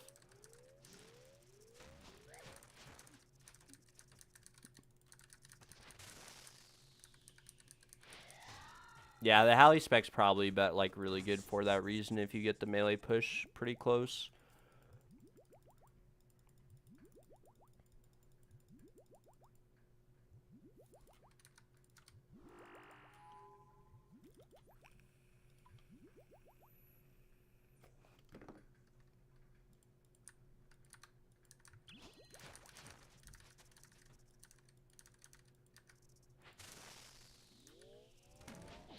Okay, I'm just...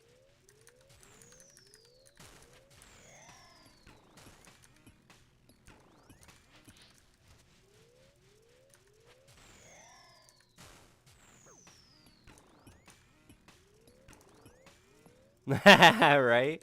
Well, that I put Twisted Bow on for wave 11 or whatever, but 9, yeah, I think I got pretty lucky there not having to do the orb phase at all.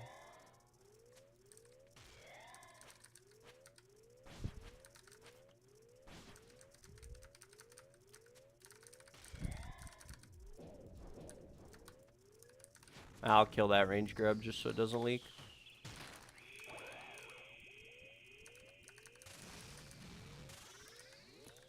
Might have to tank a slam here too. I don't know. We're gonna have to do some funky movement. Got some bad boulder spawns here. What did I... Okay, never mind. I didn't even get hit by doing that.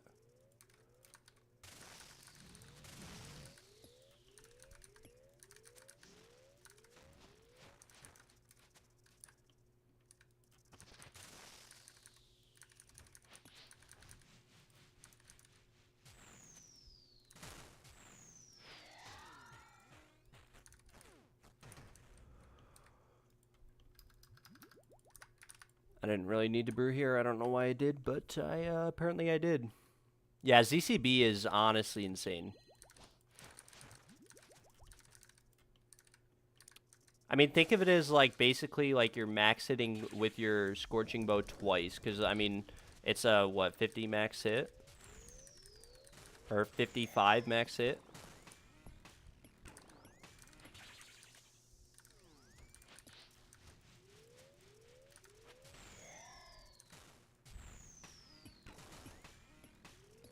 Could have gotten an extra hit in there, but I didn't feel like praying and attacking at the same time. A little bit risky.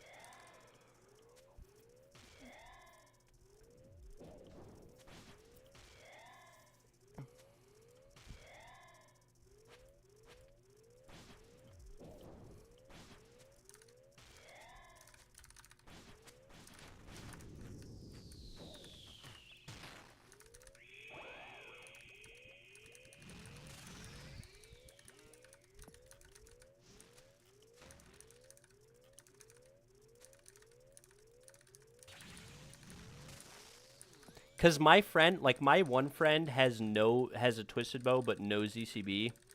It's the same friend I did next with. He got like full Torva and like 5 kills and dipped because we were so dry. And he never got his ZCB. And,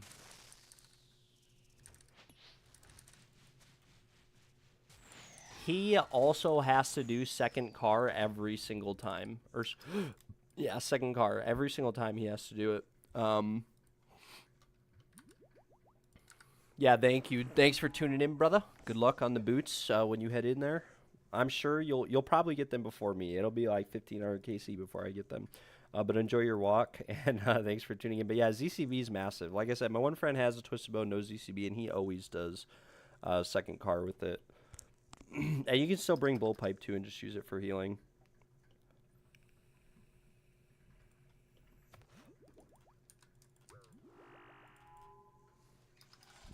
But you need a double death charge from Yama to ZCB every wave.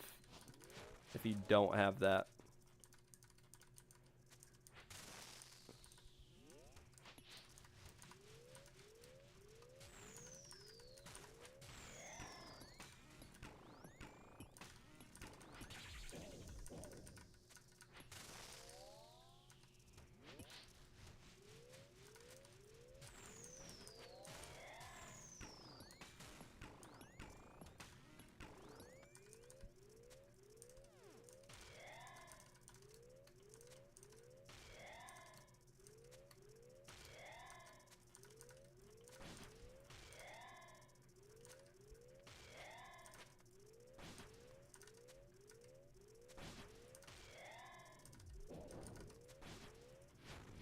Gonna let this melee grow bleak here.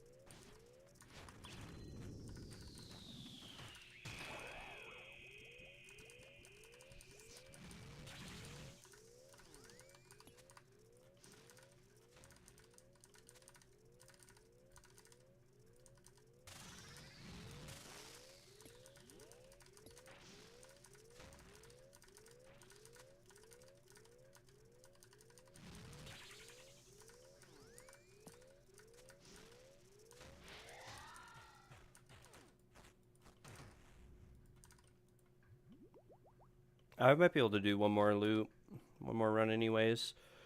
71 health should be enough. I don't want to jinx it. We will use...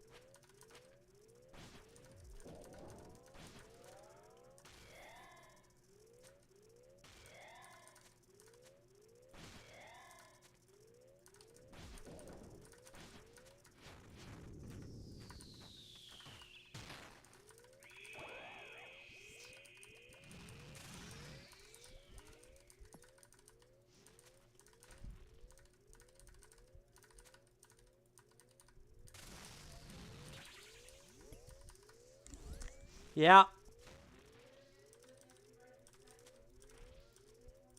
Yeah.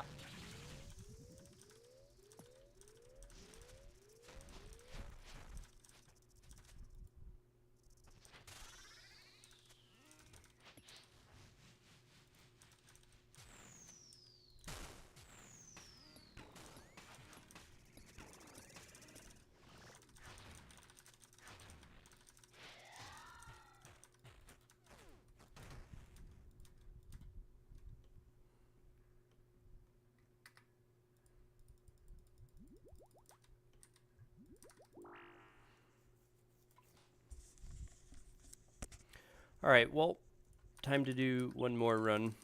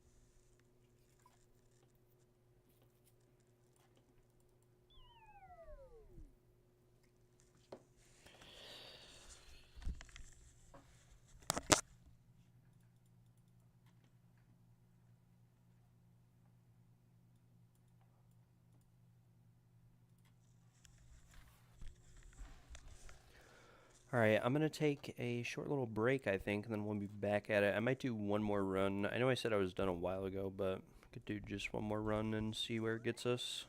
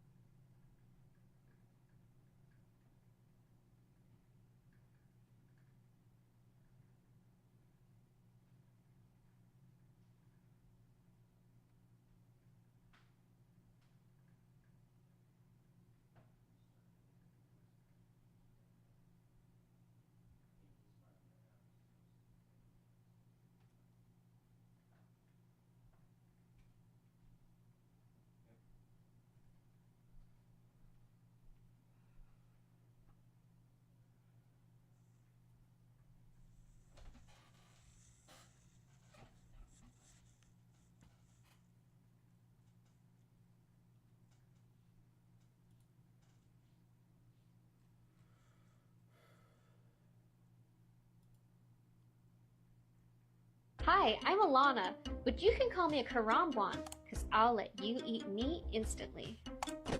I want you to smite me so you can hit with no protection. I just finished the RE Diaries, because I want to maximize the chance that I can put my hand in your pants. I'm like a sack of feathers the way I'm begging for your tips to be used on me. What am I watching? What is this? I hope no one heard that. That was something else. That was a TikTok someone linked to me.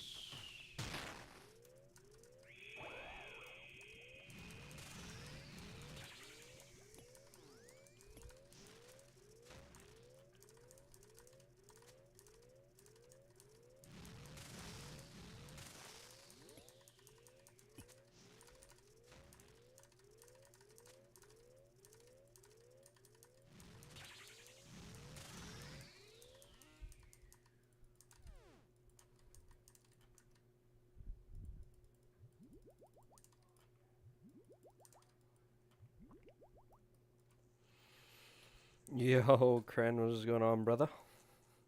Hope you're doing well today. Don't mind my very sloppy delve skills at the moment. We're not playing too hot right now, but it's alright. We'll lock in. I'm a little exhausted, to be honest, of delve. It's a little tiring.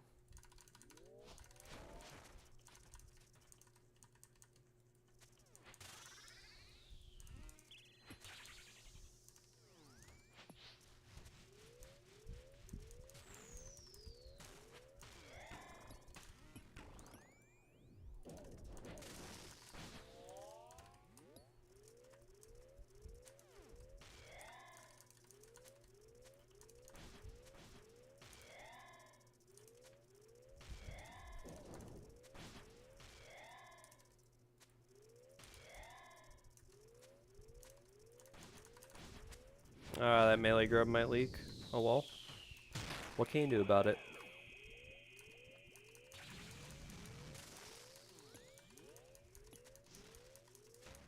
How much have I made off the boss? Well, nothing technically, because I'm an Iron Man. But I've made around, let's see, 283 plus like 225. I've made around 500 mil, but I should have made like 1.5 bill. It's hard to say because I'm pretty dry, meaning that I haven't gotten that many drops. I should have a lot more drops than I do have. So it's fine to go dry, but you know, if you had the same amount of kills that I had, you could probably expect to have made around 1.5 bill.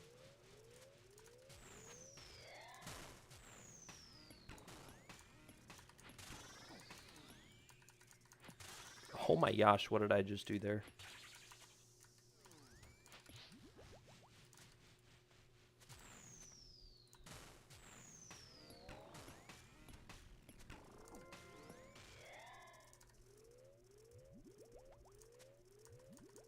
Okay, this is gonna be a short run. I have not been playing too well.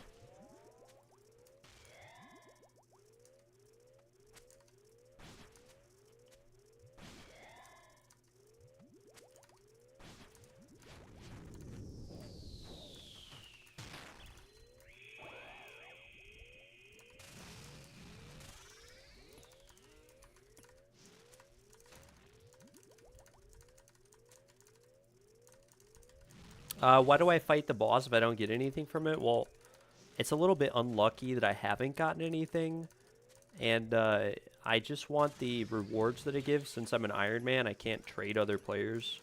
Which means I have to get all the items myself. Or because I'm a group Iron Man, have to have someone in my group get it for me. So because of that, like these boots, this boss, for example, drops a pair of boots. And they're the best pair of boots in the game. At least for the time being.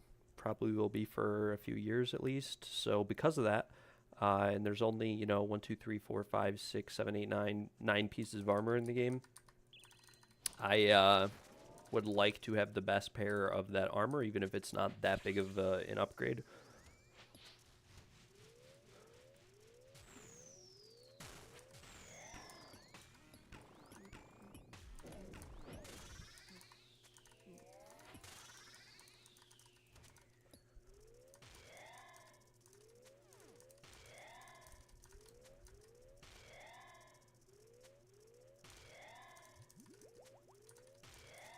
But it's definitely frustrating not getting anything from a boss, but there's not much you can do about it. At the end of the game, it's kind of like gambling. You win some, and you lose some.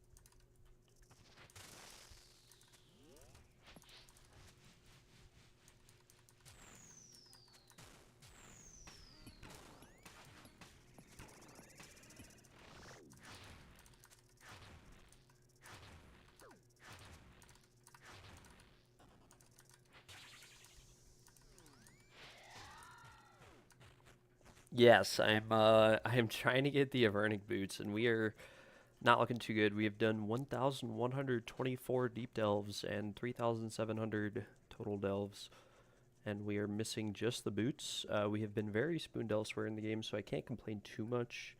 But it definitely sucks. It definitely pretty awful. Feels really bad going this dry. What can you do though?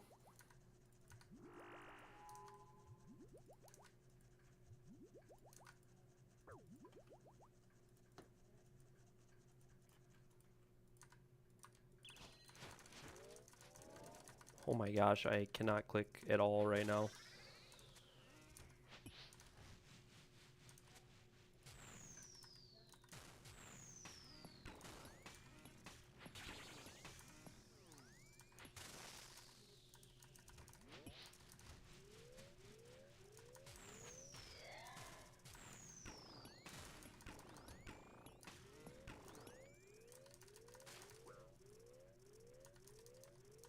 What's the plan after the Avernic boots? I'd like to go back to doing some Tob. PoE 2 New League is coming out, so I'm going to be playing that as well. So I probably won't be on too much. Hoping to get the boots before the new PoE League. Oh my gosh, how many grubs was that there?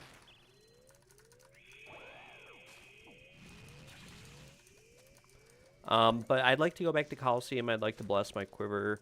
There's a few other grinds. I'd like to go back to Tob and get another scythe for the group, and I'd like to finish up Chambers as well. Chambers is a big goal of mine. I'd like to finish up getting an Elder Maul from Chambers and maybe another Twisted Bow for the group. That would be very, very cool.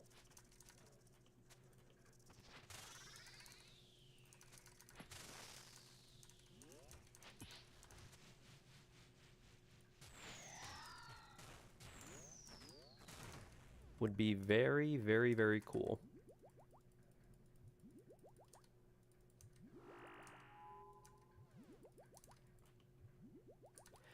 It'd be nice to get more than one pair of Avernic boots as well. I'll probably keep going after I get one pair just to get one more drop. It'd be nice to get them for my group members. Right now it just feels really bad because I'm so dry. But, like I said, you win some, you lose some. It sucks, but it is what it is. Oh my gosh.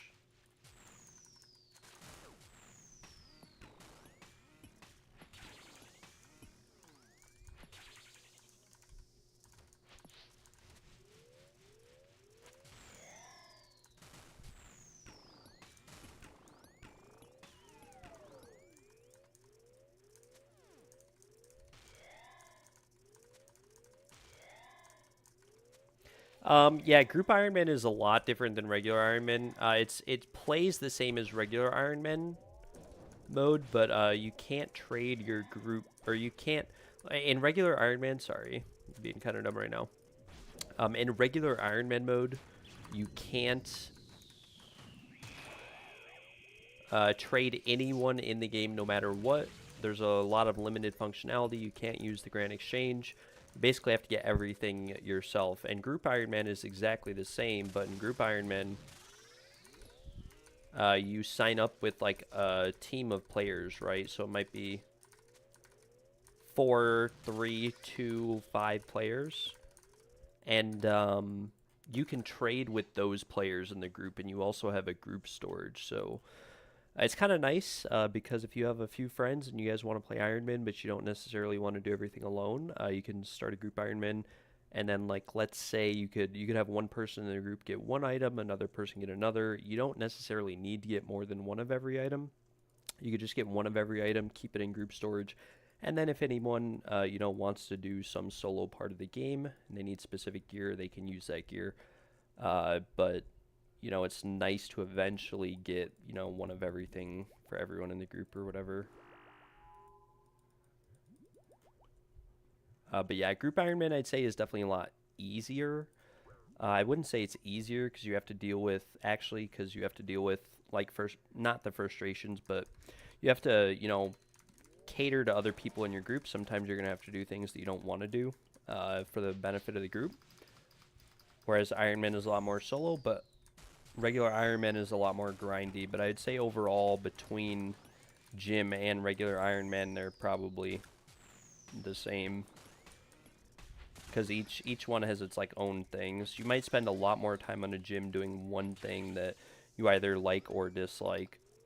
But an Iron, like a regular Iron, you're going to spend a lot more time doing everything.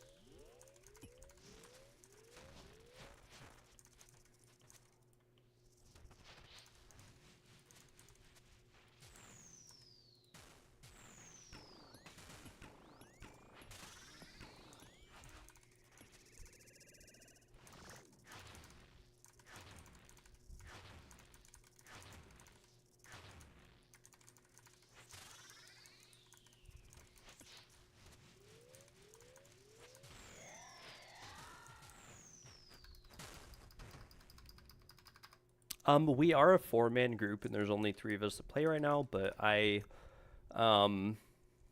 but yeah, then there's just that, and I've heard a lot of people say that it does suck, like when their friends quit playing. So that's definitely something that can happen. There's definitely a lot more Iron Men than there are group Iron Men in the game. I think I would say group Iron Men, like. The thing is that to max out a group Iron Man, like if you want every player in the group to have like the very best gear in the game or whatever, it's a lot harder than on a regular Iron because you basically have to get like 3, 4, 5 of everything as opposed to just one. But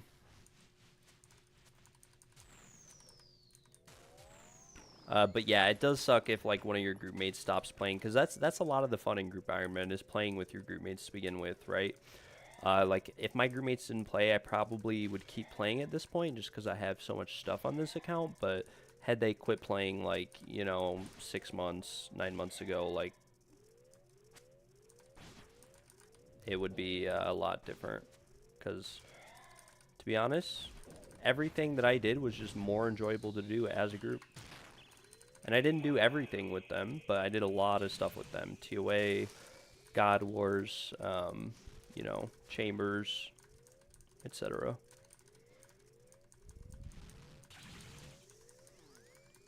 And all those things suck to do solo. They really do. A lot of Iron Men, they journey out into the wilderness alone, and it gets kind of boring, I would say. Probably gonna have to redivine in the middle of this wave.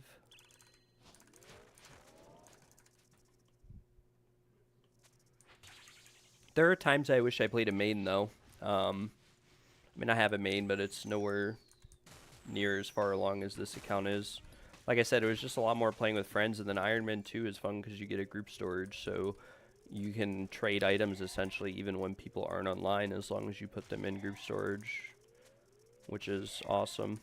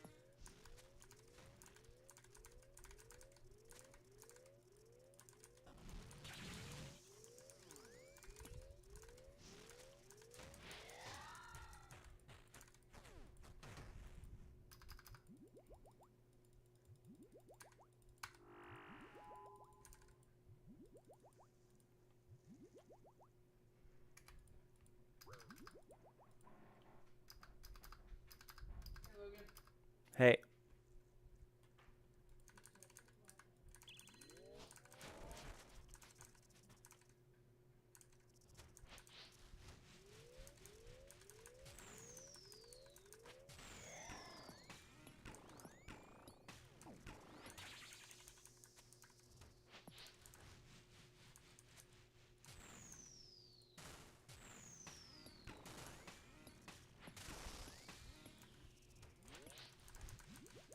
Yeah, they're mostly relay friends, yeah.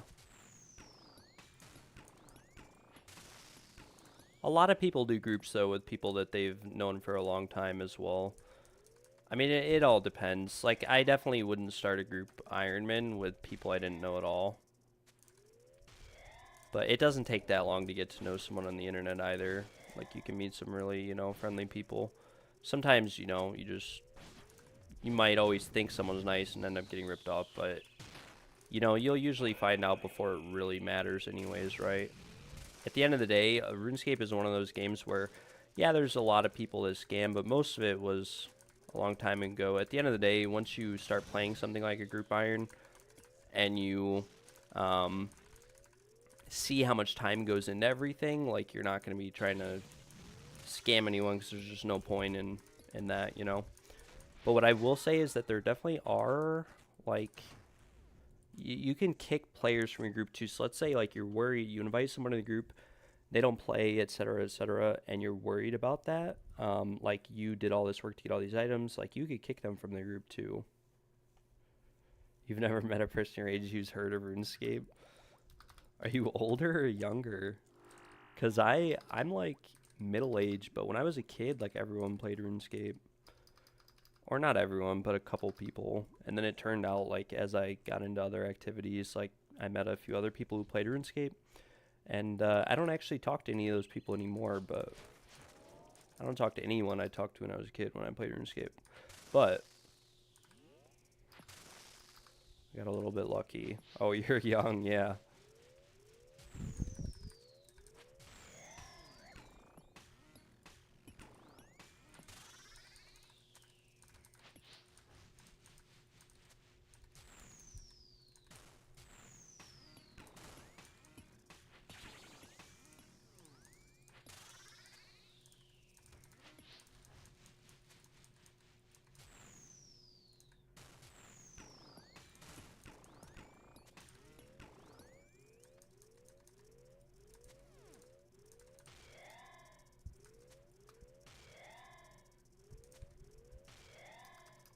I think I just have to kind of pray for no melee grubs here. Yeah, I feel like a lot of younger people nowadays play, like, either Minecraft or Roblox, or, like, when I was a kid, when I was 15, everyone played League of Legends, Like, I think I was first, like, told about RuneScape and showed RuneScape when I was really, really young. I want to say, like, 10 years, or not 10, I was probably, like, 12 or something, but then, like, when I got to high school, everyone played, League of Legends and stuff.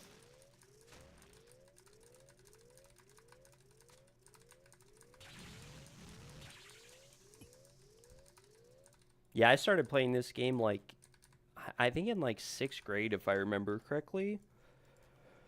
I was definitely kind of older, and I stopped playing, like, a couple years after that, or maybe a year or two after that, and then I kind of, and there's a few reasons for that. I played private servers, different versions of the game. The game, like I said, it's a pretty hard game to kind of play for a long period of time because everything is so grindy and takes so much time. So when you're young and you're kind of impatient, you don't always want to do that. At least I didn't, so I started getting into private servers and stuff. I'm pretty old now, so I mean, this was probably, like, at least, almost 15 years ago at this point. So it was a long time ago. And then, like I said, I stopped playing for like 10, 12 years. I stopped playing for a long time and then just got into it a couple years ago again. And here we are.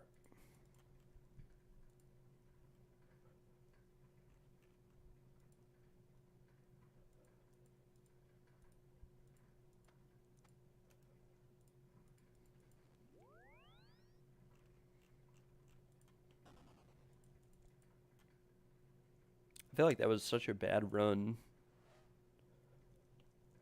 Only wave 16. That feels like about what we're getting to every time, but I feel like I made a ton of mistakes there.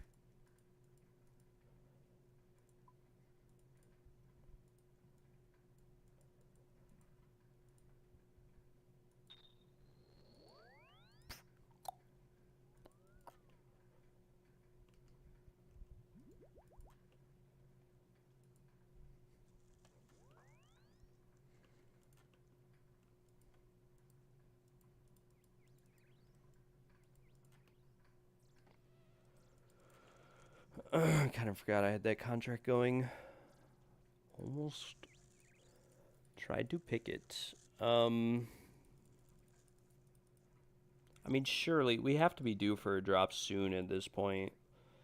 I don't want to say that and jinx it, but I think our last drop was less than 1,000 KC. I could be wrong, so we're actually kind of getting about to be on rate with drops.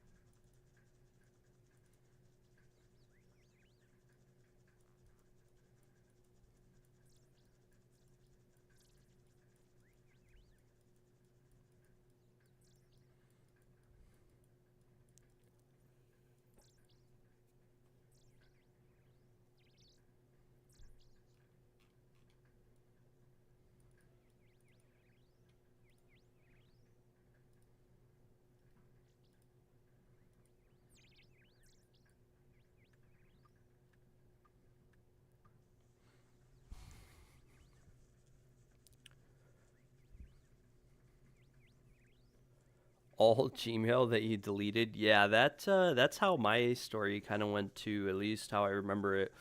I played RuneScape a long time ago, long time ago, and I think I got hacked on one account, or it was just a Gmail that I don't use anymore. Back in my day, we didn't have like Gmail though, really. No one used it. I used like AOL, for example, I think, and I don't even remember what my information was, which is unfortunate, but it happens. 1,100 total is not that bad though to lose an account at. Some people like lose maxed accounts, like years of their life, essentially down the drain.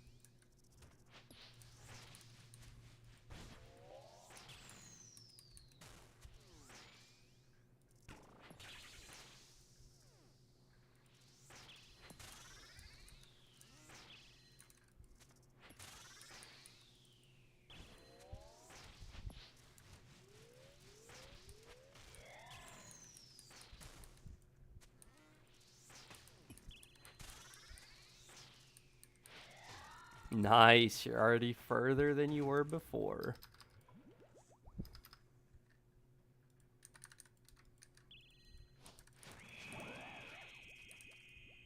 Yeah, that's nice.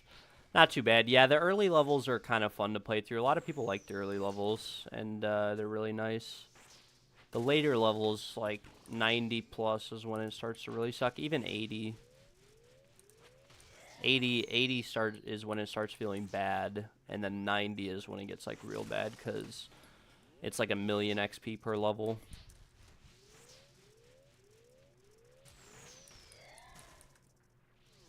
But you can get pretty high total level and just overall level, just getting all the requirements for all the quests and then doing all the quests. A lot of the quests have XP rewards and stuff, and it's, yeah, I mean, it's not like you get a lot of XP in the grand scheme of things, but it definitely push you like towards or above 70 in most skills. The hardest like quest requirement, I think, is Song of the Elves, because you need level 70 in a bunch of skills, but if you do like every other quest but that one, you can usually get pretty far.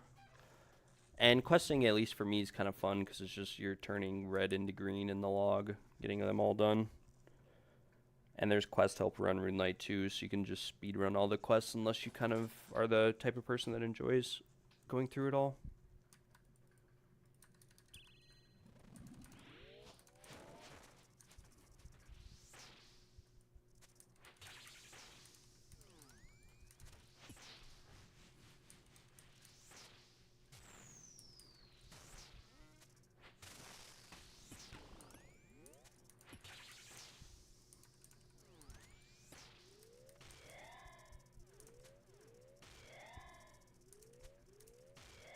Nice. Yeah, it's nice that they added that gemstone crab. That's like a new thing. That was you used to have to go to like sand crabs, which were a lot less AFK. Sand crabs you had to like auto aggro and stuff, and a lot of people went to like Nightmare Zone, which is in it's like next to Yanil.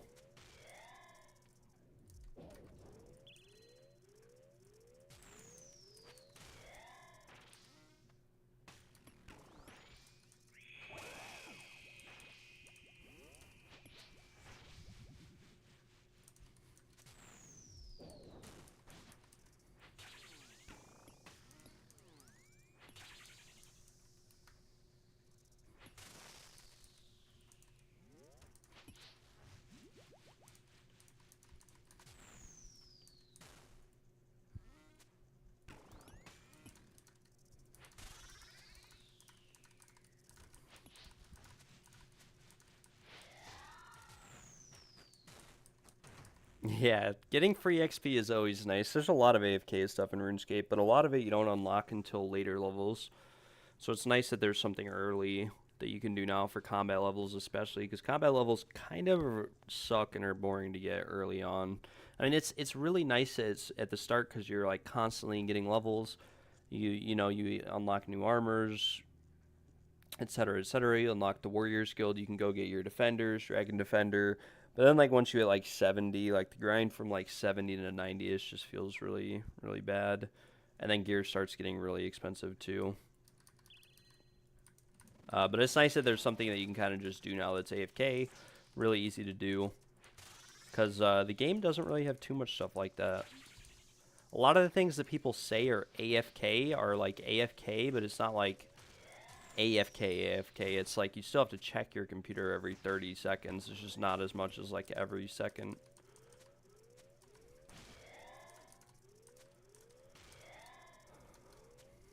Like a lot of people will say blood runes are AFK, but like blood runes, for example, when you craft them, it's like there's like a 90% chance you click on a essence rock and then the essence rock instantly depletes. So if you go AFK for like any amount of time, you're just screwed.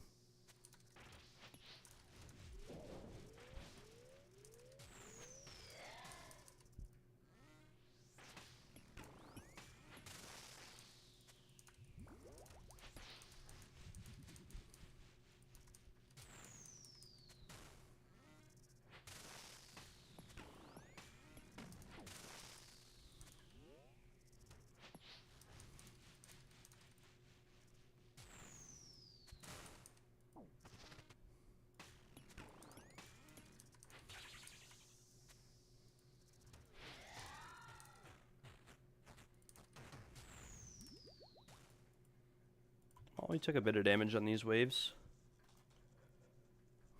The first time I played RuneScape, I paid attention to all the quests, but honestly, there's only a couple quest lines I actually paid attention to when I did this account. Most of them I just used Quest Helper and ran through it. But like the first time I played, I mean, that's part of what got me into the game, you know? Was the actual story of everything. And it is a cool story. Don't get me wrong. It's definitely a very cool story.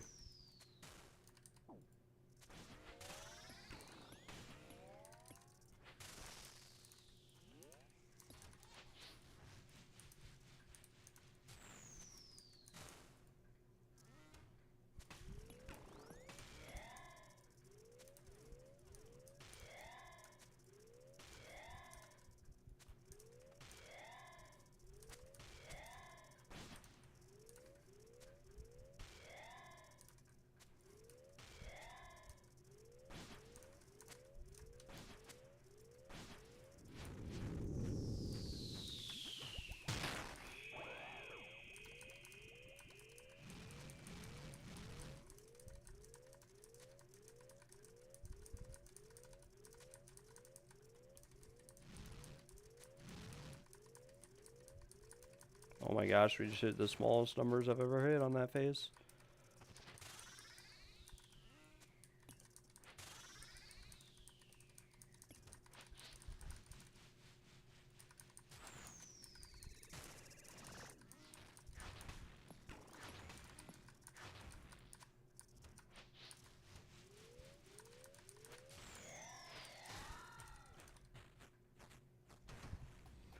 Yeah, honestly, like, I wish I knew more about the lore, because, like, I know people who play this game who know so much about the lore, and it's actually pretty cool. I just never paid attention to it much. Like I said, when I was a kid, more so, but as I've grown up, most of it I've just kind of forgotten.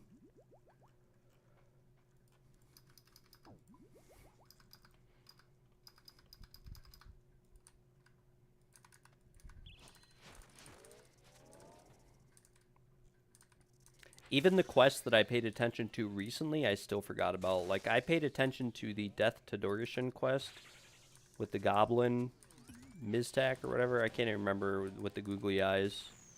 But I honestly couldn't even remember. I read, like, every dialogue on that quest. It was kind of, when you're, like, trying to save Dorgesh Khan, you bring them into the light. They're like a secret underground civilization that no one knows about. See, I definitely have read and watched out for the quests. They're good quests.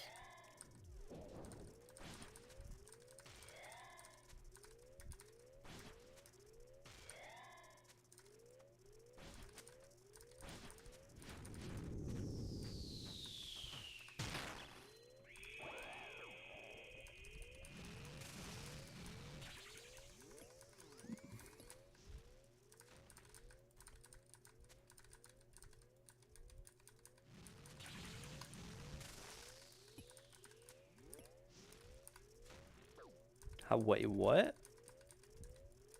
How did I take damage there? That's what? I could have sworn I was behind a rock and that there were like 3 rocks there.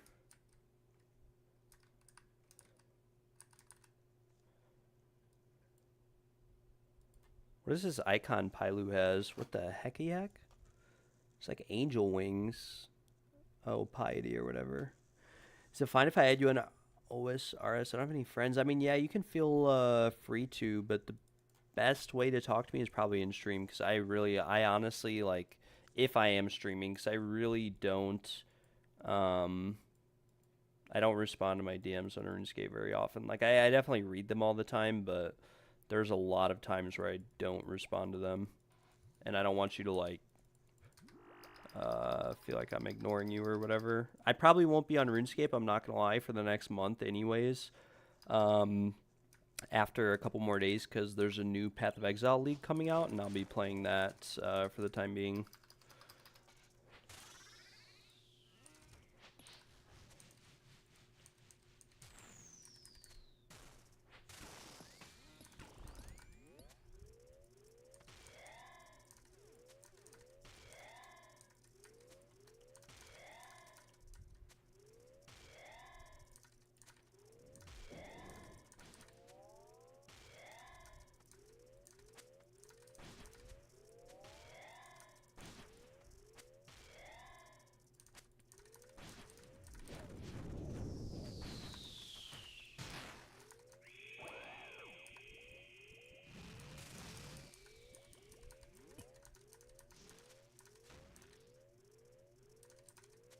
I play Path of Exile is one of them. At the moment at least. I used to play a bunch of games. I mean, I play some Counter-Strike. I play, you name it. I play a lot of different games, but it sort of depends. I mean, I even play Minecraft here and there. It depends on what my friends are playing for the most part. I've got like a Discord group of friends or whatever. Where we normally just kind of play like, it's, you know, it'll be dumb stuff. Sometimes we play Minecraft, sometimes we play Counter-Strike, sometimes we play whatever. Which is kind of silly because we're all grown-ass men, but it happens.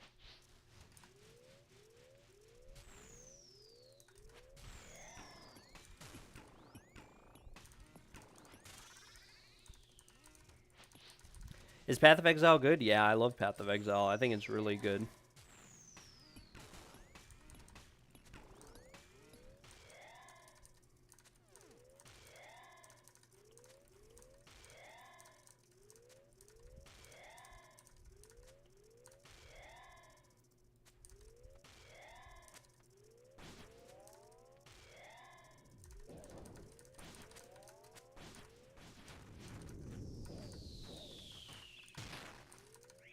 It's definitely kind of like Path of Exile is like RuneScape, but it's kind of like a RuneScape in a way, but it's like if RuneScape was not like tile box squares and stuff like that. Like, I don't know how to describe it.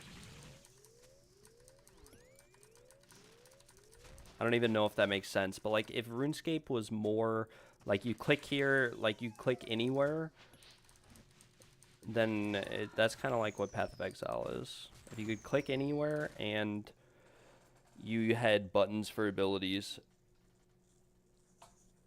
and it was faster paced. So Path of Exile is very good. It requires a pretty high-end computer, which my computer is not, which kind of sucks because it's very difficult to play sometimes because I play on a very budget computer.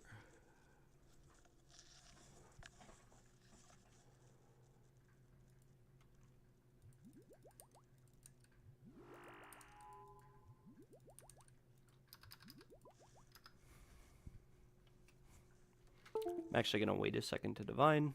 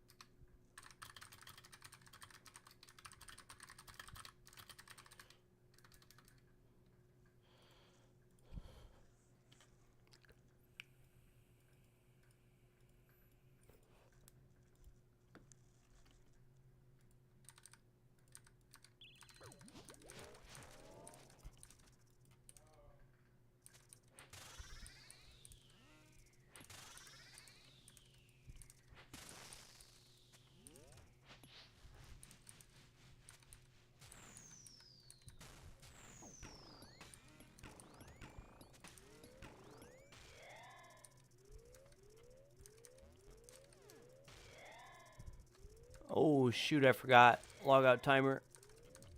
Oopsies.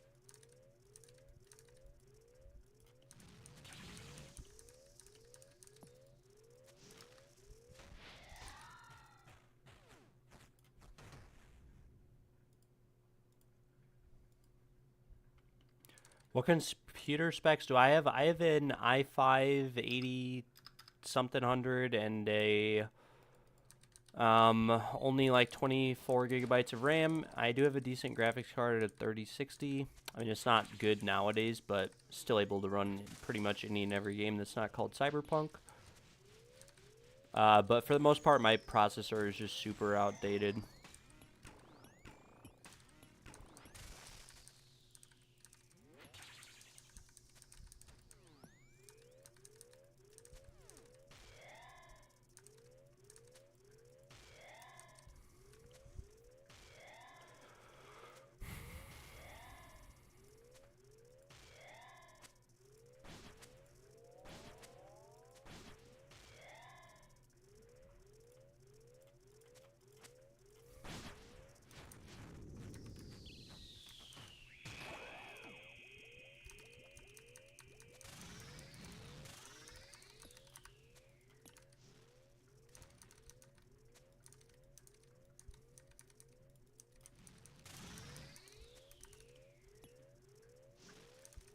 So if you have that computer or anything worse than that, I would say Path of Exile is going to be a miserable experience because it's definitely not the best for me. Definitely not the best.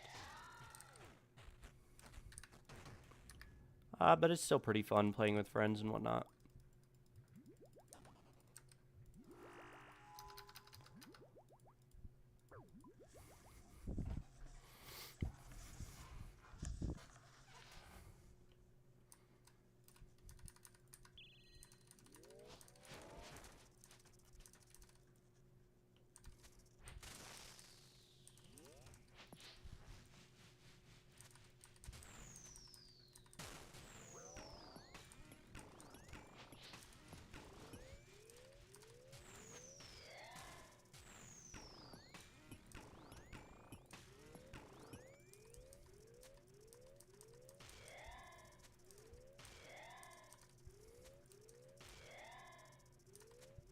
Yeah, Path of Exile is definitely rough on my computer, but my friends play it, and so I find it, enjoyable to play.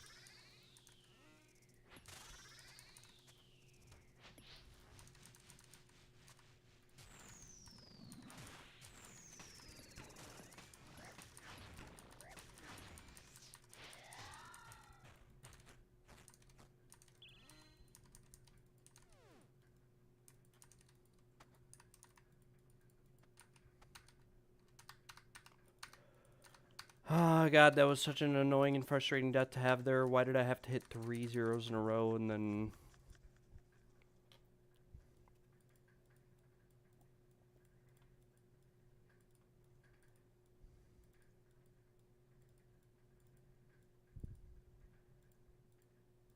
And it's like I could have just lost the item there. I don't even know, man. Like, this is just so frustratingly dumb. I hate this boss. It's like throwing my head at a brick wall all day, every day.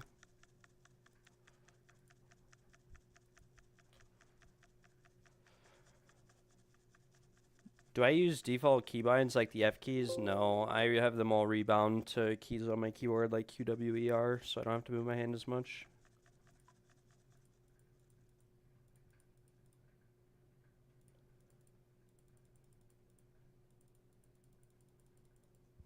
Let's check the high score rankings now. See where we are sitting in terms of the delve. Not that it really matters, but I'm just curious to see. We are ranked 278. It's not too bad, not too great. Woo, ROFL, Rafflecopter, XD, haha, Omega lol. Sorry. NT, brother, you almost got me there. What do you want to bet? I'm going to go like 150 dry to get another yellow light because I just double deathed a yellow light. Which is really dumb that you could even double death here. I mean, I died before the boss died. My arrow was still traveling, but that was 100% my fault to death. But really dumb that it could have been a yellow light and I just lost it. And you can't, it's not like you can run back and claim loot. It's kind of like Vardorvis or Desert Treasure where if you die and you got it, you're just fucked. And even though I have 1500 KC, it's, yeah. Excuse my language. But still, I mean, still, that's just frustrating. This boss is getting the best of me, if you can't tell. It's tearing me apart a little bit.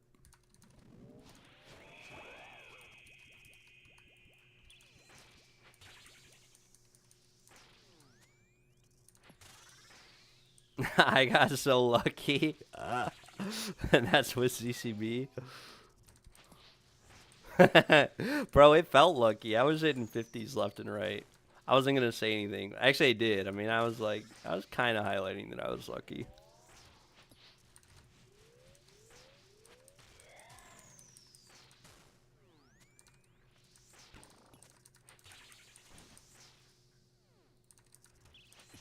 You just need to hit harder, bro. That's all it is. We'll try again this run, just to spice it up a little bit. We'll try again on this run. We'll have to see.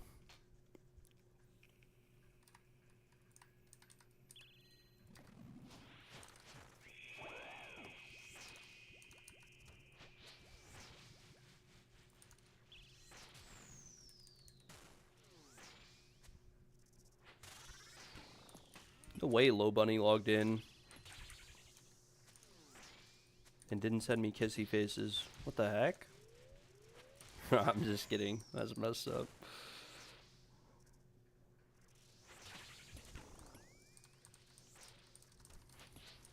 Bro, we'll try again. I'll show you. It's the R strength, bro. It's the R strength. Have you never heard of R strength before?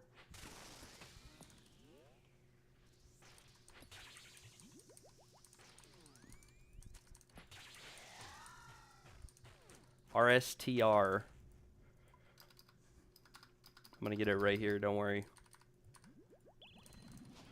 I would use Scorching Bow on these waves, but it would just take too long to get to the boss. The real boss of the encounter. Wave 8.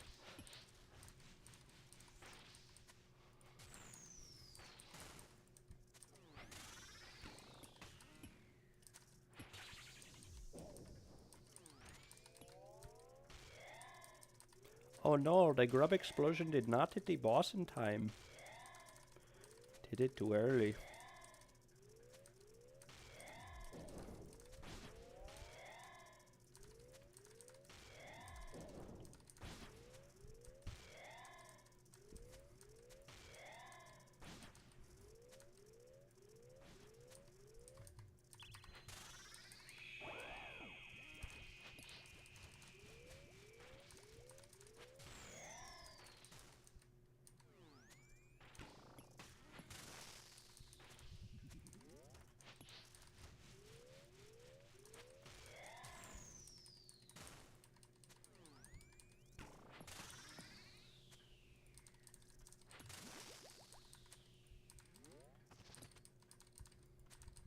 No, this was not a good rock to hit. Oh well. Okay, we kill the boss. Otherwise, I would have had to walk under the boss, and chances are I get meleeed. Coming right out of the phase, unless I time it perfectly, like an absolute G unit.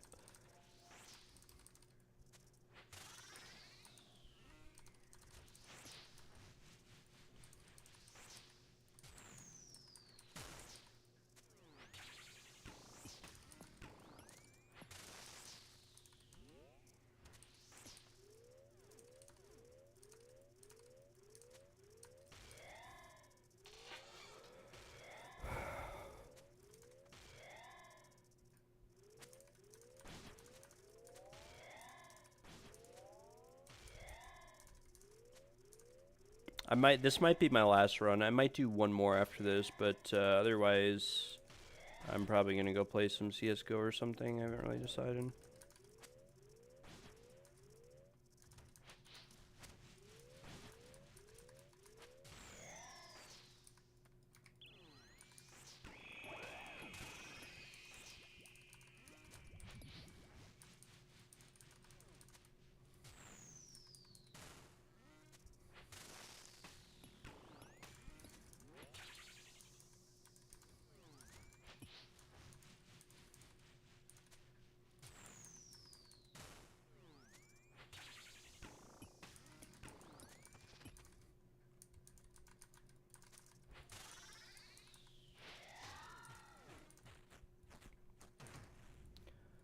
Alright, time for wave 5. You know, I haven't gotten a wave 5 drop ever.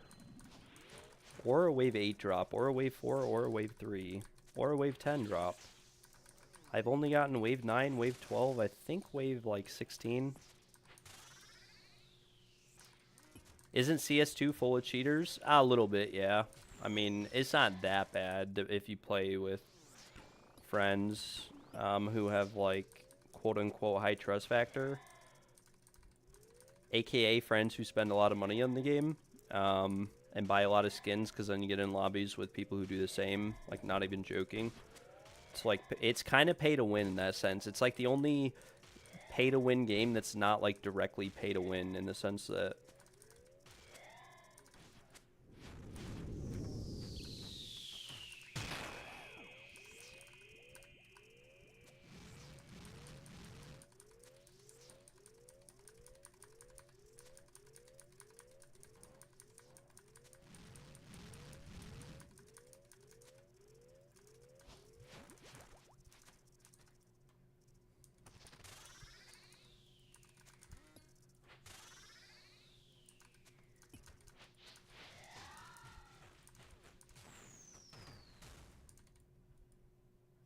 pay to not go against cheaters. Yeah, that's like the best way to put it.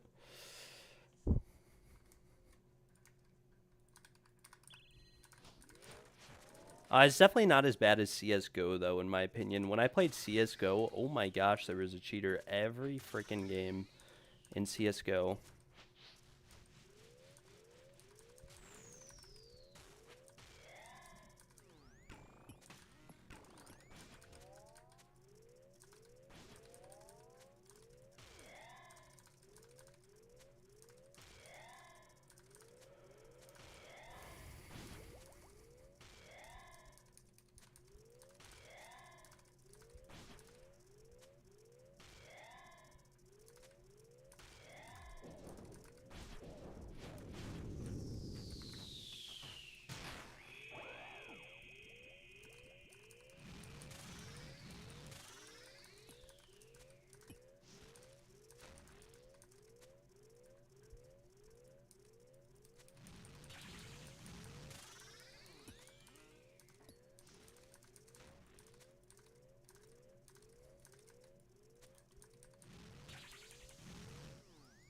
Boom, wave 6 drop. Let's see it.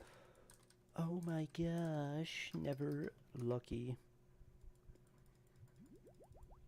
Alright, we're going to divine here. We're going to waste part of a sip of a brew, because we're going to overheal a little bit here. We'll double restore, why not? I should have prey potted there, actually. Drink the divine range pots. Easy game. And then we'll head towards the rock over here.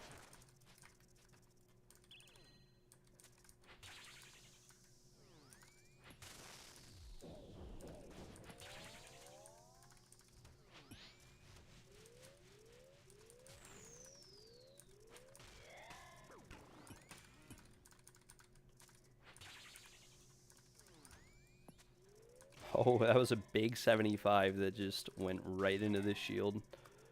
Never lucky. Alright, we're on wave 8, next wave. I don't know why I just did that. I just actually lost a life point doing that. No! Okay, I'm healing after this wave. Screw it. And we're gonna have a melee grub leak here. Oh well.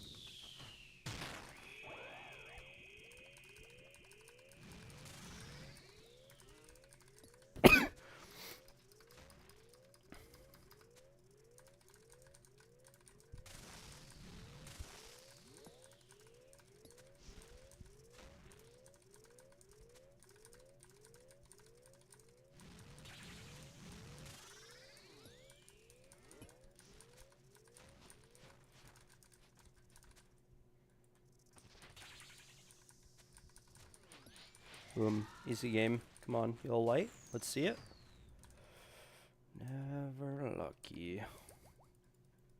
Alright, here we go. Back to wave 8 with the Scorching Bow. I'm gonna test this out. The room was definitely like full though when I did it by like wave 16, you know what I'm saying?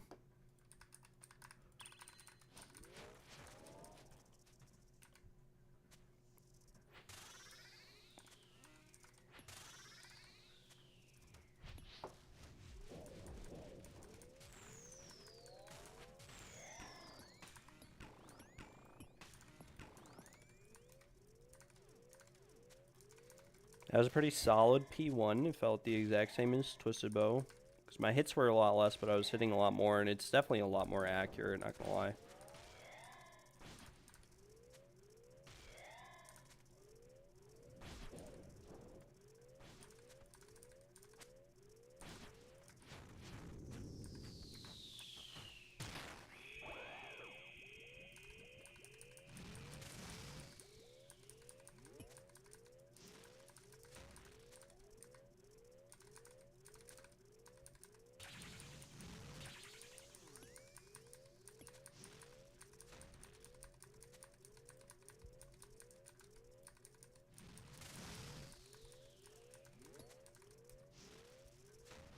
Yeah.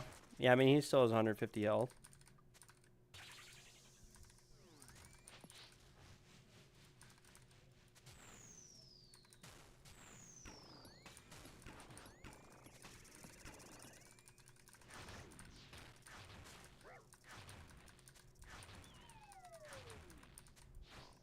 Oh, that's so dumb when you're that close to getting meleeed. And yeah, we got a second card. But that I think that's unlucky to get a second card right there. Like, I think technically he's supposed to do other attacks first. Like, he's supposed to shoot at least one more boulder. In which case, we probably would have killed him before second car.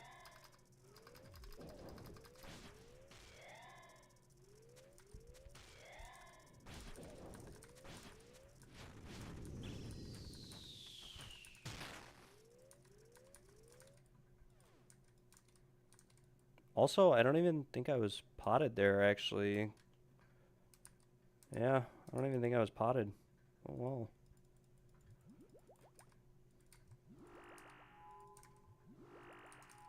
We'll do another one.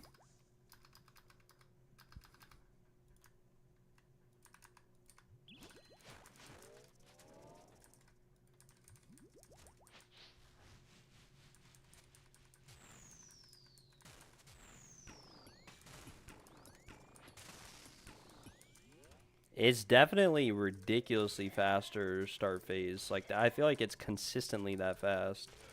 I don't know if I'm getting lucky, but the Twisted Bow, like I said, is only like 70% accurate.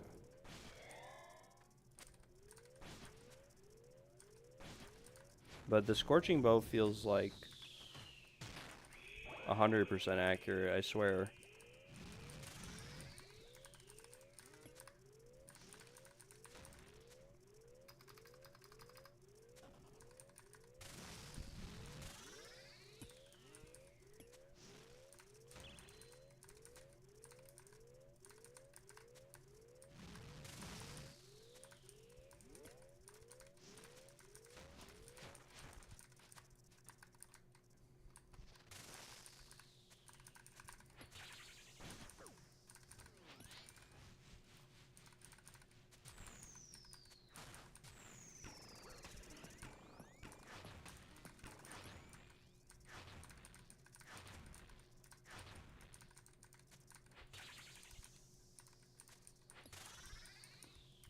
Yeah, I mean, that's definitely miserable, I'm not gonna lie. It's absolutely miserable using a Scorching Bow.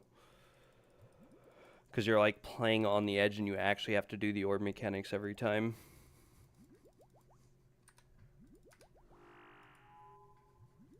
Although I don't think I was potted there either. I think my Divine ran out and I had no idea. Okay, that's definitely what happened there. I forgot my Divine was running out mid-wave. Alright, we're using the Twisted Bow now.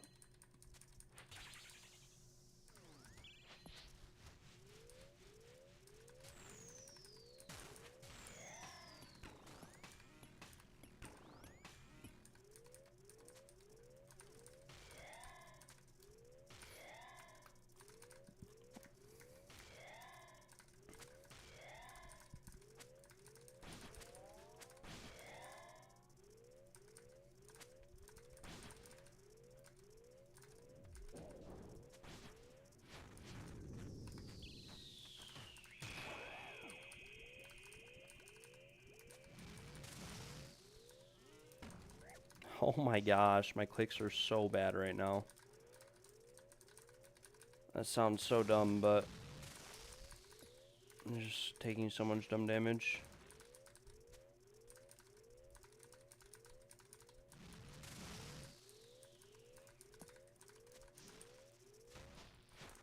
I mean, the same thing that happens with the twisted bow that happens with the scorching bow, though, which is...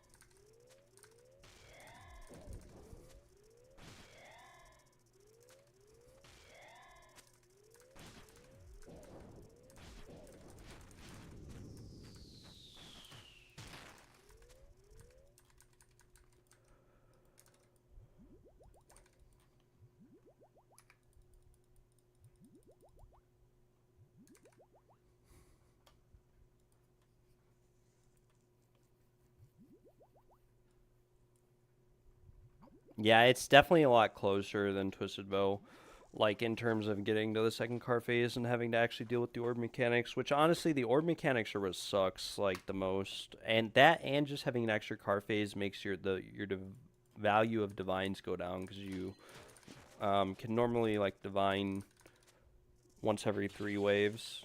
It's definitely a little bit rough, or very rough, don't get me wrong.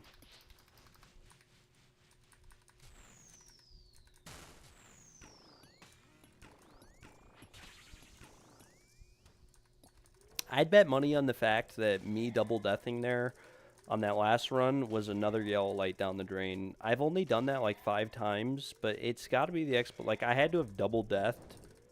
As crazy as this RNG sounds, like, I had to have double deathed half of my yellow lights that I have or something. Because there's no other way that I'm this dry at this KC. Like, it's like a 4,000 kill count sample size. It's not like a, oh yeah, it's a 1 in 20 and I'm 40 KC dry. Like,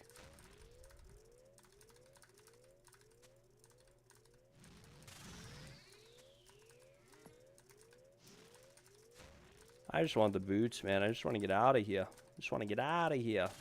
Let me out of here, man, please. Yeah, blowpipe tech sounds a little bit rough. I only tried using the blowpipe a couple times. And in my opinion, I liked the blowpipe best for healing, but it can be inconsistent because sometimes you can just like spec 2 1s with it. And the other thing about blowpipe is that you have to be a lot more on your feet, and it's a lot more punishing to miss ticks. Because every 2 ticks you miss is, you know, a blowpipe hit. Which is like, you know, what, 20 damage on average, so...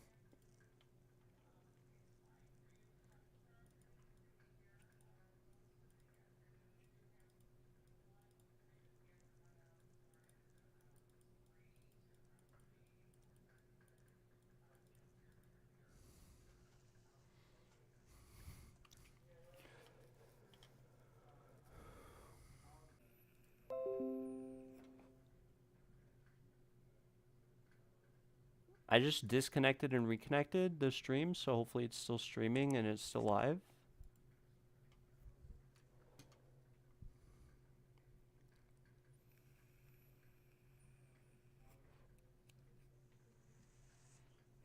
Oh, I see what you're saying. Yeah, he doesn't dash anywhere.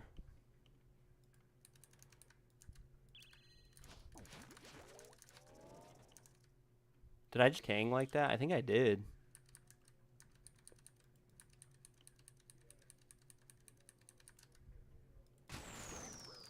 Ah, well, that was a lot of fun. I just disconnected for absolutely no reason, and now I'm dead.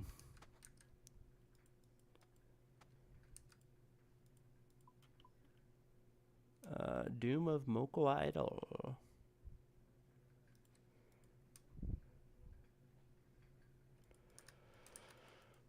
Probably make a Reddit post when I'm